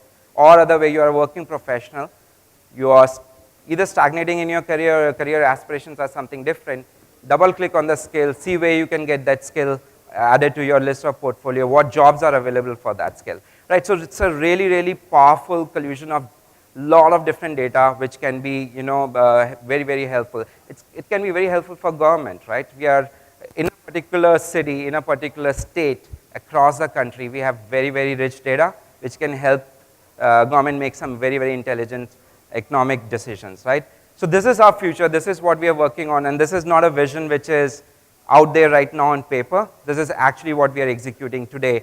So we are trying to acquire more members. My job and my team's job is to get as many companies on LinkedIn so that we can really, really represent them well. We are working hard to get all jobs, skills. We have bought lynda.com so that we can help you, really, really get those skills, get people trained on those skills. And we are working very hard with schools and universities to get them represented. Now we have university pages on linkedin.com as well, so that you can really, really talk about your school, college, and really tell people what you represent for. So this is economic graph, this is what we are executing today, this is our vision, and we are really, really excited and passionate about this. So that's all I had. I just wanted to kind of share with you where we are today and where we are going with this and what it means to you as a member and what it means to your organizations as companies. So thank you so much for being a nice, attentive audience. Any questions? We'll be taking 2 questions, so let's start with you. This is Harpreet here. See, already you have most of the professional on your platform, and you have created so many from the mother app, small app. Why not ESN is there on your platform? Enterprise Social Networking. That is, for example, within the let's say if it's my organization, maybe my 70% peers are already there. So there might be a graph, basically 40 to 80% people must be there.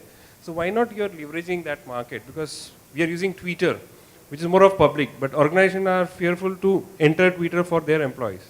So maybe this can be a good direction for you. Yeah, so thank you, Harpreet. I can't comment about future and what our product roadmap will be, but exactly what you said is started with an app called Lookup.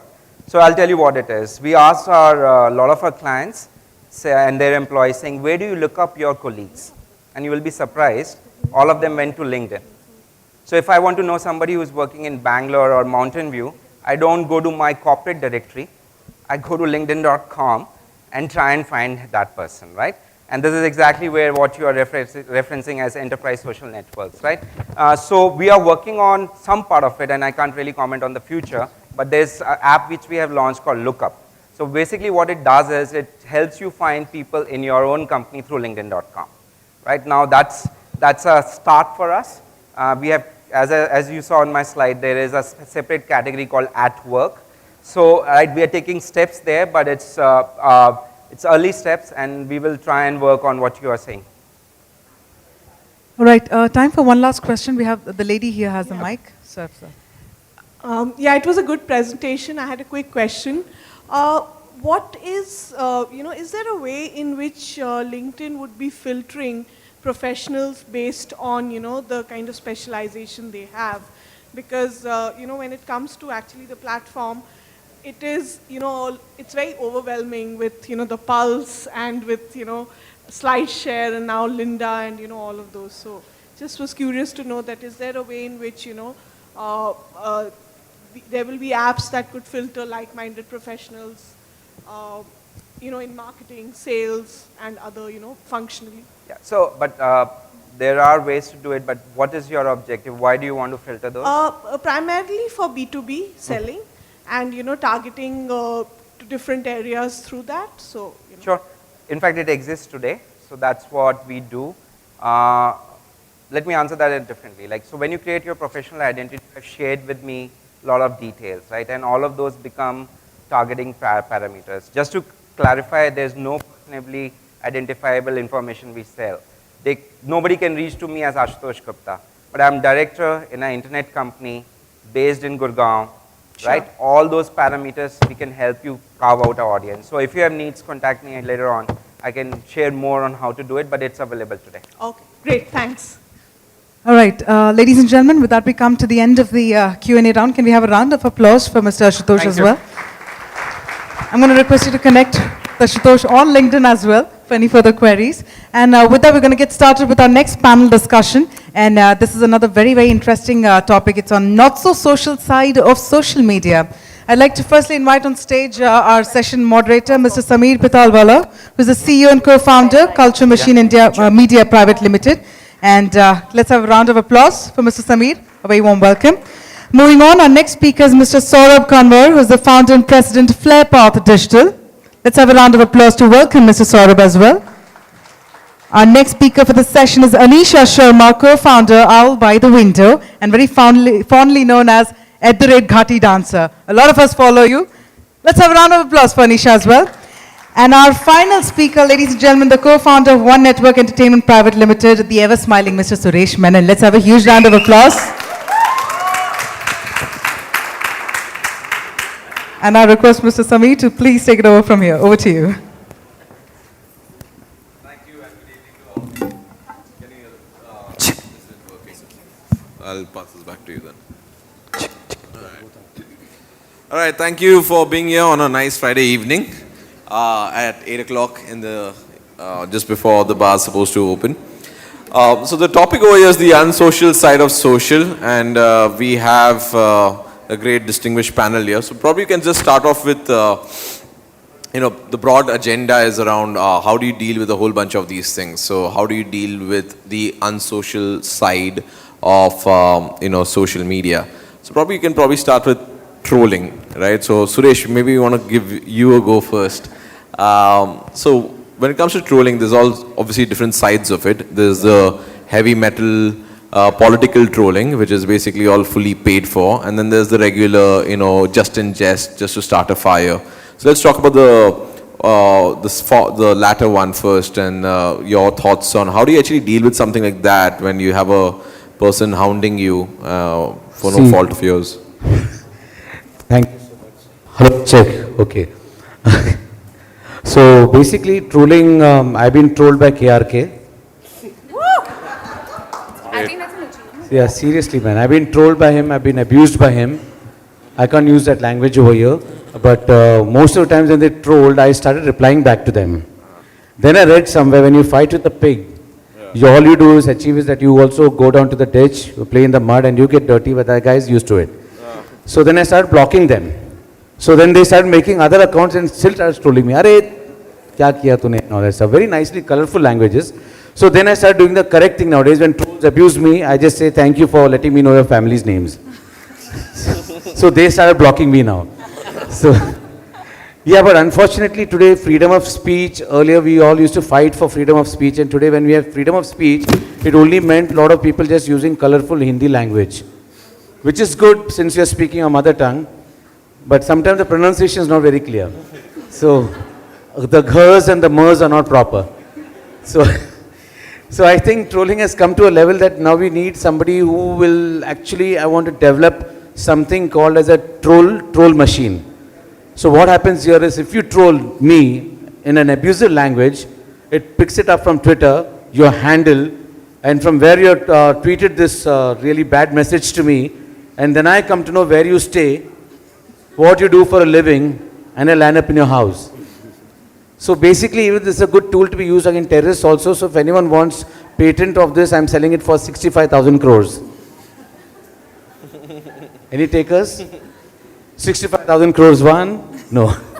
So that's my take on trolls, and it's very scary, seriously. I hope ladies actually face it more than guys, and sometimes they're in a very unenviable situation of not being able to reply to that, and that's really not done. So that's a good one actually to take Anisha with your Twitter handle like Ghati Dancer. That's just like it invites you to go and say something. To be honest, I don't think I realized what I was getting into once I created the handle. It was. You know you can change that, right? It's I not don't that plan hard to. Why should I? Why should I do that? Why should that be my the way to So solve what have it? your experiences been? So the way I see it, I think, like you said, there are many different kinds of trolling, and I feel like nowadays what happens is people, they are just willing to say whatever they want, however they want it, and there's absolutely no filter. There is no consideration for who the person is, who you're talking to, how you're talking to them. Like, for me personally, one experience was in 2011, I think, or 12. So Ekta Kapoor abused my father on the road, and my dad is 68, and he came home in tears, and I've never seen my father like that. It destroyed me, and I did the only thing that I knew to do, which was go on Facebook and go on Twitter. And I just wrote an account of what happened, and I think at that time I was very unaware of exactly what trolling is all about. This was, 2012. And I began to get such a volley of hate messages. Everything from, you're a prostitute, I want to rape you, Ekta Kapoor didn't give you a role in her film. My favorite one though was, I've read on a blog somewhere that you are a flop dancer. That Must have really hurt. Yeah, that really hurt. That's the one that finally tipped the scale. Yeah, I cried for 3 days, therapy, so much stuff. But no, yeah, but seriously, there is a very, very evil side to it, and I think that does degrade into shaming after that. It does become more about what you look like, how you affect the person on a very personal level, which is, I think, very unwarranted, to be honest. So You run a company which basically does probably what Ekta Kapoor would have paid for. In order to have all these people on, actually you have a social media company which you run, and what do you think about this? Like, what about your clients when they come to you in case they've gone through a whole bunch of hate messaging? How would you kind of advise them to take care of this? So here's the thing, we have on the one side brands who only get abused if they fail. So I went to your hotel and they didn't give me a room. So I've created a Twitter account right now so I can tell everyone this and then get something out of it. And if you give them something, if you treat them with respect, basic respect, 9 times out of 10 they back off. Then the second kind is in those brands thing, you didn't give me that free poster of Messi that you were supposed to give me after the contest last year, and can you now send that? And in general, most of those guys are just really that. There's a gamut, there's contest whores on the one side, I mentioned this last time, and then there's genuinely young kids who think this is nice, I want this. So if you get to recognize the right ones, they'll say good things about you. Finally, non-brand work, we do work for celebrities, and there, what these guys are saying is, I wouldn't last a day if I would. I'm so glad I'm an unknown person. I mean, the closest I saw this to hitting known people is when Secret was a big thing. Yeah. And you could see people you know being trundled upon in public and being spoken about. And they were all truths. So you're looking on in horrified fascination and say, oh, aisa kiya usne lekin. But after that, you step back and say, no, there's something just fundamentally wrong with people and anonymity. Yeah. And with celebrities, the way it works is this, that you ignore, don't feed the trolls. First of all, is they're looking for attention, and under the guise of anonymity, they think they can get away with anything. This is their, and I know that if I say, sir, Mr. Sameer, I love your company, you're not going to respond to him 9 times out of 10 because you have 8 million such messages. But if I stand out and say the language, that they'll get noticed. And not noticing them is probably the first, not even blocking them sometimes might work. There's a old penny arcade comic which had basically internet plus anonymity is equal to asshole. And I think it still holds true for a lot of these things. So the next one, we kind of identified a whole bunch of these, which basically becomes the unsocial side of social. And the other one which we came up with was fuzzy truths. So, you have these pictures of Mahatma Gandhi in obviously another era, or you'll have Jawaharlal Nehru, basically in a EDM, a club, and it's not even invented yet, but they'll be like, look at him, and see, these are his sanskars. And 10 things Nehru did at a club that will shock you. Exactly. So, there's a lot of these Photoshop images which do the rounds, right? Which, the facts are not checked. They are posts which are put up. And it's basically history is rewritten, as well as facts are just made up. So, Suresh, again, let's start with you first. How do you actually deal with stuff in which, the facts don't matter and the people are just putting it out and people are sharing and saying, this is it, look at this, please share if you really care about India? I just don't bother about these things, because if you truly love your country, I don't think you'll be raving and ranting on Twitter anyways. So that doesn't matter for me. So I'm not one of those nationalists who are, as celeb, I'm not even that big a celeb, by the way, I'm just big in size. So it doesn't matter to me that I go out there and say, oh, yes, support this cause and all. I firmly believe that somebody makes a gif or meme, something which is funny. If it makes you laugh, laugh. Don't get into that whole nationalistic side of the whole thing and say that this is wrong. And rather than, if you want to really be a nationalist and you want to be into politics and say that I'm a leader, I want to save people from all these things, then you better come out, do something for the country. It's like the building secretary, right? Everyone abuses him, but nobody wants to be the building secretary. So the social media, fuzzy truths are all based around that. So I think if somebody makes something which is a half truth or half funny, why not? I mean, either you laugh with it or you just ignore it. Why unnecessarily go into this whole thing of, hey, this has hurt my sentiments. I mean, the worst thing that I can hear people nowadays is when they see a Sunny Leone picture or a poster, they want to, their sentiments are hurt. I wonder which side. Honest to God, seriously, man. So I'm all for it. Fuzzy truth. Yeah. So Anisha, we spoke about this previously, and you spoke about how recently there's this entire thing around. There was this guy who's actually at the signal. A girl took a video of him, and it turned out that it wasn't anything to do with what he actually did. And then everybody felt really guilty about sharing that on social media, and then went after the girl.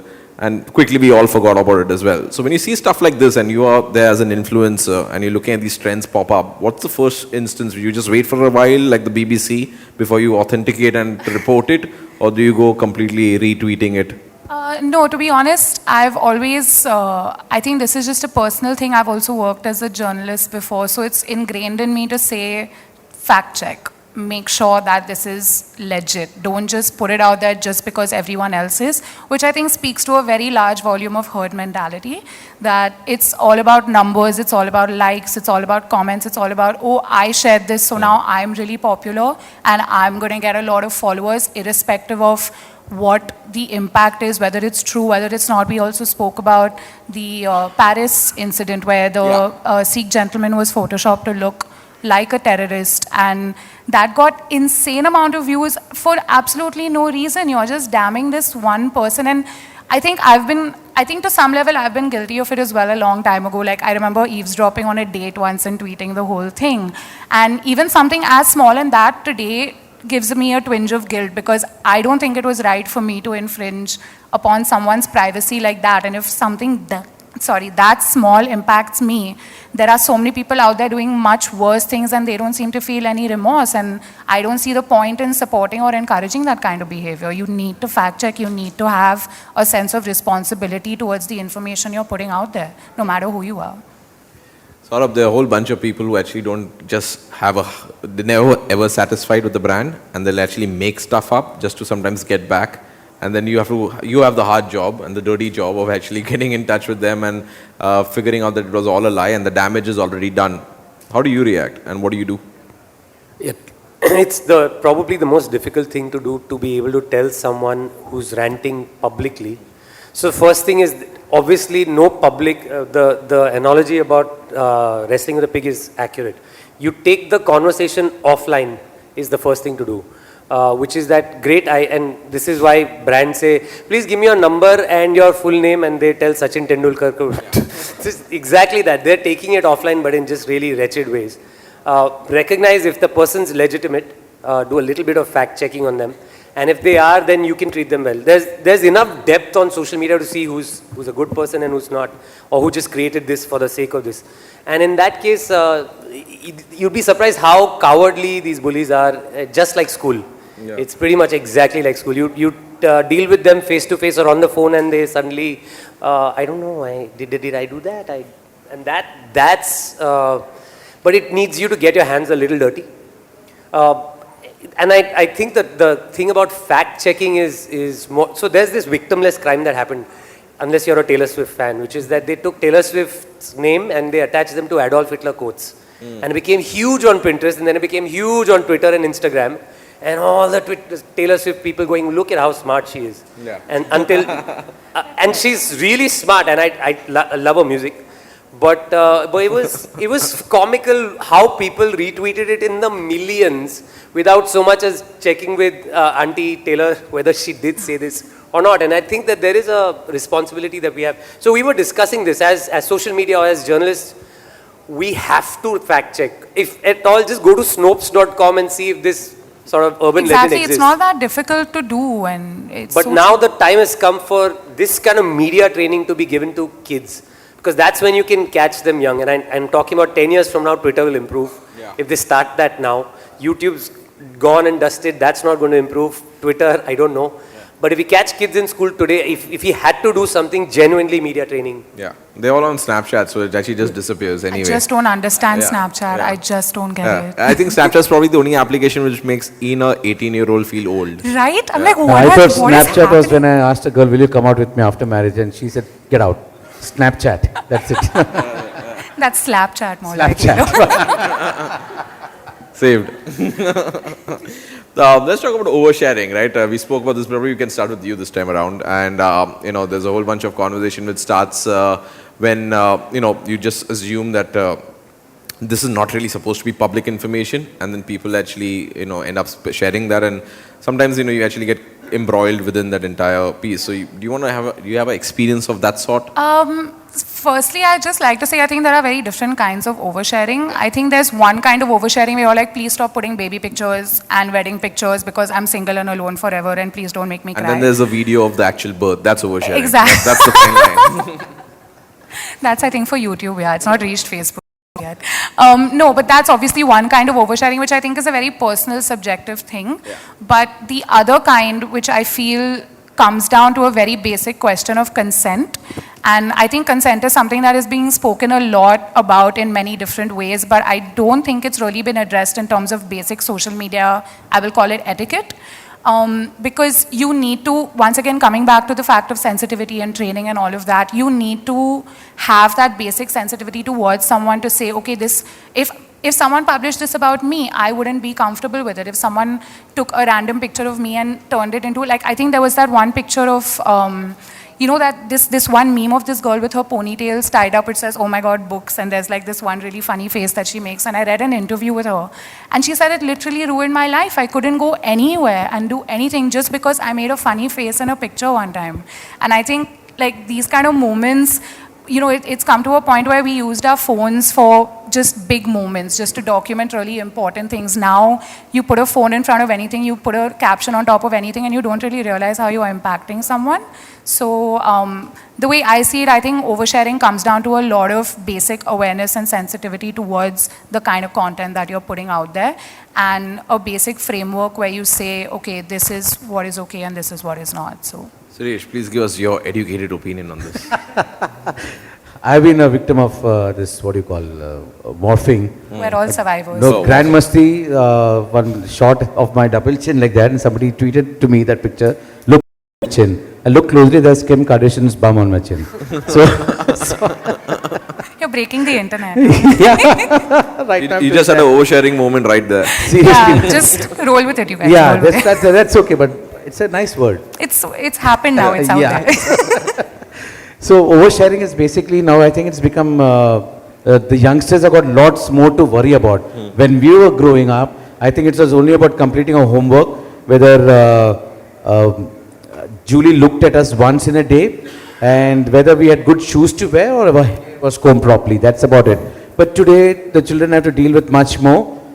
How many likes? If you say that in a different voice, you'll sound like angry Ganeshan. Today, the children have to deal with much more.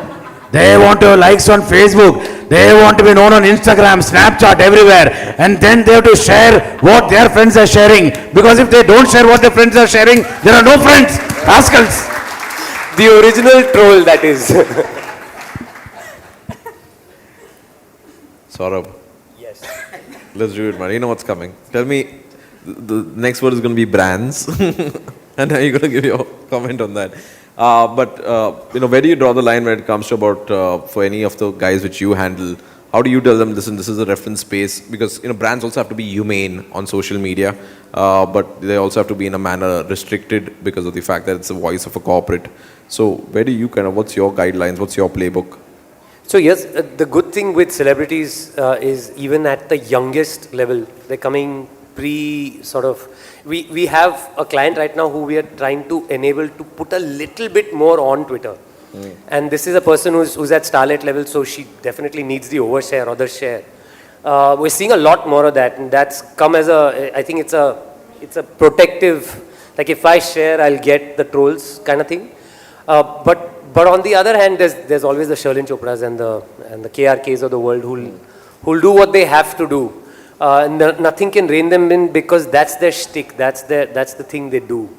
But most of the others, people are so hungry for what they have to say, what I ate, what I did. The non-image conscious do it in the worst possible way, and there's nothing, I think, that you just back off there. There's absolutely nothing to do. But the good ones, the ones who are at the top, you can see that they're doing it. There's an intense self-observation, and that's where people like Anisha, they have the same philosophy. They're their own brand managers. Yeah. And they're able to do that, and then they're able to bring that to celebrities or brands. That self-filtering is, it has to be innate. There are no rules for it. So last question before we throw it open to the audience here. I think, this is an entire business which is now generated around being able to, in a manner, manufacture popularity. So you have bots, you have the ability to actually ramp up followers or ramp up likes, and in a manner make it look like it was organic. So how do you tell the difference? And secondly, is this something in a manner which is sort of contrary to what social media is about, right? It's supposed to be about authentic voices, and then people in a manner buy authenticity by actually, picking up proxies for popularity. So probably sort of because given the fact that it's mostly all of this is led by money. So tell me about your bot I farms. want some of that money, but not in that way. So that's what's happening. Basically, it's been commercialized to the extent of you don't need AIs, you have humans willing to do this for cheap. We have rate cards of if you want it trending, if you want followers, if you want views, likes, all of that is now available on rate card. There's no... Subtle plug there for Flarepath, by the way. Follows. No, we've been given that by vendors. We don't get to use it a lot because it has zero outcome.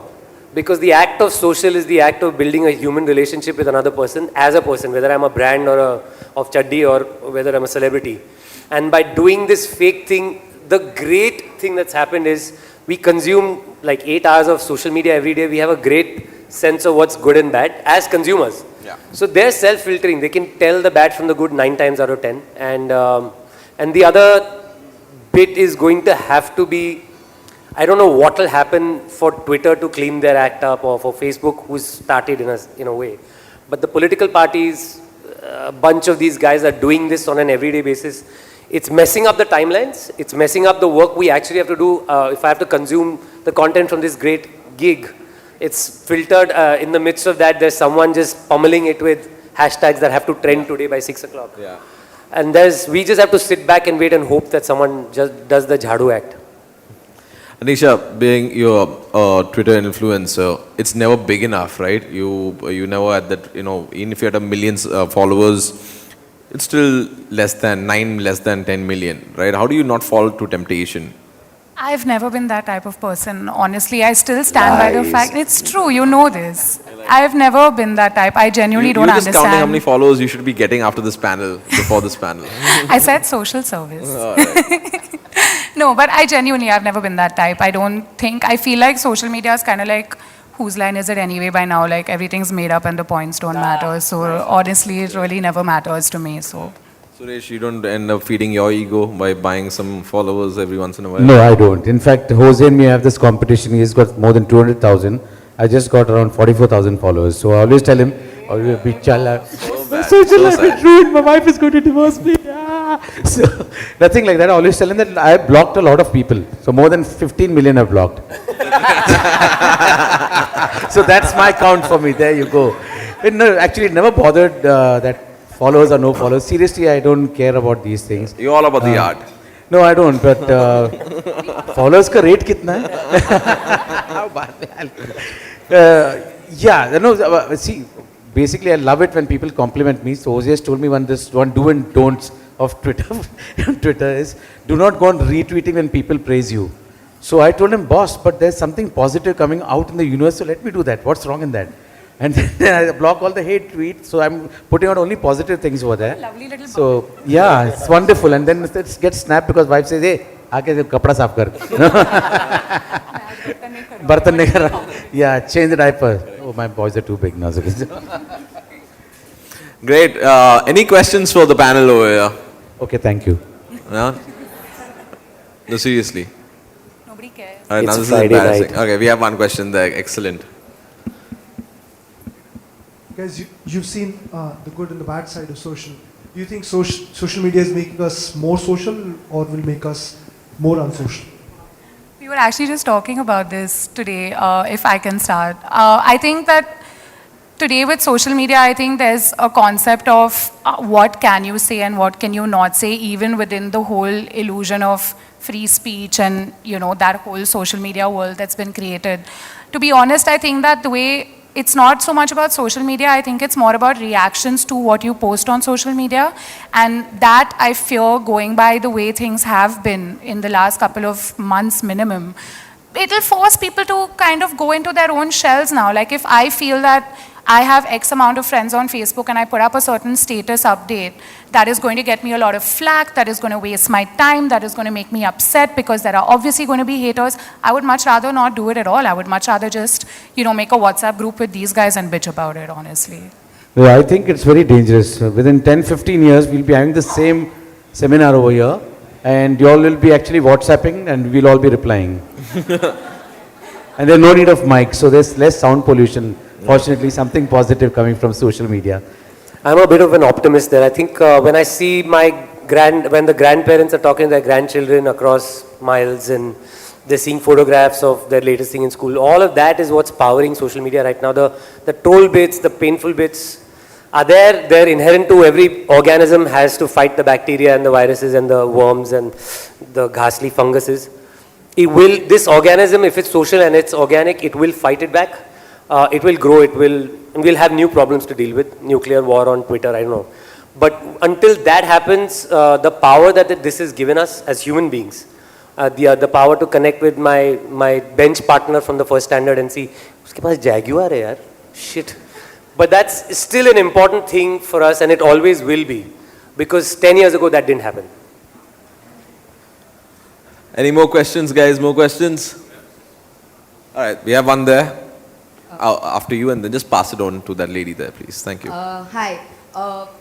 I think online reputation management is what is going to take up most of our time now, because I see, as a salesperson that I've been doing for a couple of years now, I see most brands I'm meeting these days are getting more and more hesitant about getting onto social media for the sole reason that there's so much trolling happening and there's only anger that is coming out. You think that is one reason why we see most brands having a very robo sort of a reply to everything, we'll get back to you?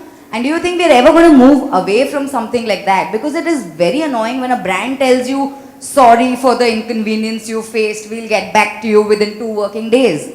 But then what is the future for brands then? Do they get onto social media only to answer in a certain manner or don't get on at all? I guess this is for me, right? Yeah, I guess so. So I think the problem is as humans, again at a very fundamental level, because it's relationships. We've grown up looking at, and we've evolved as human beings to look at the negative a lot more, because that tiger might kill me, whereas the rose, you know, it'll be there. And as genetically, genetically, if we are just picking out the bad specifically sometimes, if you look at the volumes and if you look at what's happening, there is positive. We are getting people praising us, people genuinely feeding back. And even if they have a complaint, if you're answering it back, you're starting a relationship without being a total robot about it. The ambassadorship you get from one such person is worth millions of dollars of marketing, is what we think. So you don't get paid the millions of dollars, but we try to do this part much better. And realistically, I think there's a huger danger to letting that stuff bubble over and not stepping in, whether we're humans and celebrities or we're brands. That's just like saying, okay, I will not buy a TV because, you know, God knows when a Sunny Leone movie might come and harm my children. But, you know, you'll always get to see news. Anisha, anything you want to add to this? Yeah, actually, I'd just like to say, I think it's definitely, first of all, a two-way street, because it's as much about the audience as it is about the brand.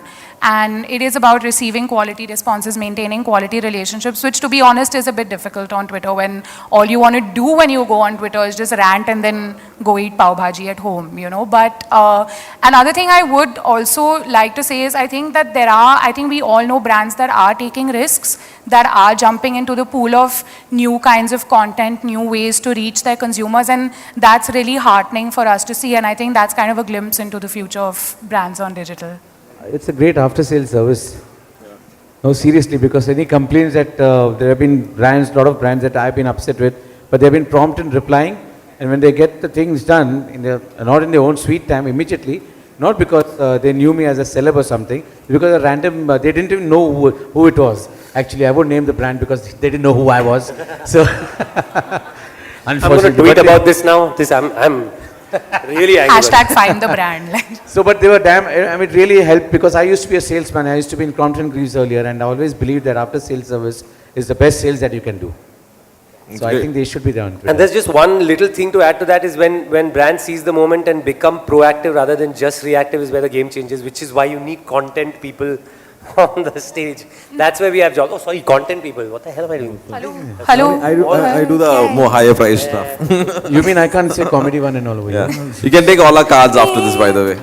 Subscribe. All right, last question. Yeah, hi. Sorry. Okay. Probably we'll take another one and then we'll stop it. Yeah. Yeah. I remember a few years ago, I was pitching social media listening to a public sector bank manager, and he spent, between his gudka chewing, he tried to convince me that I was wasting my time and that social media was just a fad. Now all of them are now on Facebook and Twitter. Our grandparents are on Facebook and Twitter, and with the kind of unsocial kind of things that you guys talked about, what do you really see as the future of social media? Is it Snapchat? Is it something else? Yeah, thanks Ranjit. We love Germinate. And that is the real worry from a brand's point of view, or if we don't seize the conversation and become proactive, this is going to happen. Consumers are going to run away and do their WhatsApp, Snapchat, whatever it is inevitable, which is why the cleanup is necessary. You can see that change is happening at Twitter. Fundamentally, if they don't clean up, that is exactly why this is the social dark web. It's not the dark web of buying drugs online. It's the dark web of where all your pleasant memories, all your pictures are shared with just a few people and nobody else gets to know. Because that presence that we have, we get irritated if people are tweeting about their lunches, but that presence of having them around and alive is worth a lot more than we give credit for. So will we take a long view of things and say positive or negative? I think they're very smart people who run platforms like that, and you know them better than we do. I think they'll do what's necessary. I tend to be positive. All right, last question to the lady there in the specs.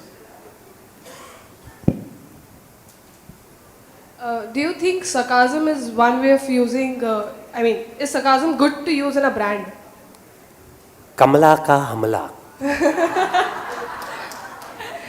रानी कहा रहा है sarcasm कुछ नहीं रहा है सिर्फ यहाँ पे सब लोग अपना ब्रांड बेचता रहता है सरकाजम को देने का अपना ब्रांड को देखने का ब्रांड खरीदने का अच्छा रहने का उसके बाद देगा कुछ करे समझना रानी और सरकाजम है तो सर को थोड़ा दवाई देने का बस I got my answer. Thank you. I think that's a great way to end this. This is a phenomenal way to end this. You can't better that one. Thank you so much for your time and thank you to this panel. All right. All right, thank you so much. I'm going to request our very entertaining panel to please come together for a group photograph as well. And just when you thought it's over, it's not over until it's over. Because if you thought that was a great dose of entertainment with a lot of information, our next topic actually is absolutely, yes, I can see those smiles, those looks coming right out there. And we're not going to have a taboo on that because the next topic actually discusses on sex. That's amazing. In fact, back 6 years ago thank you so much once again, 6 years ago in one of the conference, one of the speakers used the word sexy and everybody was looking at him like, excuse me. Cut to 2015, AIB roast happens and everybody is just discussing sex and we're all like, hey, you know what, that's true. So technically if we see right now, we're all evolved and we're open to hearing, discussing and engaging in this whole discussion that's all about sex. So there's just no more taboo. I think that's a very, very interesting topic. So let's bring on board our set of very, very awesome speakers as well. This is going to be a very interactive and a fun session on how sex has become more open and more progressive than ever. We're joined by Mr. Anag Desai, entrepreneur by attitude, employee by choice. May I please invite Mr. Anag Desai to please come on stage. Well, right now he's busy with all the selfies there with our speakers. Mr. Anag Desai, let's have a huge round of applause for Mr. Desai. No, that has to be really huge. Yes, I know. There shouldn't be any taboo in the round of applause at least. Yes. A very warm welcome, sir. You actually have started with a shot? Yeah, just getting into the mood. Getting into the mood. Superb, Mr. Desai. Well, joining Mr. Desai on the dais, I'd now like to invite the founder, CEO of that'spersonal.com. May I please invite Mr. Sameer Saraya to please come on the stage as well. And let's accompany with a round of applause, ladies and gentlemen. Our final speaker is the co-founder of Love Treats. I'd like to invite Uday Pauline to please come on stage and join Mr. Sameer and Mr. Anag as well. Let's have a huge round of applause. This is our final panel, and the enthusiasm just begins from here. Over to you. Yes.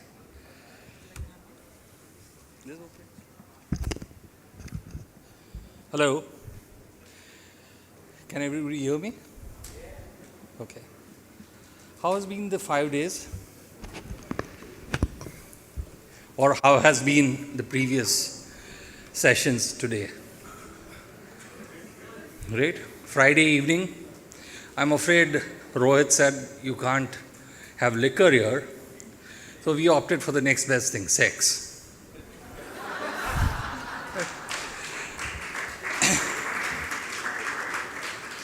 Only one simple ground rule: no politics, no religion, only sex. That's the next 40 minutes.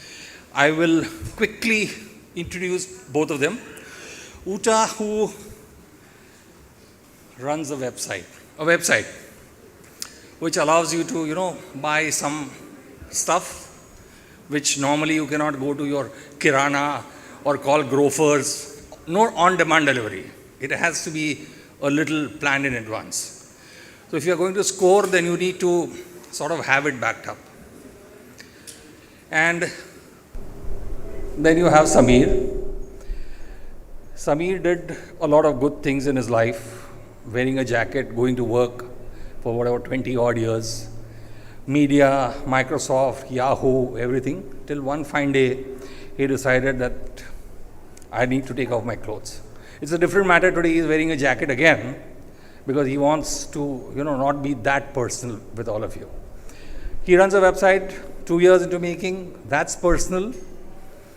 And can we begin with them to ask that's personal, unless somebody here knows what the websites are about?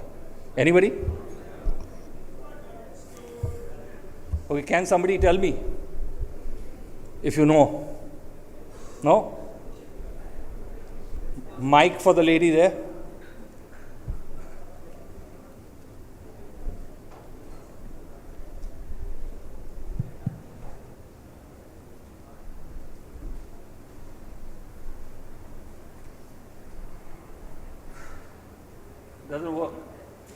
Doesn't work. I think probably in India, the moment you mention sex, everything stops working, right? Everyone's quiet there. Who said that?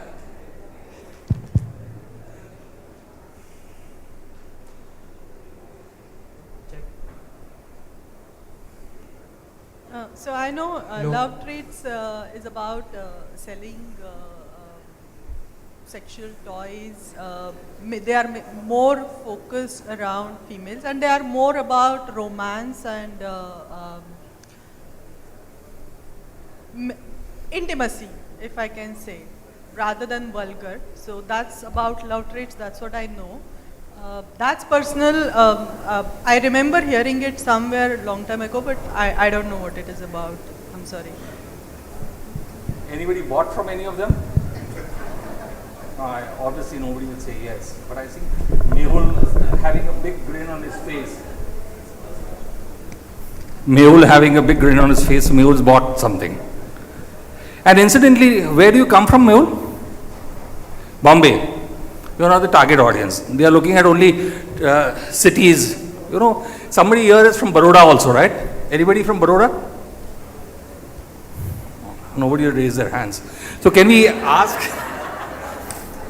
Okay, can we ask both of them to share a little before we get into some insights of what we term as sex?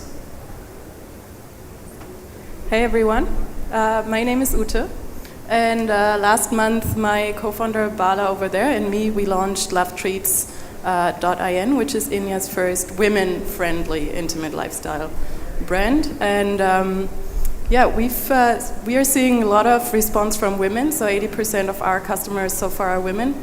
And since we're based in Bangalore, most of them right now are from Bangalore. Yeah, hi everyone, I'm Samir. Started That's Personal in 2013. It's been 2.5 years. The whole philosophy around That's Personal was to look at providing e-commerce with a sense of privacy. So today you have different platforms of e-commerce. I mean, people buy because of convenience, people buy because of the price, people buy because of choice. We said let's launch a fourth pillar where we can have people to come and buy in anonymity. And that's sort of what our trump card is all about, yeah. Okay, so where do they sell this? Samir has been in business for 2 years now. So let's find out what sells the most. Any ideas? Anybody would like to take a guess? Or everybody wants to pretend that no, let's not get into the dirty waters. No? Pra? Aap karoge?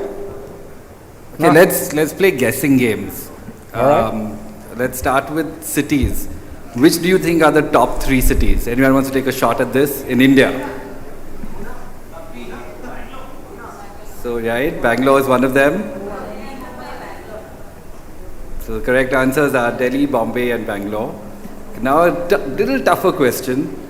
Which cities, 2 cities in India, have more female buyers than men buyers?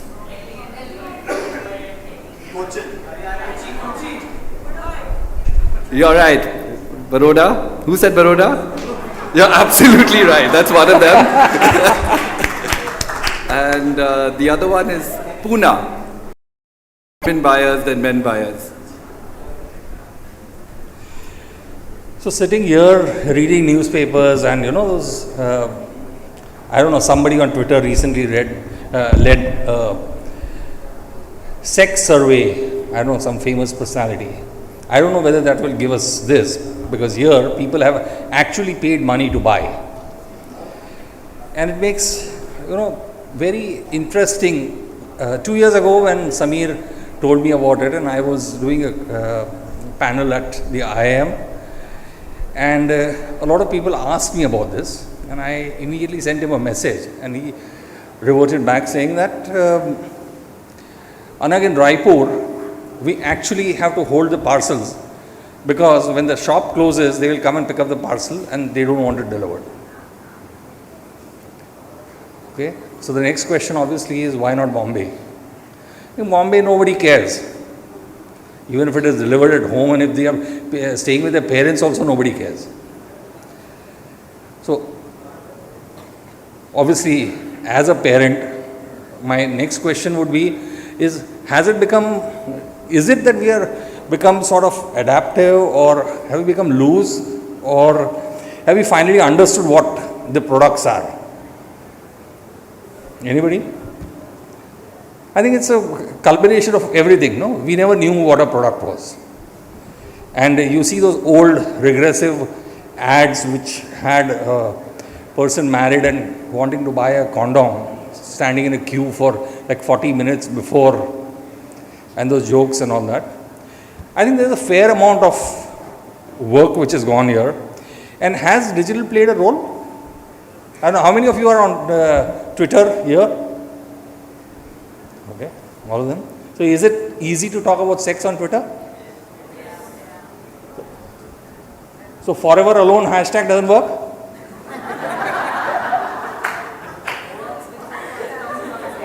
Works? Or anybody made, you obviously everybody has already said no, so let's not revisit that nobody's bought from them. But why is it easier? Is it the anonymity? Why is it easier to talk about sex on digital? Like-minded. Sorry? Like-minded people. Okay, like-minded. Less. Okay. Samir, you want to add to this? Yeah, if you look at generally speaking Twitter generation, these are the same people who've born and brought up with mobile phones, born and brought up with internet, and they're as Western as probably the Westerners themselves. And I think there is definitely a difference of, the sort of socio-economic strata and things, and they're far more comfortable expressing themselves compared to the, the regular offline world. Yeah. So just to plug one thing, that That's Personal ran a contest on Twitter, and to our surprise, we became the #1 trending topic in India for 9 hours, and out of those 9 hours, we were the #1 trending topic worldwide for 3 hours. And thereafter, we do a lot of fun stuff on Twitter, and believe me, the answers we get are just hilarious. Worth going. Whenever you have 20 minutes of doing nothing and you want to waste your time, just come and check out some of the most funniest answers that people are sort of sharing with us. Yeah. Pucha, can you share something? I believe she spoke to me that they actually run a pop-up. Now, to a Bombayite like me, pop-up is those little food company selling some sushi or X or a Y or a Z. Or in the worst case or a better case scenario, a bhel sev puri wala is a pop-up. Now, she claims to have done pop-ups about these products. Now, would you buy? Would you buy at a pop-up? Depends on where it is and what time. See, you have a customer. Can you tell him where, what time, and what was the success rate? So, you just mentioned that, online you get the privacy when you buy, right? But we've actually had a lot of pop-up stores in Bangalore at concerts, events, so those kinds of venues. And we actually saw, because of the way we present our brand, which is like a very classy way, that people actually feel very comfortable buying from us. So usually it's the women who come in, like they're a bit more confident and a bit more open-minded, and the men are a little shy, so they're like usually standing outside.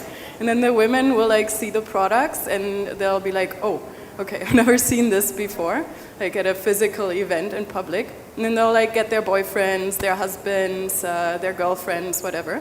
And they'll actually look at products and buy them together. So the products we've seen like selling best at these physical events were like sensual massage products, lingerie, so people pick up sexy lingerie as well, edible body paint. So, really fun, cool products. And they buy it for themselves or for their partners. They pick out something together. A lot of times they buy it for gifts. So, for like wedding gifts, for their friends who are getting married, like bachelorette party gifts. So we see that, at least in Bangalore, we've tried this, but I guess that in Mumbai it would be very similar. People are actually very open-minded. They're very curious, and they're like very confident to explore these things. They're not as shy as you'd think, maybe. We've even seen actually aunties picking up like naughty gifts for their nieces who are getting married. Like, you know, little handcuffs. Age and is things not a like barrier that. to sex, right? Age is not a barrier to sex. No, it's not. Good. So when are you going to buy? I'll let you know. Another one. Yeah, actually, That's you're a right. brilliant idea. That's actually a brilliant idea. You can pick up like some of our postcards outside. So with this new They're thing, pretty fun as well. yeah. For those who are here, you should have had a pop-up here instead of Messi. Yeah, next I think year. it would have been. Dude, I'm just voicing all what you refuse to voice. Well, Bindu said, "Would you look at Messi and would you like to take a photograph?" I said, he should be thankful that he is standing next to me and taking a photograph. Instead of that, something like this, just imagine. So we've actually like also run a photo contest at one of our pop-up stores, which was, I think, like a little more fun than what we have here. So we have this edible body paint, right? And like people come, especially couples, and they like, you know, try painting on each other's bodies, and then they take selfies. So I mean, that would have been fun as well, right? Maybe next year. But what would happen if, you know, somebody replaces your body paint with Fevicryl or something? I don't know, I haven't tried that yet. Facebook has, you know, now I realize something like you open one video and then there's like that full sequence of videos which keep opening up, right? No, even in Facebook, no, you open one video and you have those 3-4 similar kind of videos or something. Yeah. So, do you think Facebook really works because everybody is on Facebook? And what would happen tomorrow if you have one computer at home and 3 people are using it? And they suddenly decide that pop-up is the next Facebook or vice versa. What can that lead to? I'm asking because they need some inputs in terms of if such a scenario happens and, you know, the pop or the mom sends them a legal notice saying you're corrupting my child. I mean, that child is already corrupted. But what would happen? Has that happened with you? So Facebook has certain sort of rules and regulations, so we can't advertise to anyone who's below 18, and it's individual to that extent. But I think it gives us an amazing medium in terms of targeting. So we can look at products and say, okay, this product from our research tells us is for women above 40 who are single. This product is for people who are 27, just engaged, just married. These are for singles, etc. So it gives us such a level of targeting that I don't think there's any other medium that I know of that gives us so direct. And it really, really works. It's, you know, fairly contextual, yeah. So primarily, I think more or less digital allows you to be anonymous, to ask, at the same time buy. Is that where we're talking about? Yeah. Why is it no longer a taboo, so to speak? So let me answer 2 things. One is, I think, in terms of the way we do it, we are one of the few sites that promote guest checkout. Okay, we don't want to know your age, we don't want to know your sex, we don't want to know too many things. All we want is your money and where to send the product.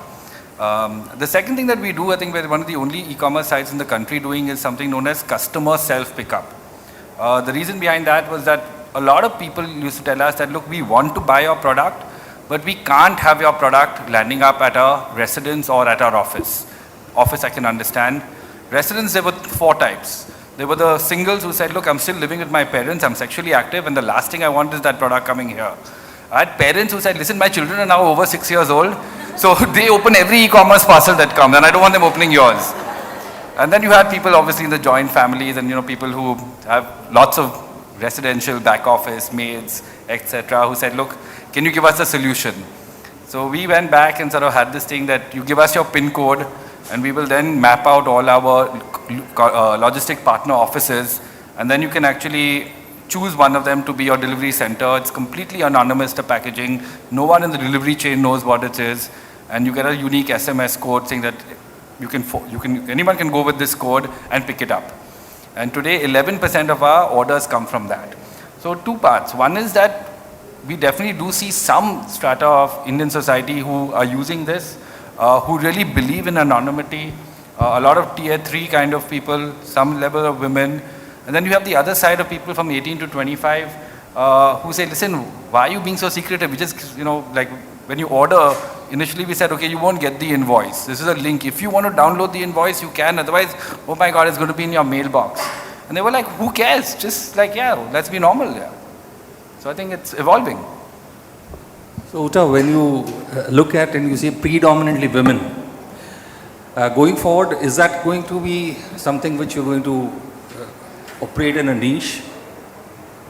Well, how are women a niche, right? It's like half of the population. Sorry, my apologies. And given that Pune and Baroda have only women buyers, I think it's no longer a niche. So how do you intend targeting women? So we find social media very useful in the way that when you look at mass media content, which is around sex, you see that it's often a one-sided conversation. So it's usually content produced for a male audience, and it's produced from a male perspective. So that female perspective about, female sexuality, female pleasure, that's something we find is really missing in, public discussions around sex. And also in the entire sexual wellness industry in India, actually. So we're finding that social media is a great way for us to open up this conversation. And we have a lot of women, participating and really like breaking these taboos, addressing these taboos, talking about myths and misconceptions that are there. So, okay, we're finding that have very you useful. either of you read Dr. Vatsa? Yeah. Okay, so how does your website play around with that information? So all of you from Bombay, have you read Dr. Vatsa? So there was a painful yes from everybody. So one of the things is this whole category is so new in India. Believe me, we started this business, but I myself was learning and hardly know much about it. But let's take a concept known as lubricants. Okay, very normal in the rest of the world. In India, there was one brand called Johnson's KY Jelly, which was very gynac sort of recommended or product. Today, it is our number 3 selling product. And the only reason why is because we we tried a lot to educate people of what is a lubricant, why lubricant, which lubricant to choose, what are the different types of lubricants, and people now get a sense of, yes, this makes sense.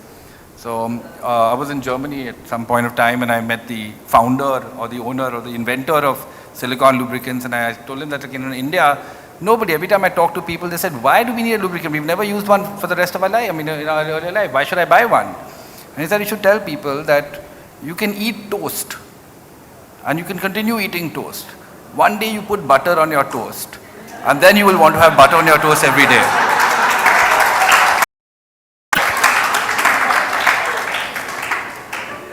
So Uta, share your learnings of the last 1 month. What sells the maximum? What gets repeat orders or something? I know it's still too nascent a stage, but something which, reinforces that you have done the right thing. So, yeah, as I said, 80% of our customers so far are women. And we're finding that they're actually quite adventurous in what they buy. So they buy a lot of accessories, like lingerie or naughty accessories like handcuffs, things like that. Then they buy a lot of products which they want to use with their partners. So like sensual massage products, massage candles, things like that. And for the male buyers, we see that often they seem to make the purchasing decision with their partner in mind. So they, buy nice gifts for their partners, things like that. And we see that people are recommending our site to their friends. So I think it's not something anymore which is such a great taboo, at least for our target audience, which is, women in their 20s and 30s. So we see that they actually talk to their friends about it, and then the friends come and check the site out as well. And we've gotten requests, for example, for women who were planning like a hen party, like a bridal shower, and they wanted to spice it up a little. So they come to us and they ask us, can you maybe, come by and like show some of your products? That'll be fun. So we get requests like that as well. So let's do a quick study before we ask the audience to open. Both of you claim to be not very social media friendly. The brand is, but personally. So if you were to describe your brand behavior in 140 characters, how does it work? So yeah, as I said, we really use social media to open up that 140 character. Sex for women, product for women, how do you do as a tagline for your... Well, I think my tagline for like my audience would be, ladies, like show us your spunky side. Excellent. We just went through this exercise, but we're generally gender neutral, a fun brand, which we want people to look up to us for information and help in terms of rocking it. Thank you. Anybody has questions? Before I have a last question for the audience. Before that, yeah. So you, in regards to your, what you said about lubricants is that there has to be a lot of education before people actually start buying it. Like like you mentioned, there isn't enough information about lubricants. So from a marketing perspective, how much do you think goes into educating the audience on social media and then that leading up to a buy on your website? Is that like a sharp thing for you, or, Yeah, so for us, I think two things are important. One is just awareness levels, and one is education. So awareness levels brings in a fair amount of traffic, but that conversion takes time. And one of the reasons is really, I'm just talking about lubricants again. We have 61 different types of lubricants. And I tell people, when you go to a petrol pump and say, look, I want petrol, the guy says, you want premium or regular? But here, when the guy says, I've got 61 types of petrol, which one? You want warming? Do you want tingling? Do you want silicone? You want flavored? Which flavor do you want? You're zapped. You're totally zapped. Hold it there. Why not add 8 more?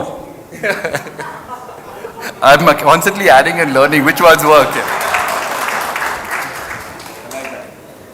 But, does that answer? So we do spend on, we don't spend in the sense that we want to really work on education. And it really goes back a little bit, saying that if you look at 15 years ago in the wine industry, people really didn't know their wines. Today you have enough people who will give you bhashan about, yeah, this wine's good, that wine's good, this is this country, and so on and so forth. You give them a blind test, let's see, but they love to talk about these things here. Yeah, I think it's a very important question which you mentioned. So we try to do that through our blog and also through videos. So we've made good experiences with video content. So we've produced a couple of short clips where 2 girls who also write blog articles for us, so content creators. So they just basically sit in their living room and they very casually talk about the products. They tell you how to use them, and so that's a kind of fun way of educating our target audience. Yeah, hi. From couple of things that you mentioned, that whether people would it's more comfortable to talk about it on Twitter, but maybe not like or share on Facebook. And your point about having pop-ups at concerts and places where that there is a similar audience there. There are people like me, and I don't have to be conscious about who's probably watching me or who's thinking what. So in that sense, there seems to be people are more comfortable in a space, whether it's social, online or offline, where they see people like themselves. And so do you think that from your customers, like you mentioned that they are little adventurous, you sir, have you done any consumer research or met consumers or understood their psychographics on what is it really that is not what the product is doing, but what the platform is doing for them in reaching out to you? Any kind of psychographics do you feel that emerge? So do you mean a customer profile? Yeah. Yeah, so we've done a lot of focus group testing, and we talk mostly to women. And we found that most of them were very curious and very interested about the products that we showed them and that we told them about. And the major concern they had was quality. So that was the thing which they wanted to have more information, get more information about. That's what they were asking questions about. So the curiosity and the interest is there. And then you just have to build that trust to, like, you know, reassure them this is a high quality product which we're selling, which has no health risks. And so that was one of the things we found. And then we also found that while all age groups were very curious about everything and they wanted to basically try everything, we decided to focus more on people in their late 20s, like from that age on, who are maybe more experienced and who have already, like, you know, been in relationships and who feel confident enough also to talk to their partners about what they would like to try, what they would maybe not like to try. So that is one thing we also found. So when I started the business, there was always a bit of a debate as to who would the target audience be. So there was one school of thought who said that, look, it has to be the 30 and above. They are the people who have the money, or let's say 35 and above. And they are the people who are bored in their relationships. And the other school of thought says, no, it's not possible. It has to be the younger generation who are far more experimentative.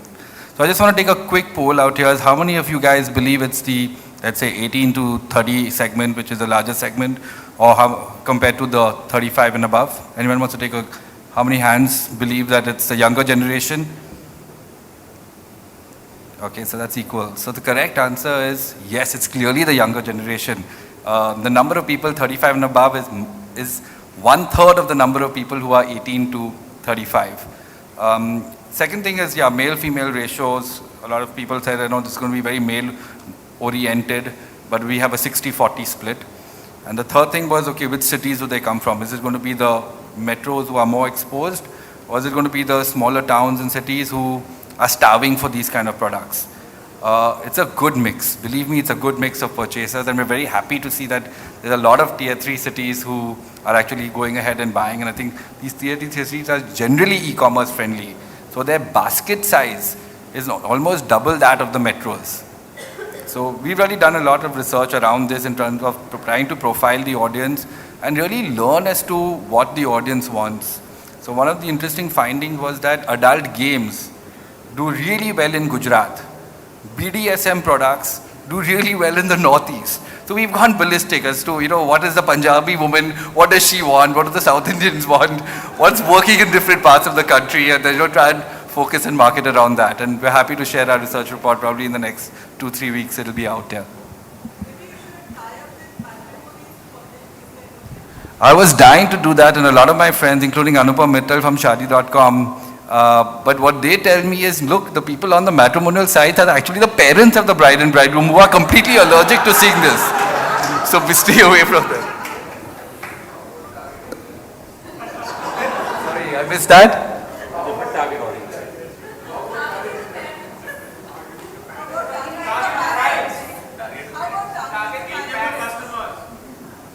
Also, as I said, we Target the actually parents, had aunties buying gifts for their nieces from us. Buy like the, you know, normal, boring kind of stuff. They like, you know, they're more adventurous even than maybe the younger generation. That's what we found at least. You're right, we should target the parents. I think it'll evolve to that. Can I share a small story? Can we talk about sex right now? Of course. Yeah, please. so I was at one of these international conventions, and there was this lady probably at the age of 50 trying to explain to me her products, and she manufactures vibrators, and she was just walking me through the different models, and she said, you know, this model, my mom uses it. So I said, listen, hold on, just explain to me. Okay, just hold on. Let's take a step back. How old is your mom? So she said, oh, my mom is whatever, 75, but my oldest customer is 94. She has my number on speed dial because the day I pop it, she said, please take it away from, it's hidden underneath my bed. I don't want my grandchildren seeing it. So that really, in a way, it's just, wow, like, look, that's the age group of, that people can use these products. So don't look at it and say there's a limit, yeah. It goes on. Any more questions?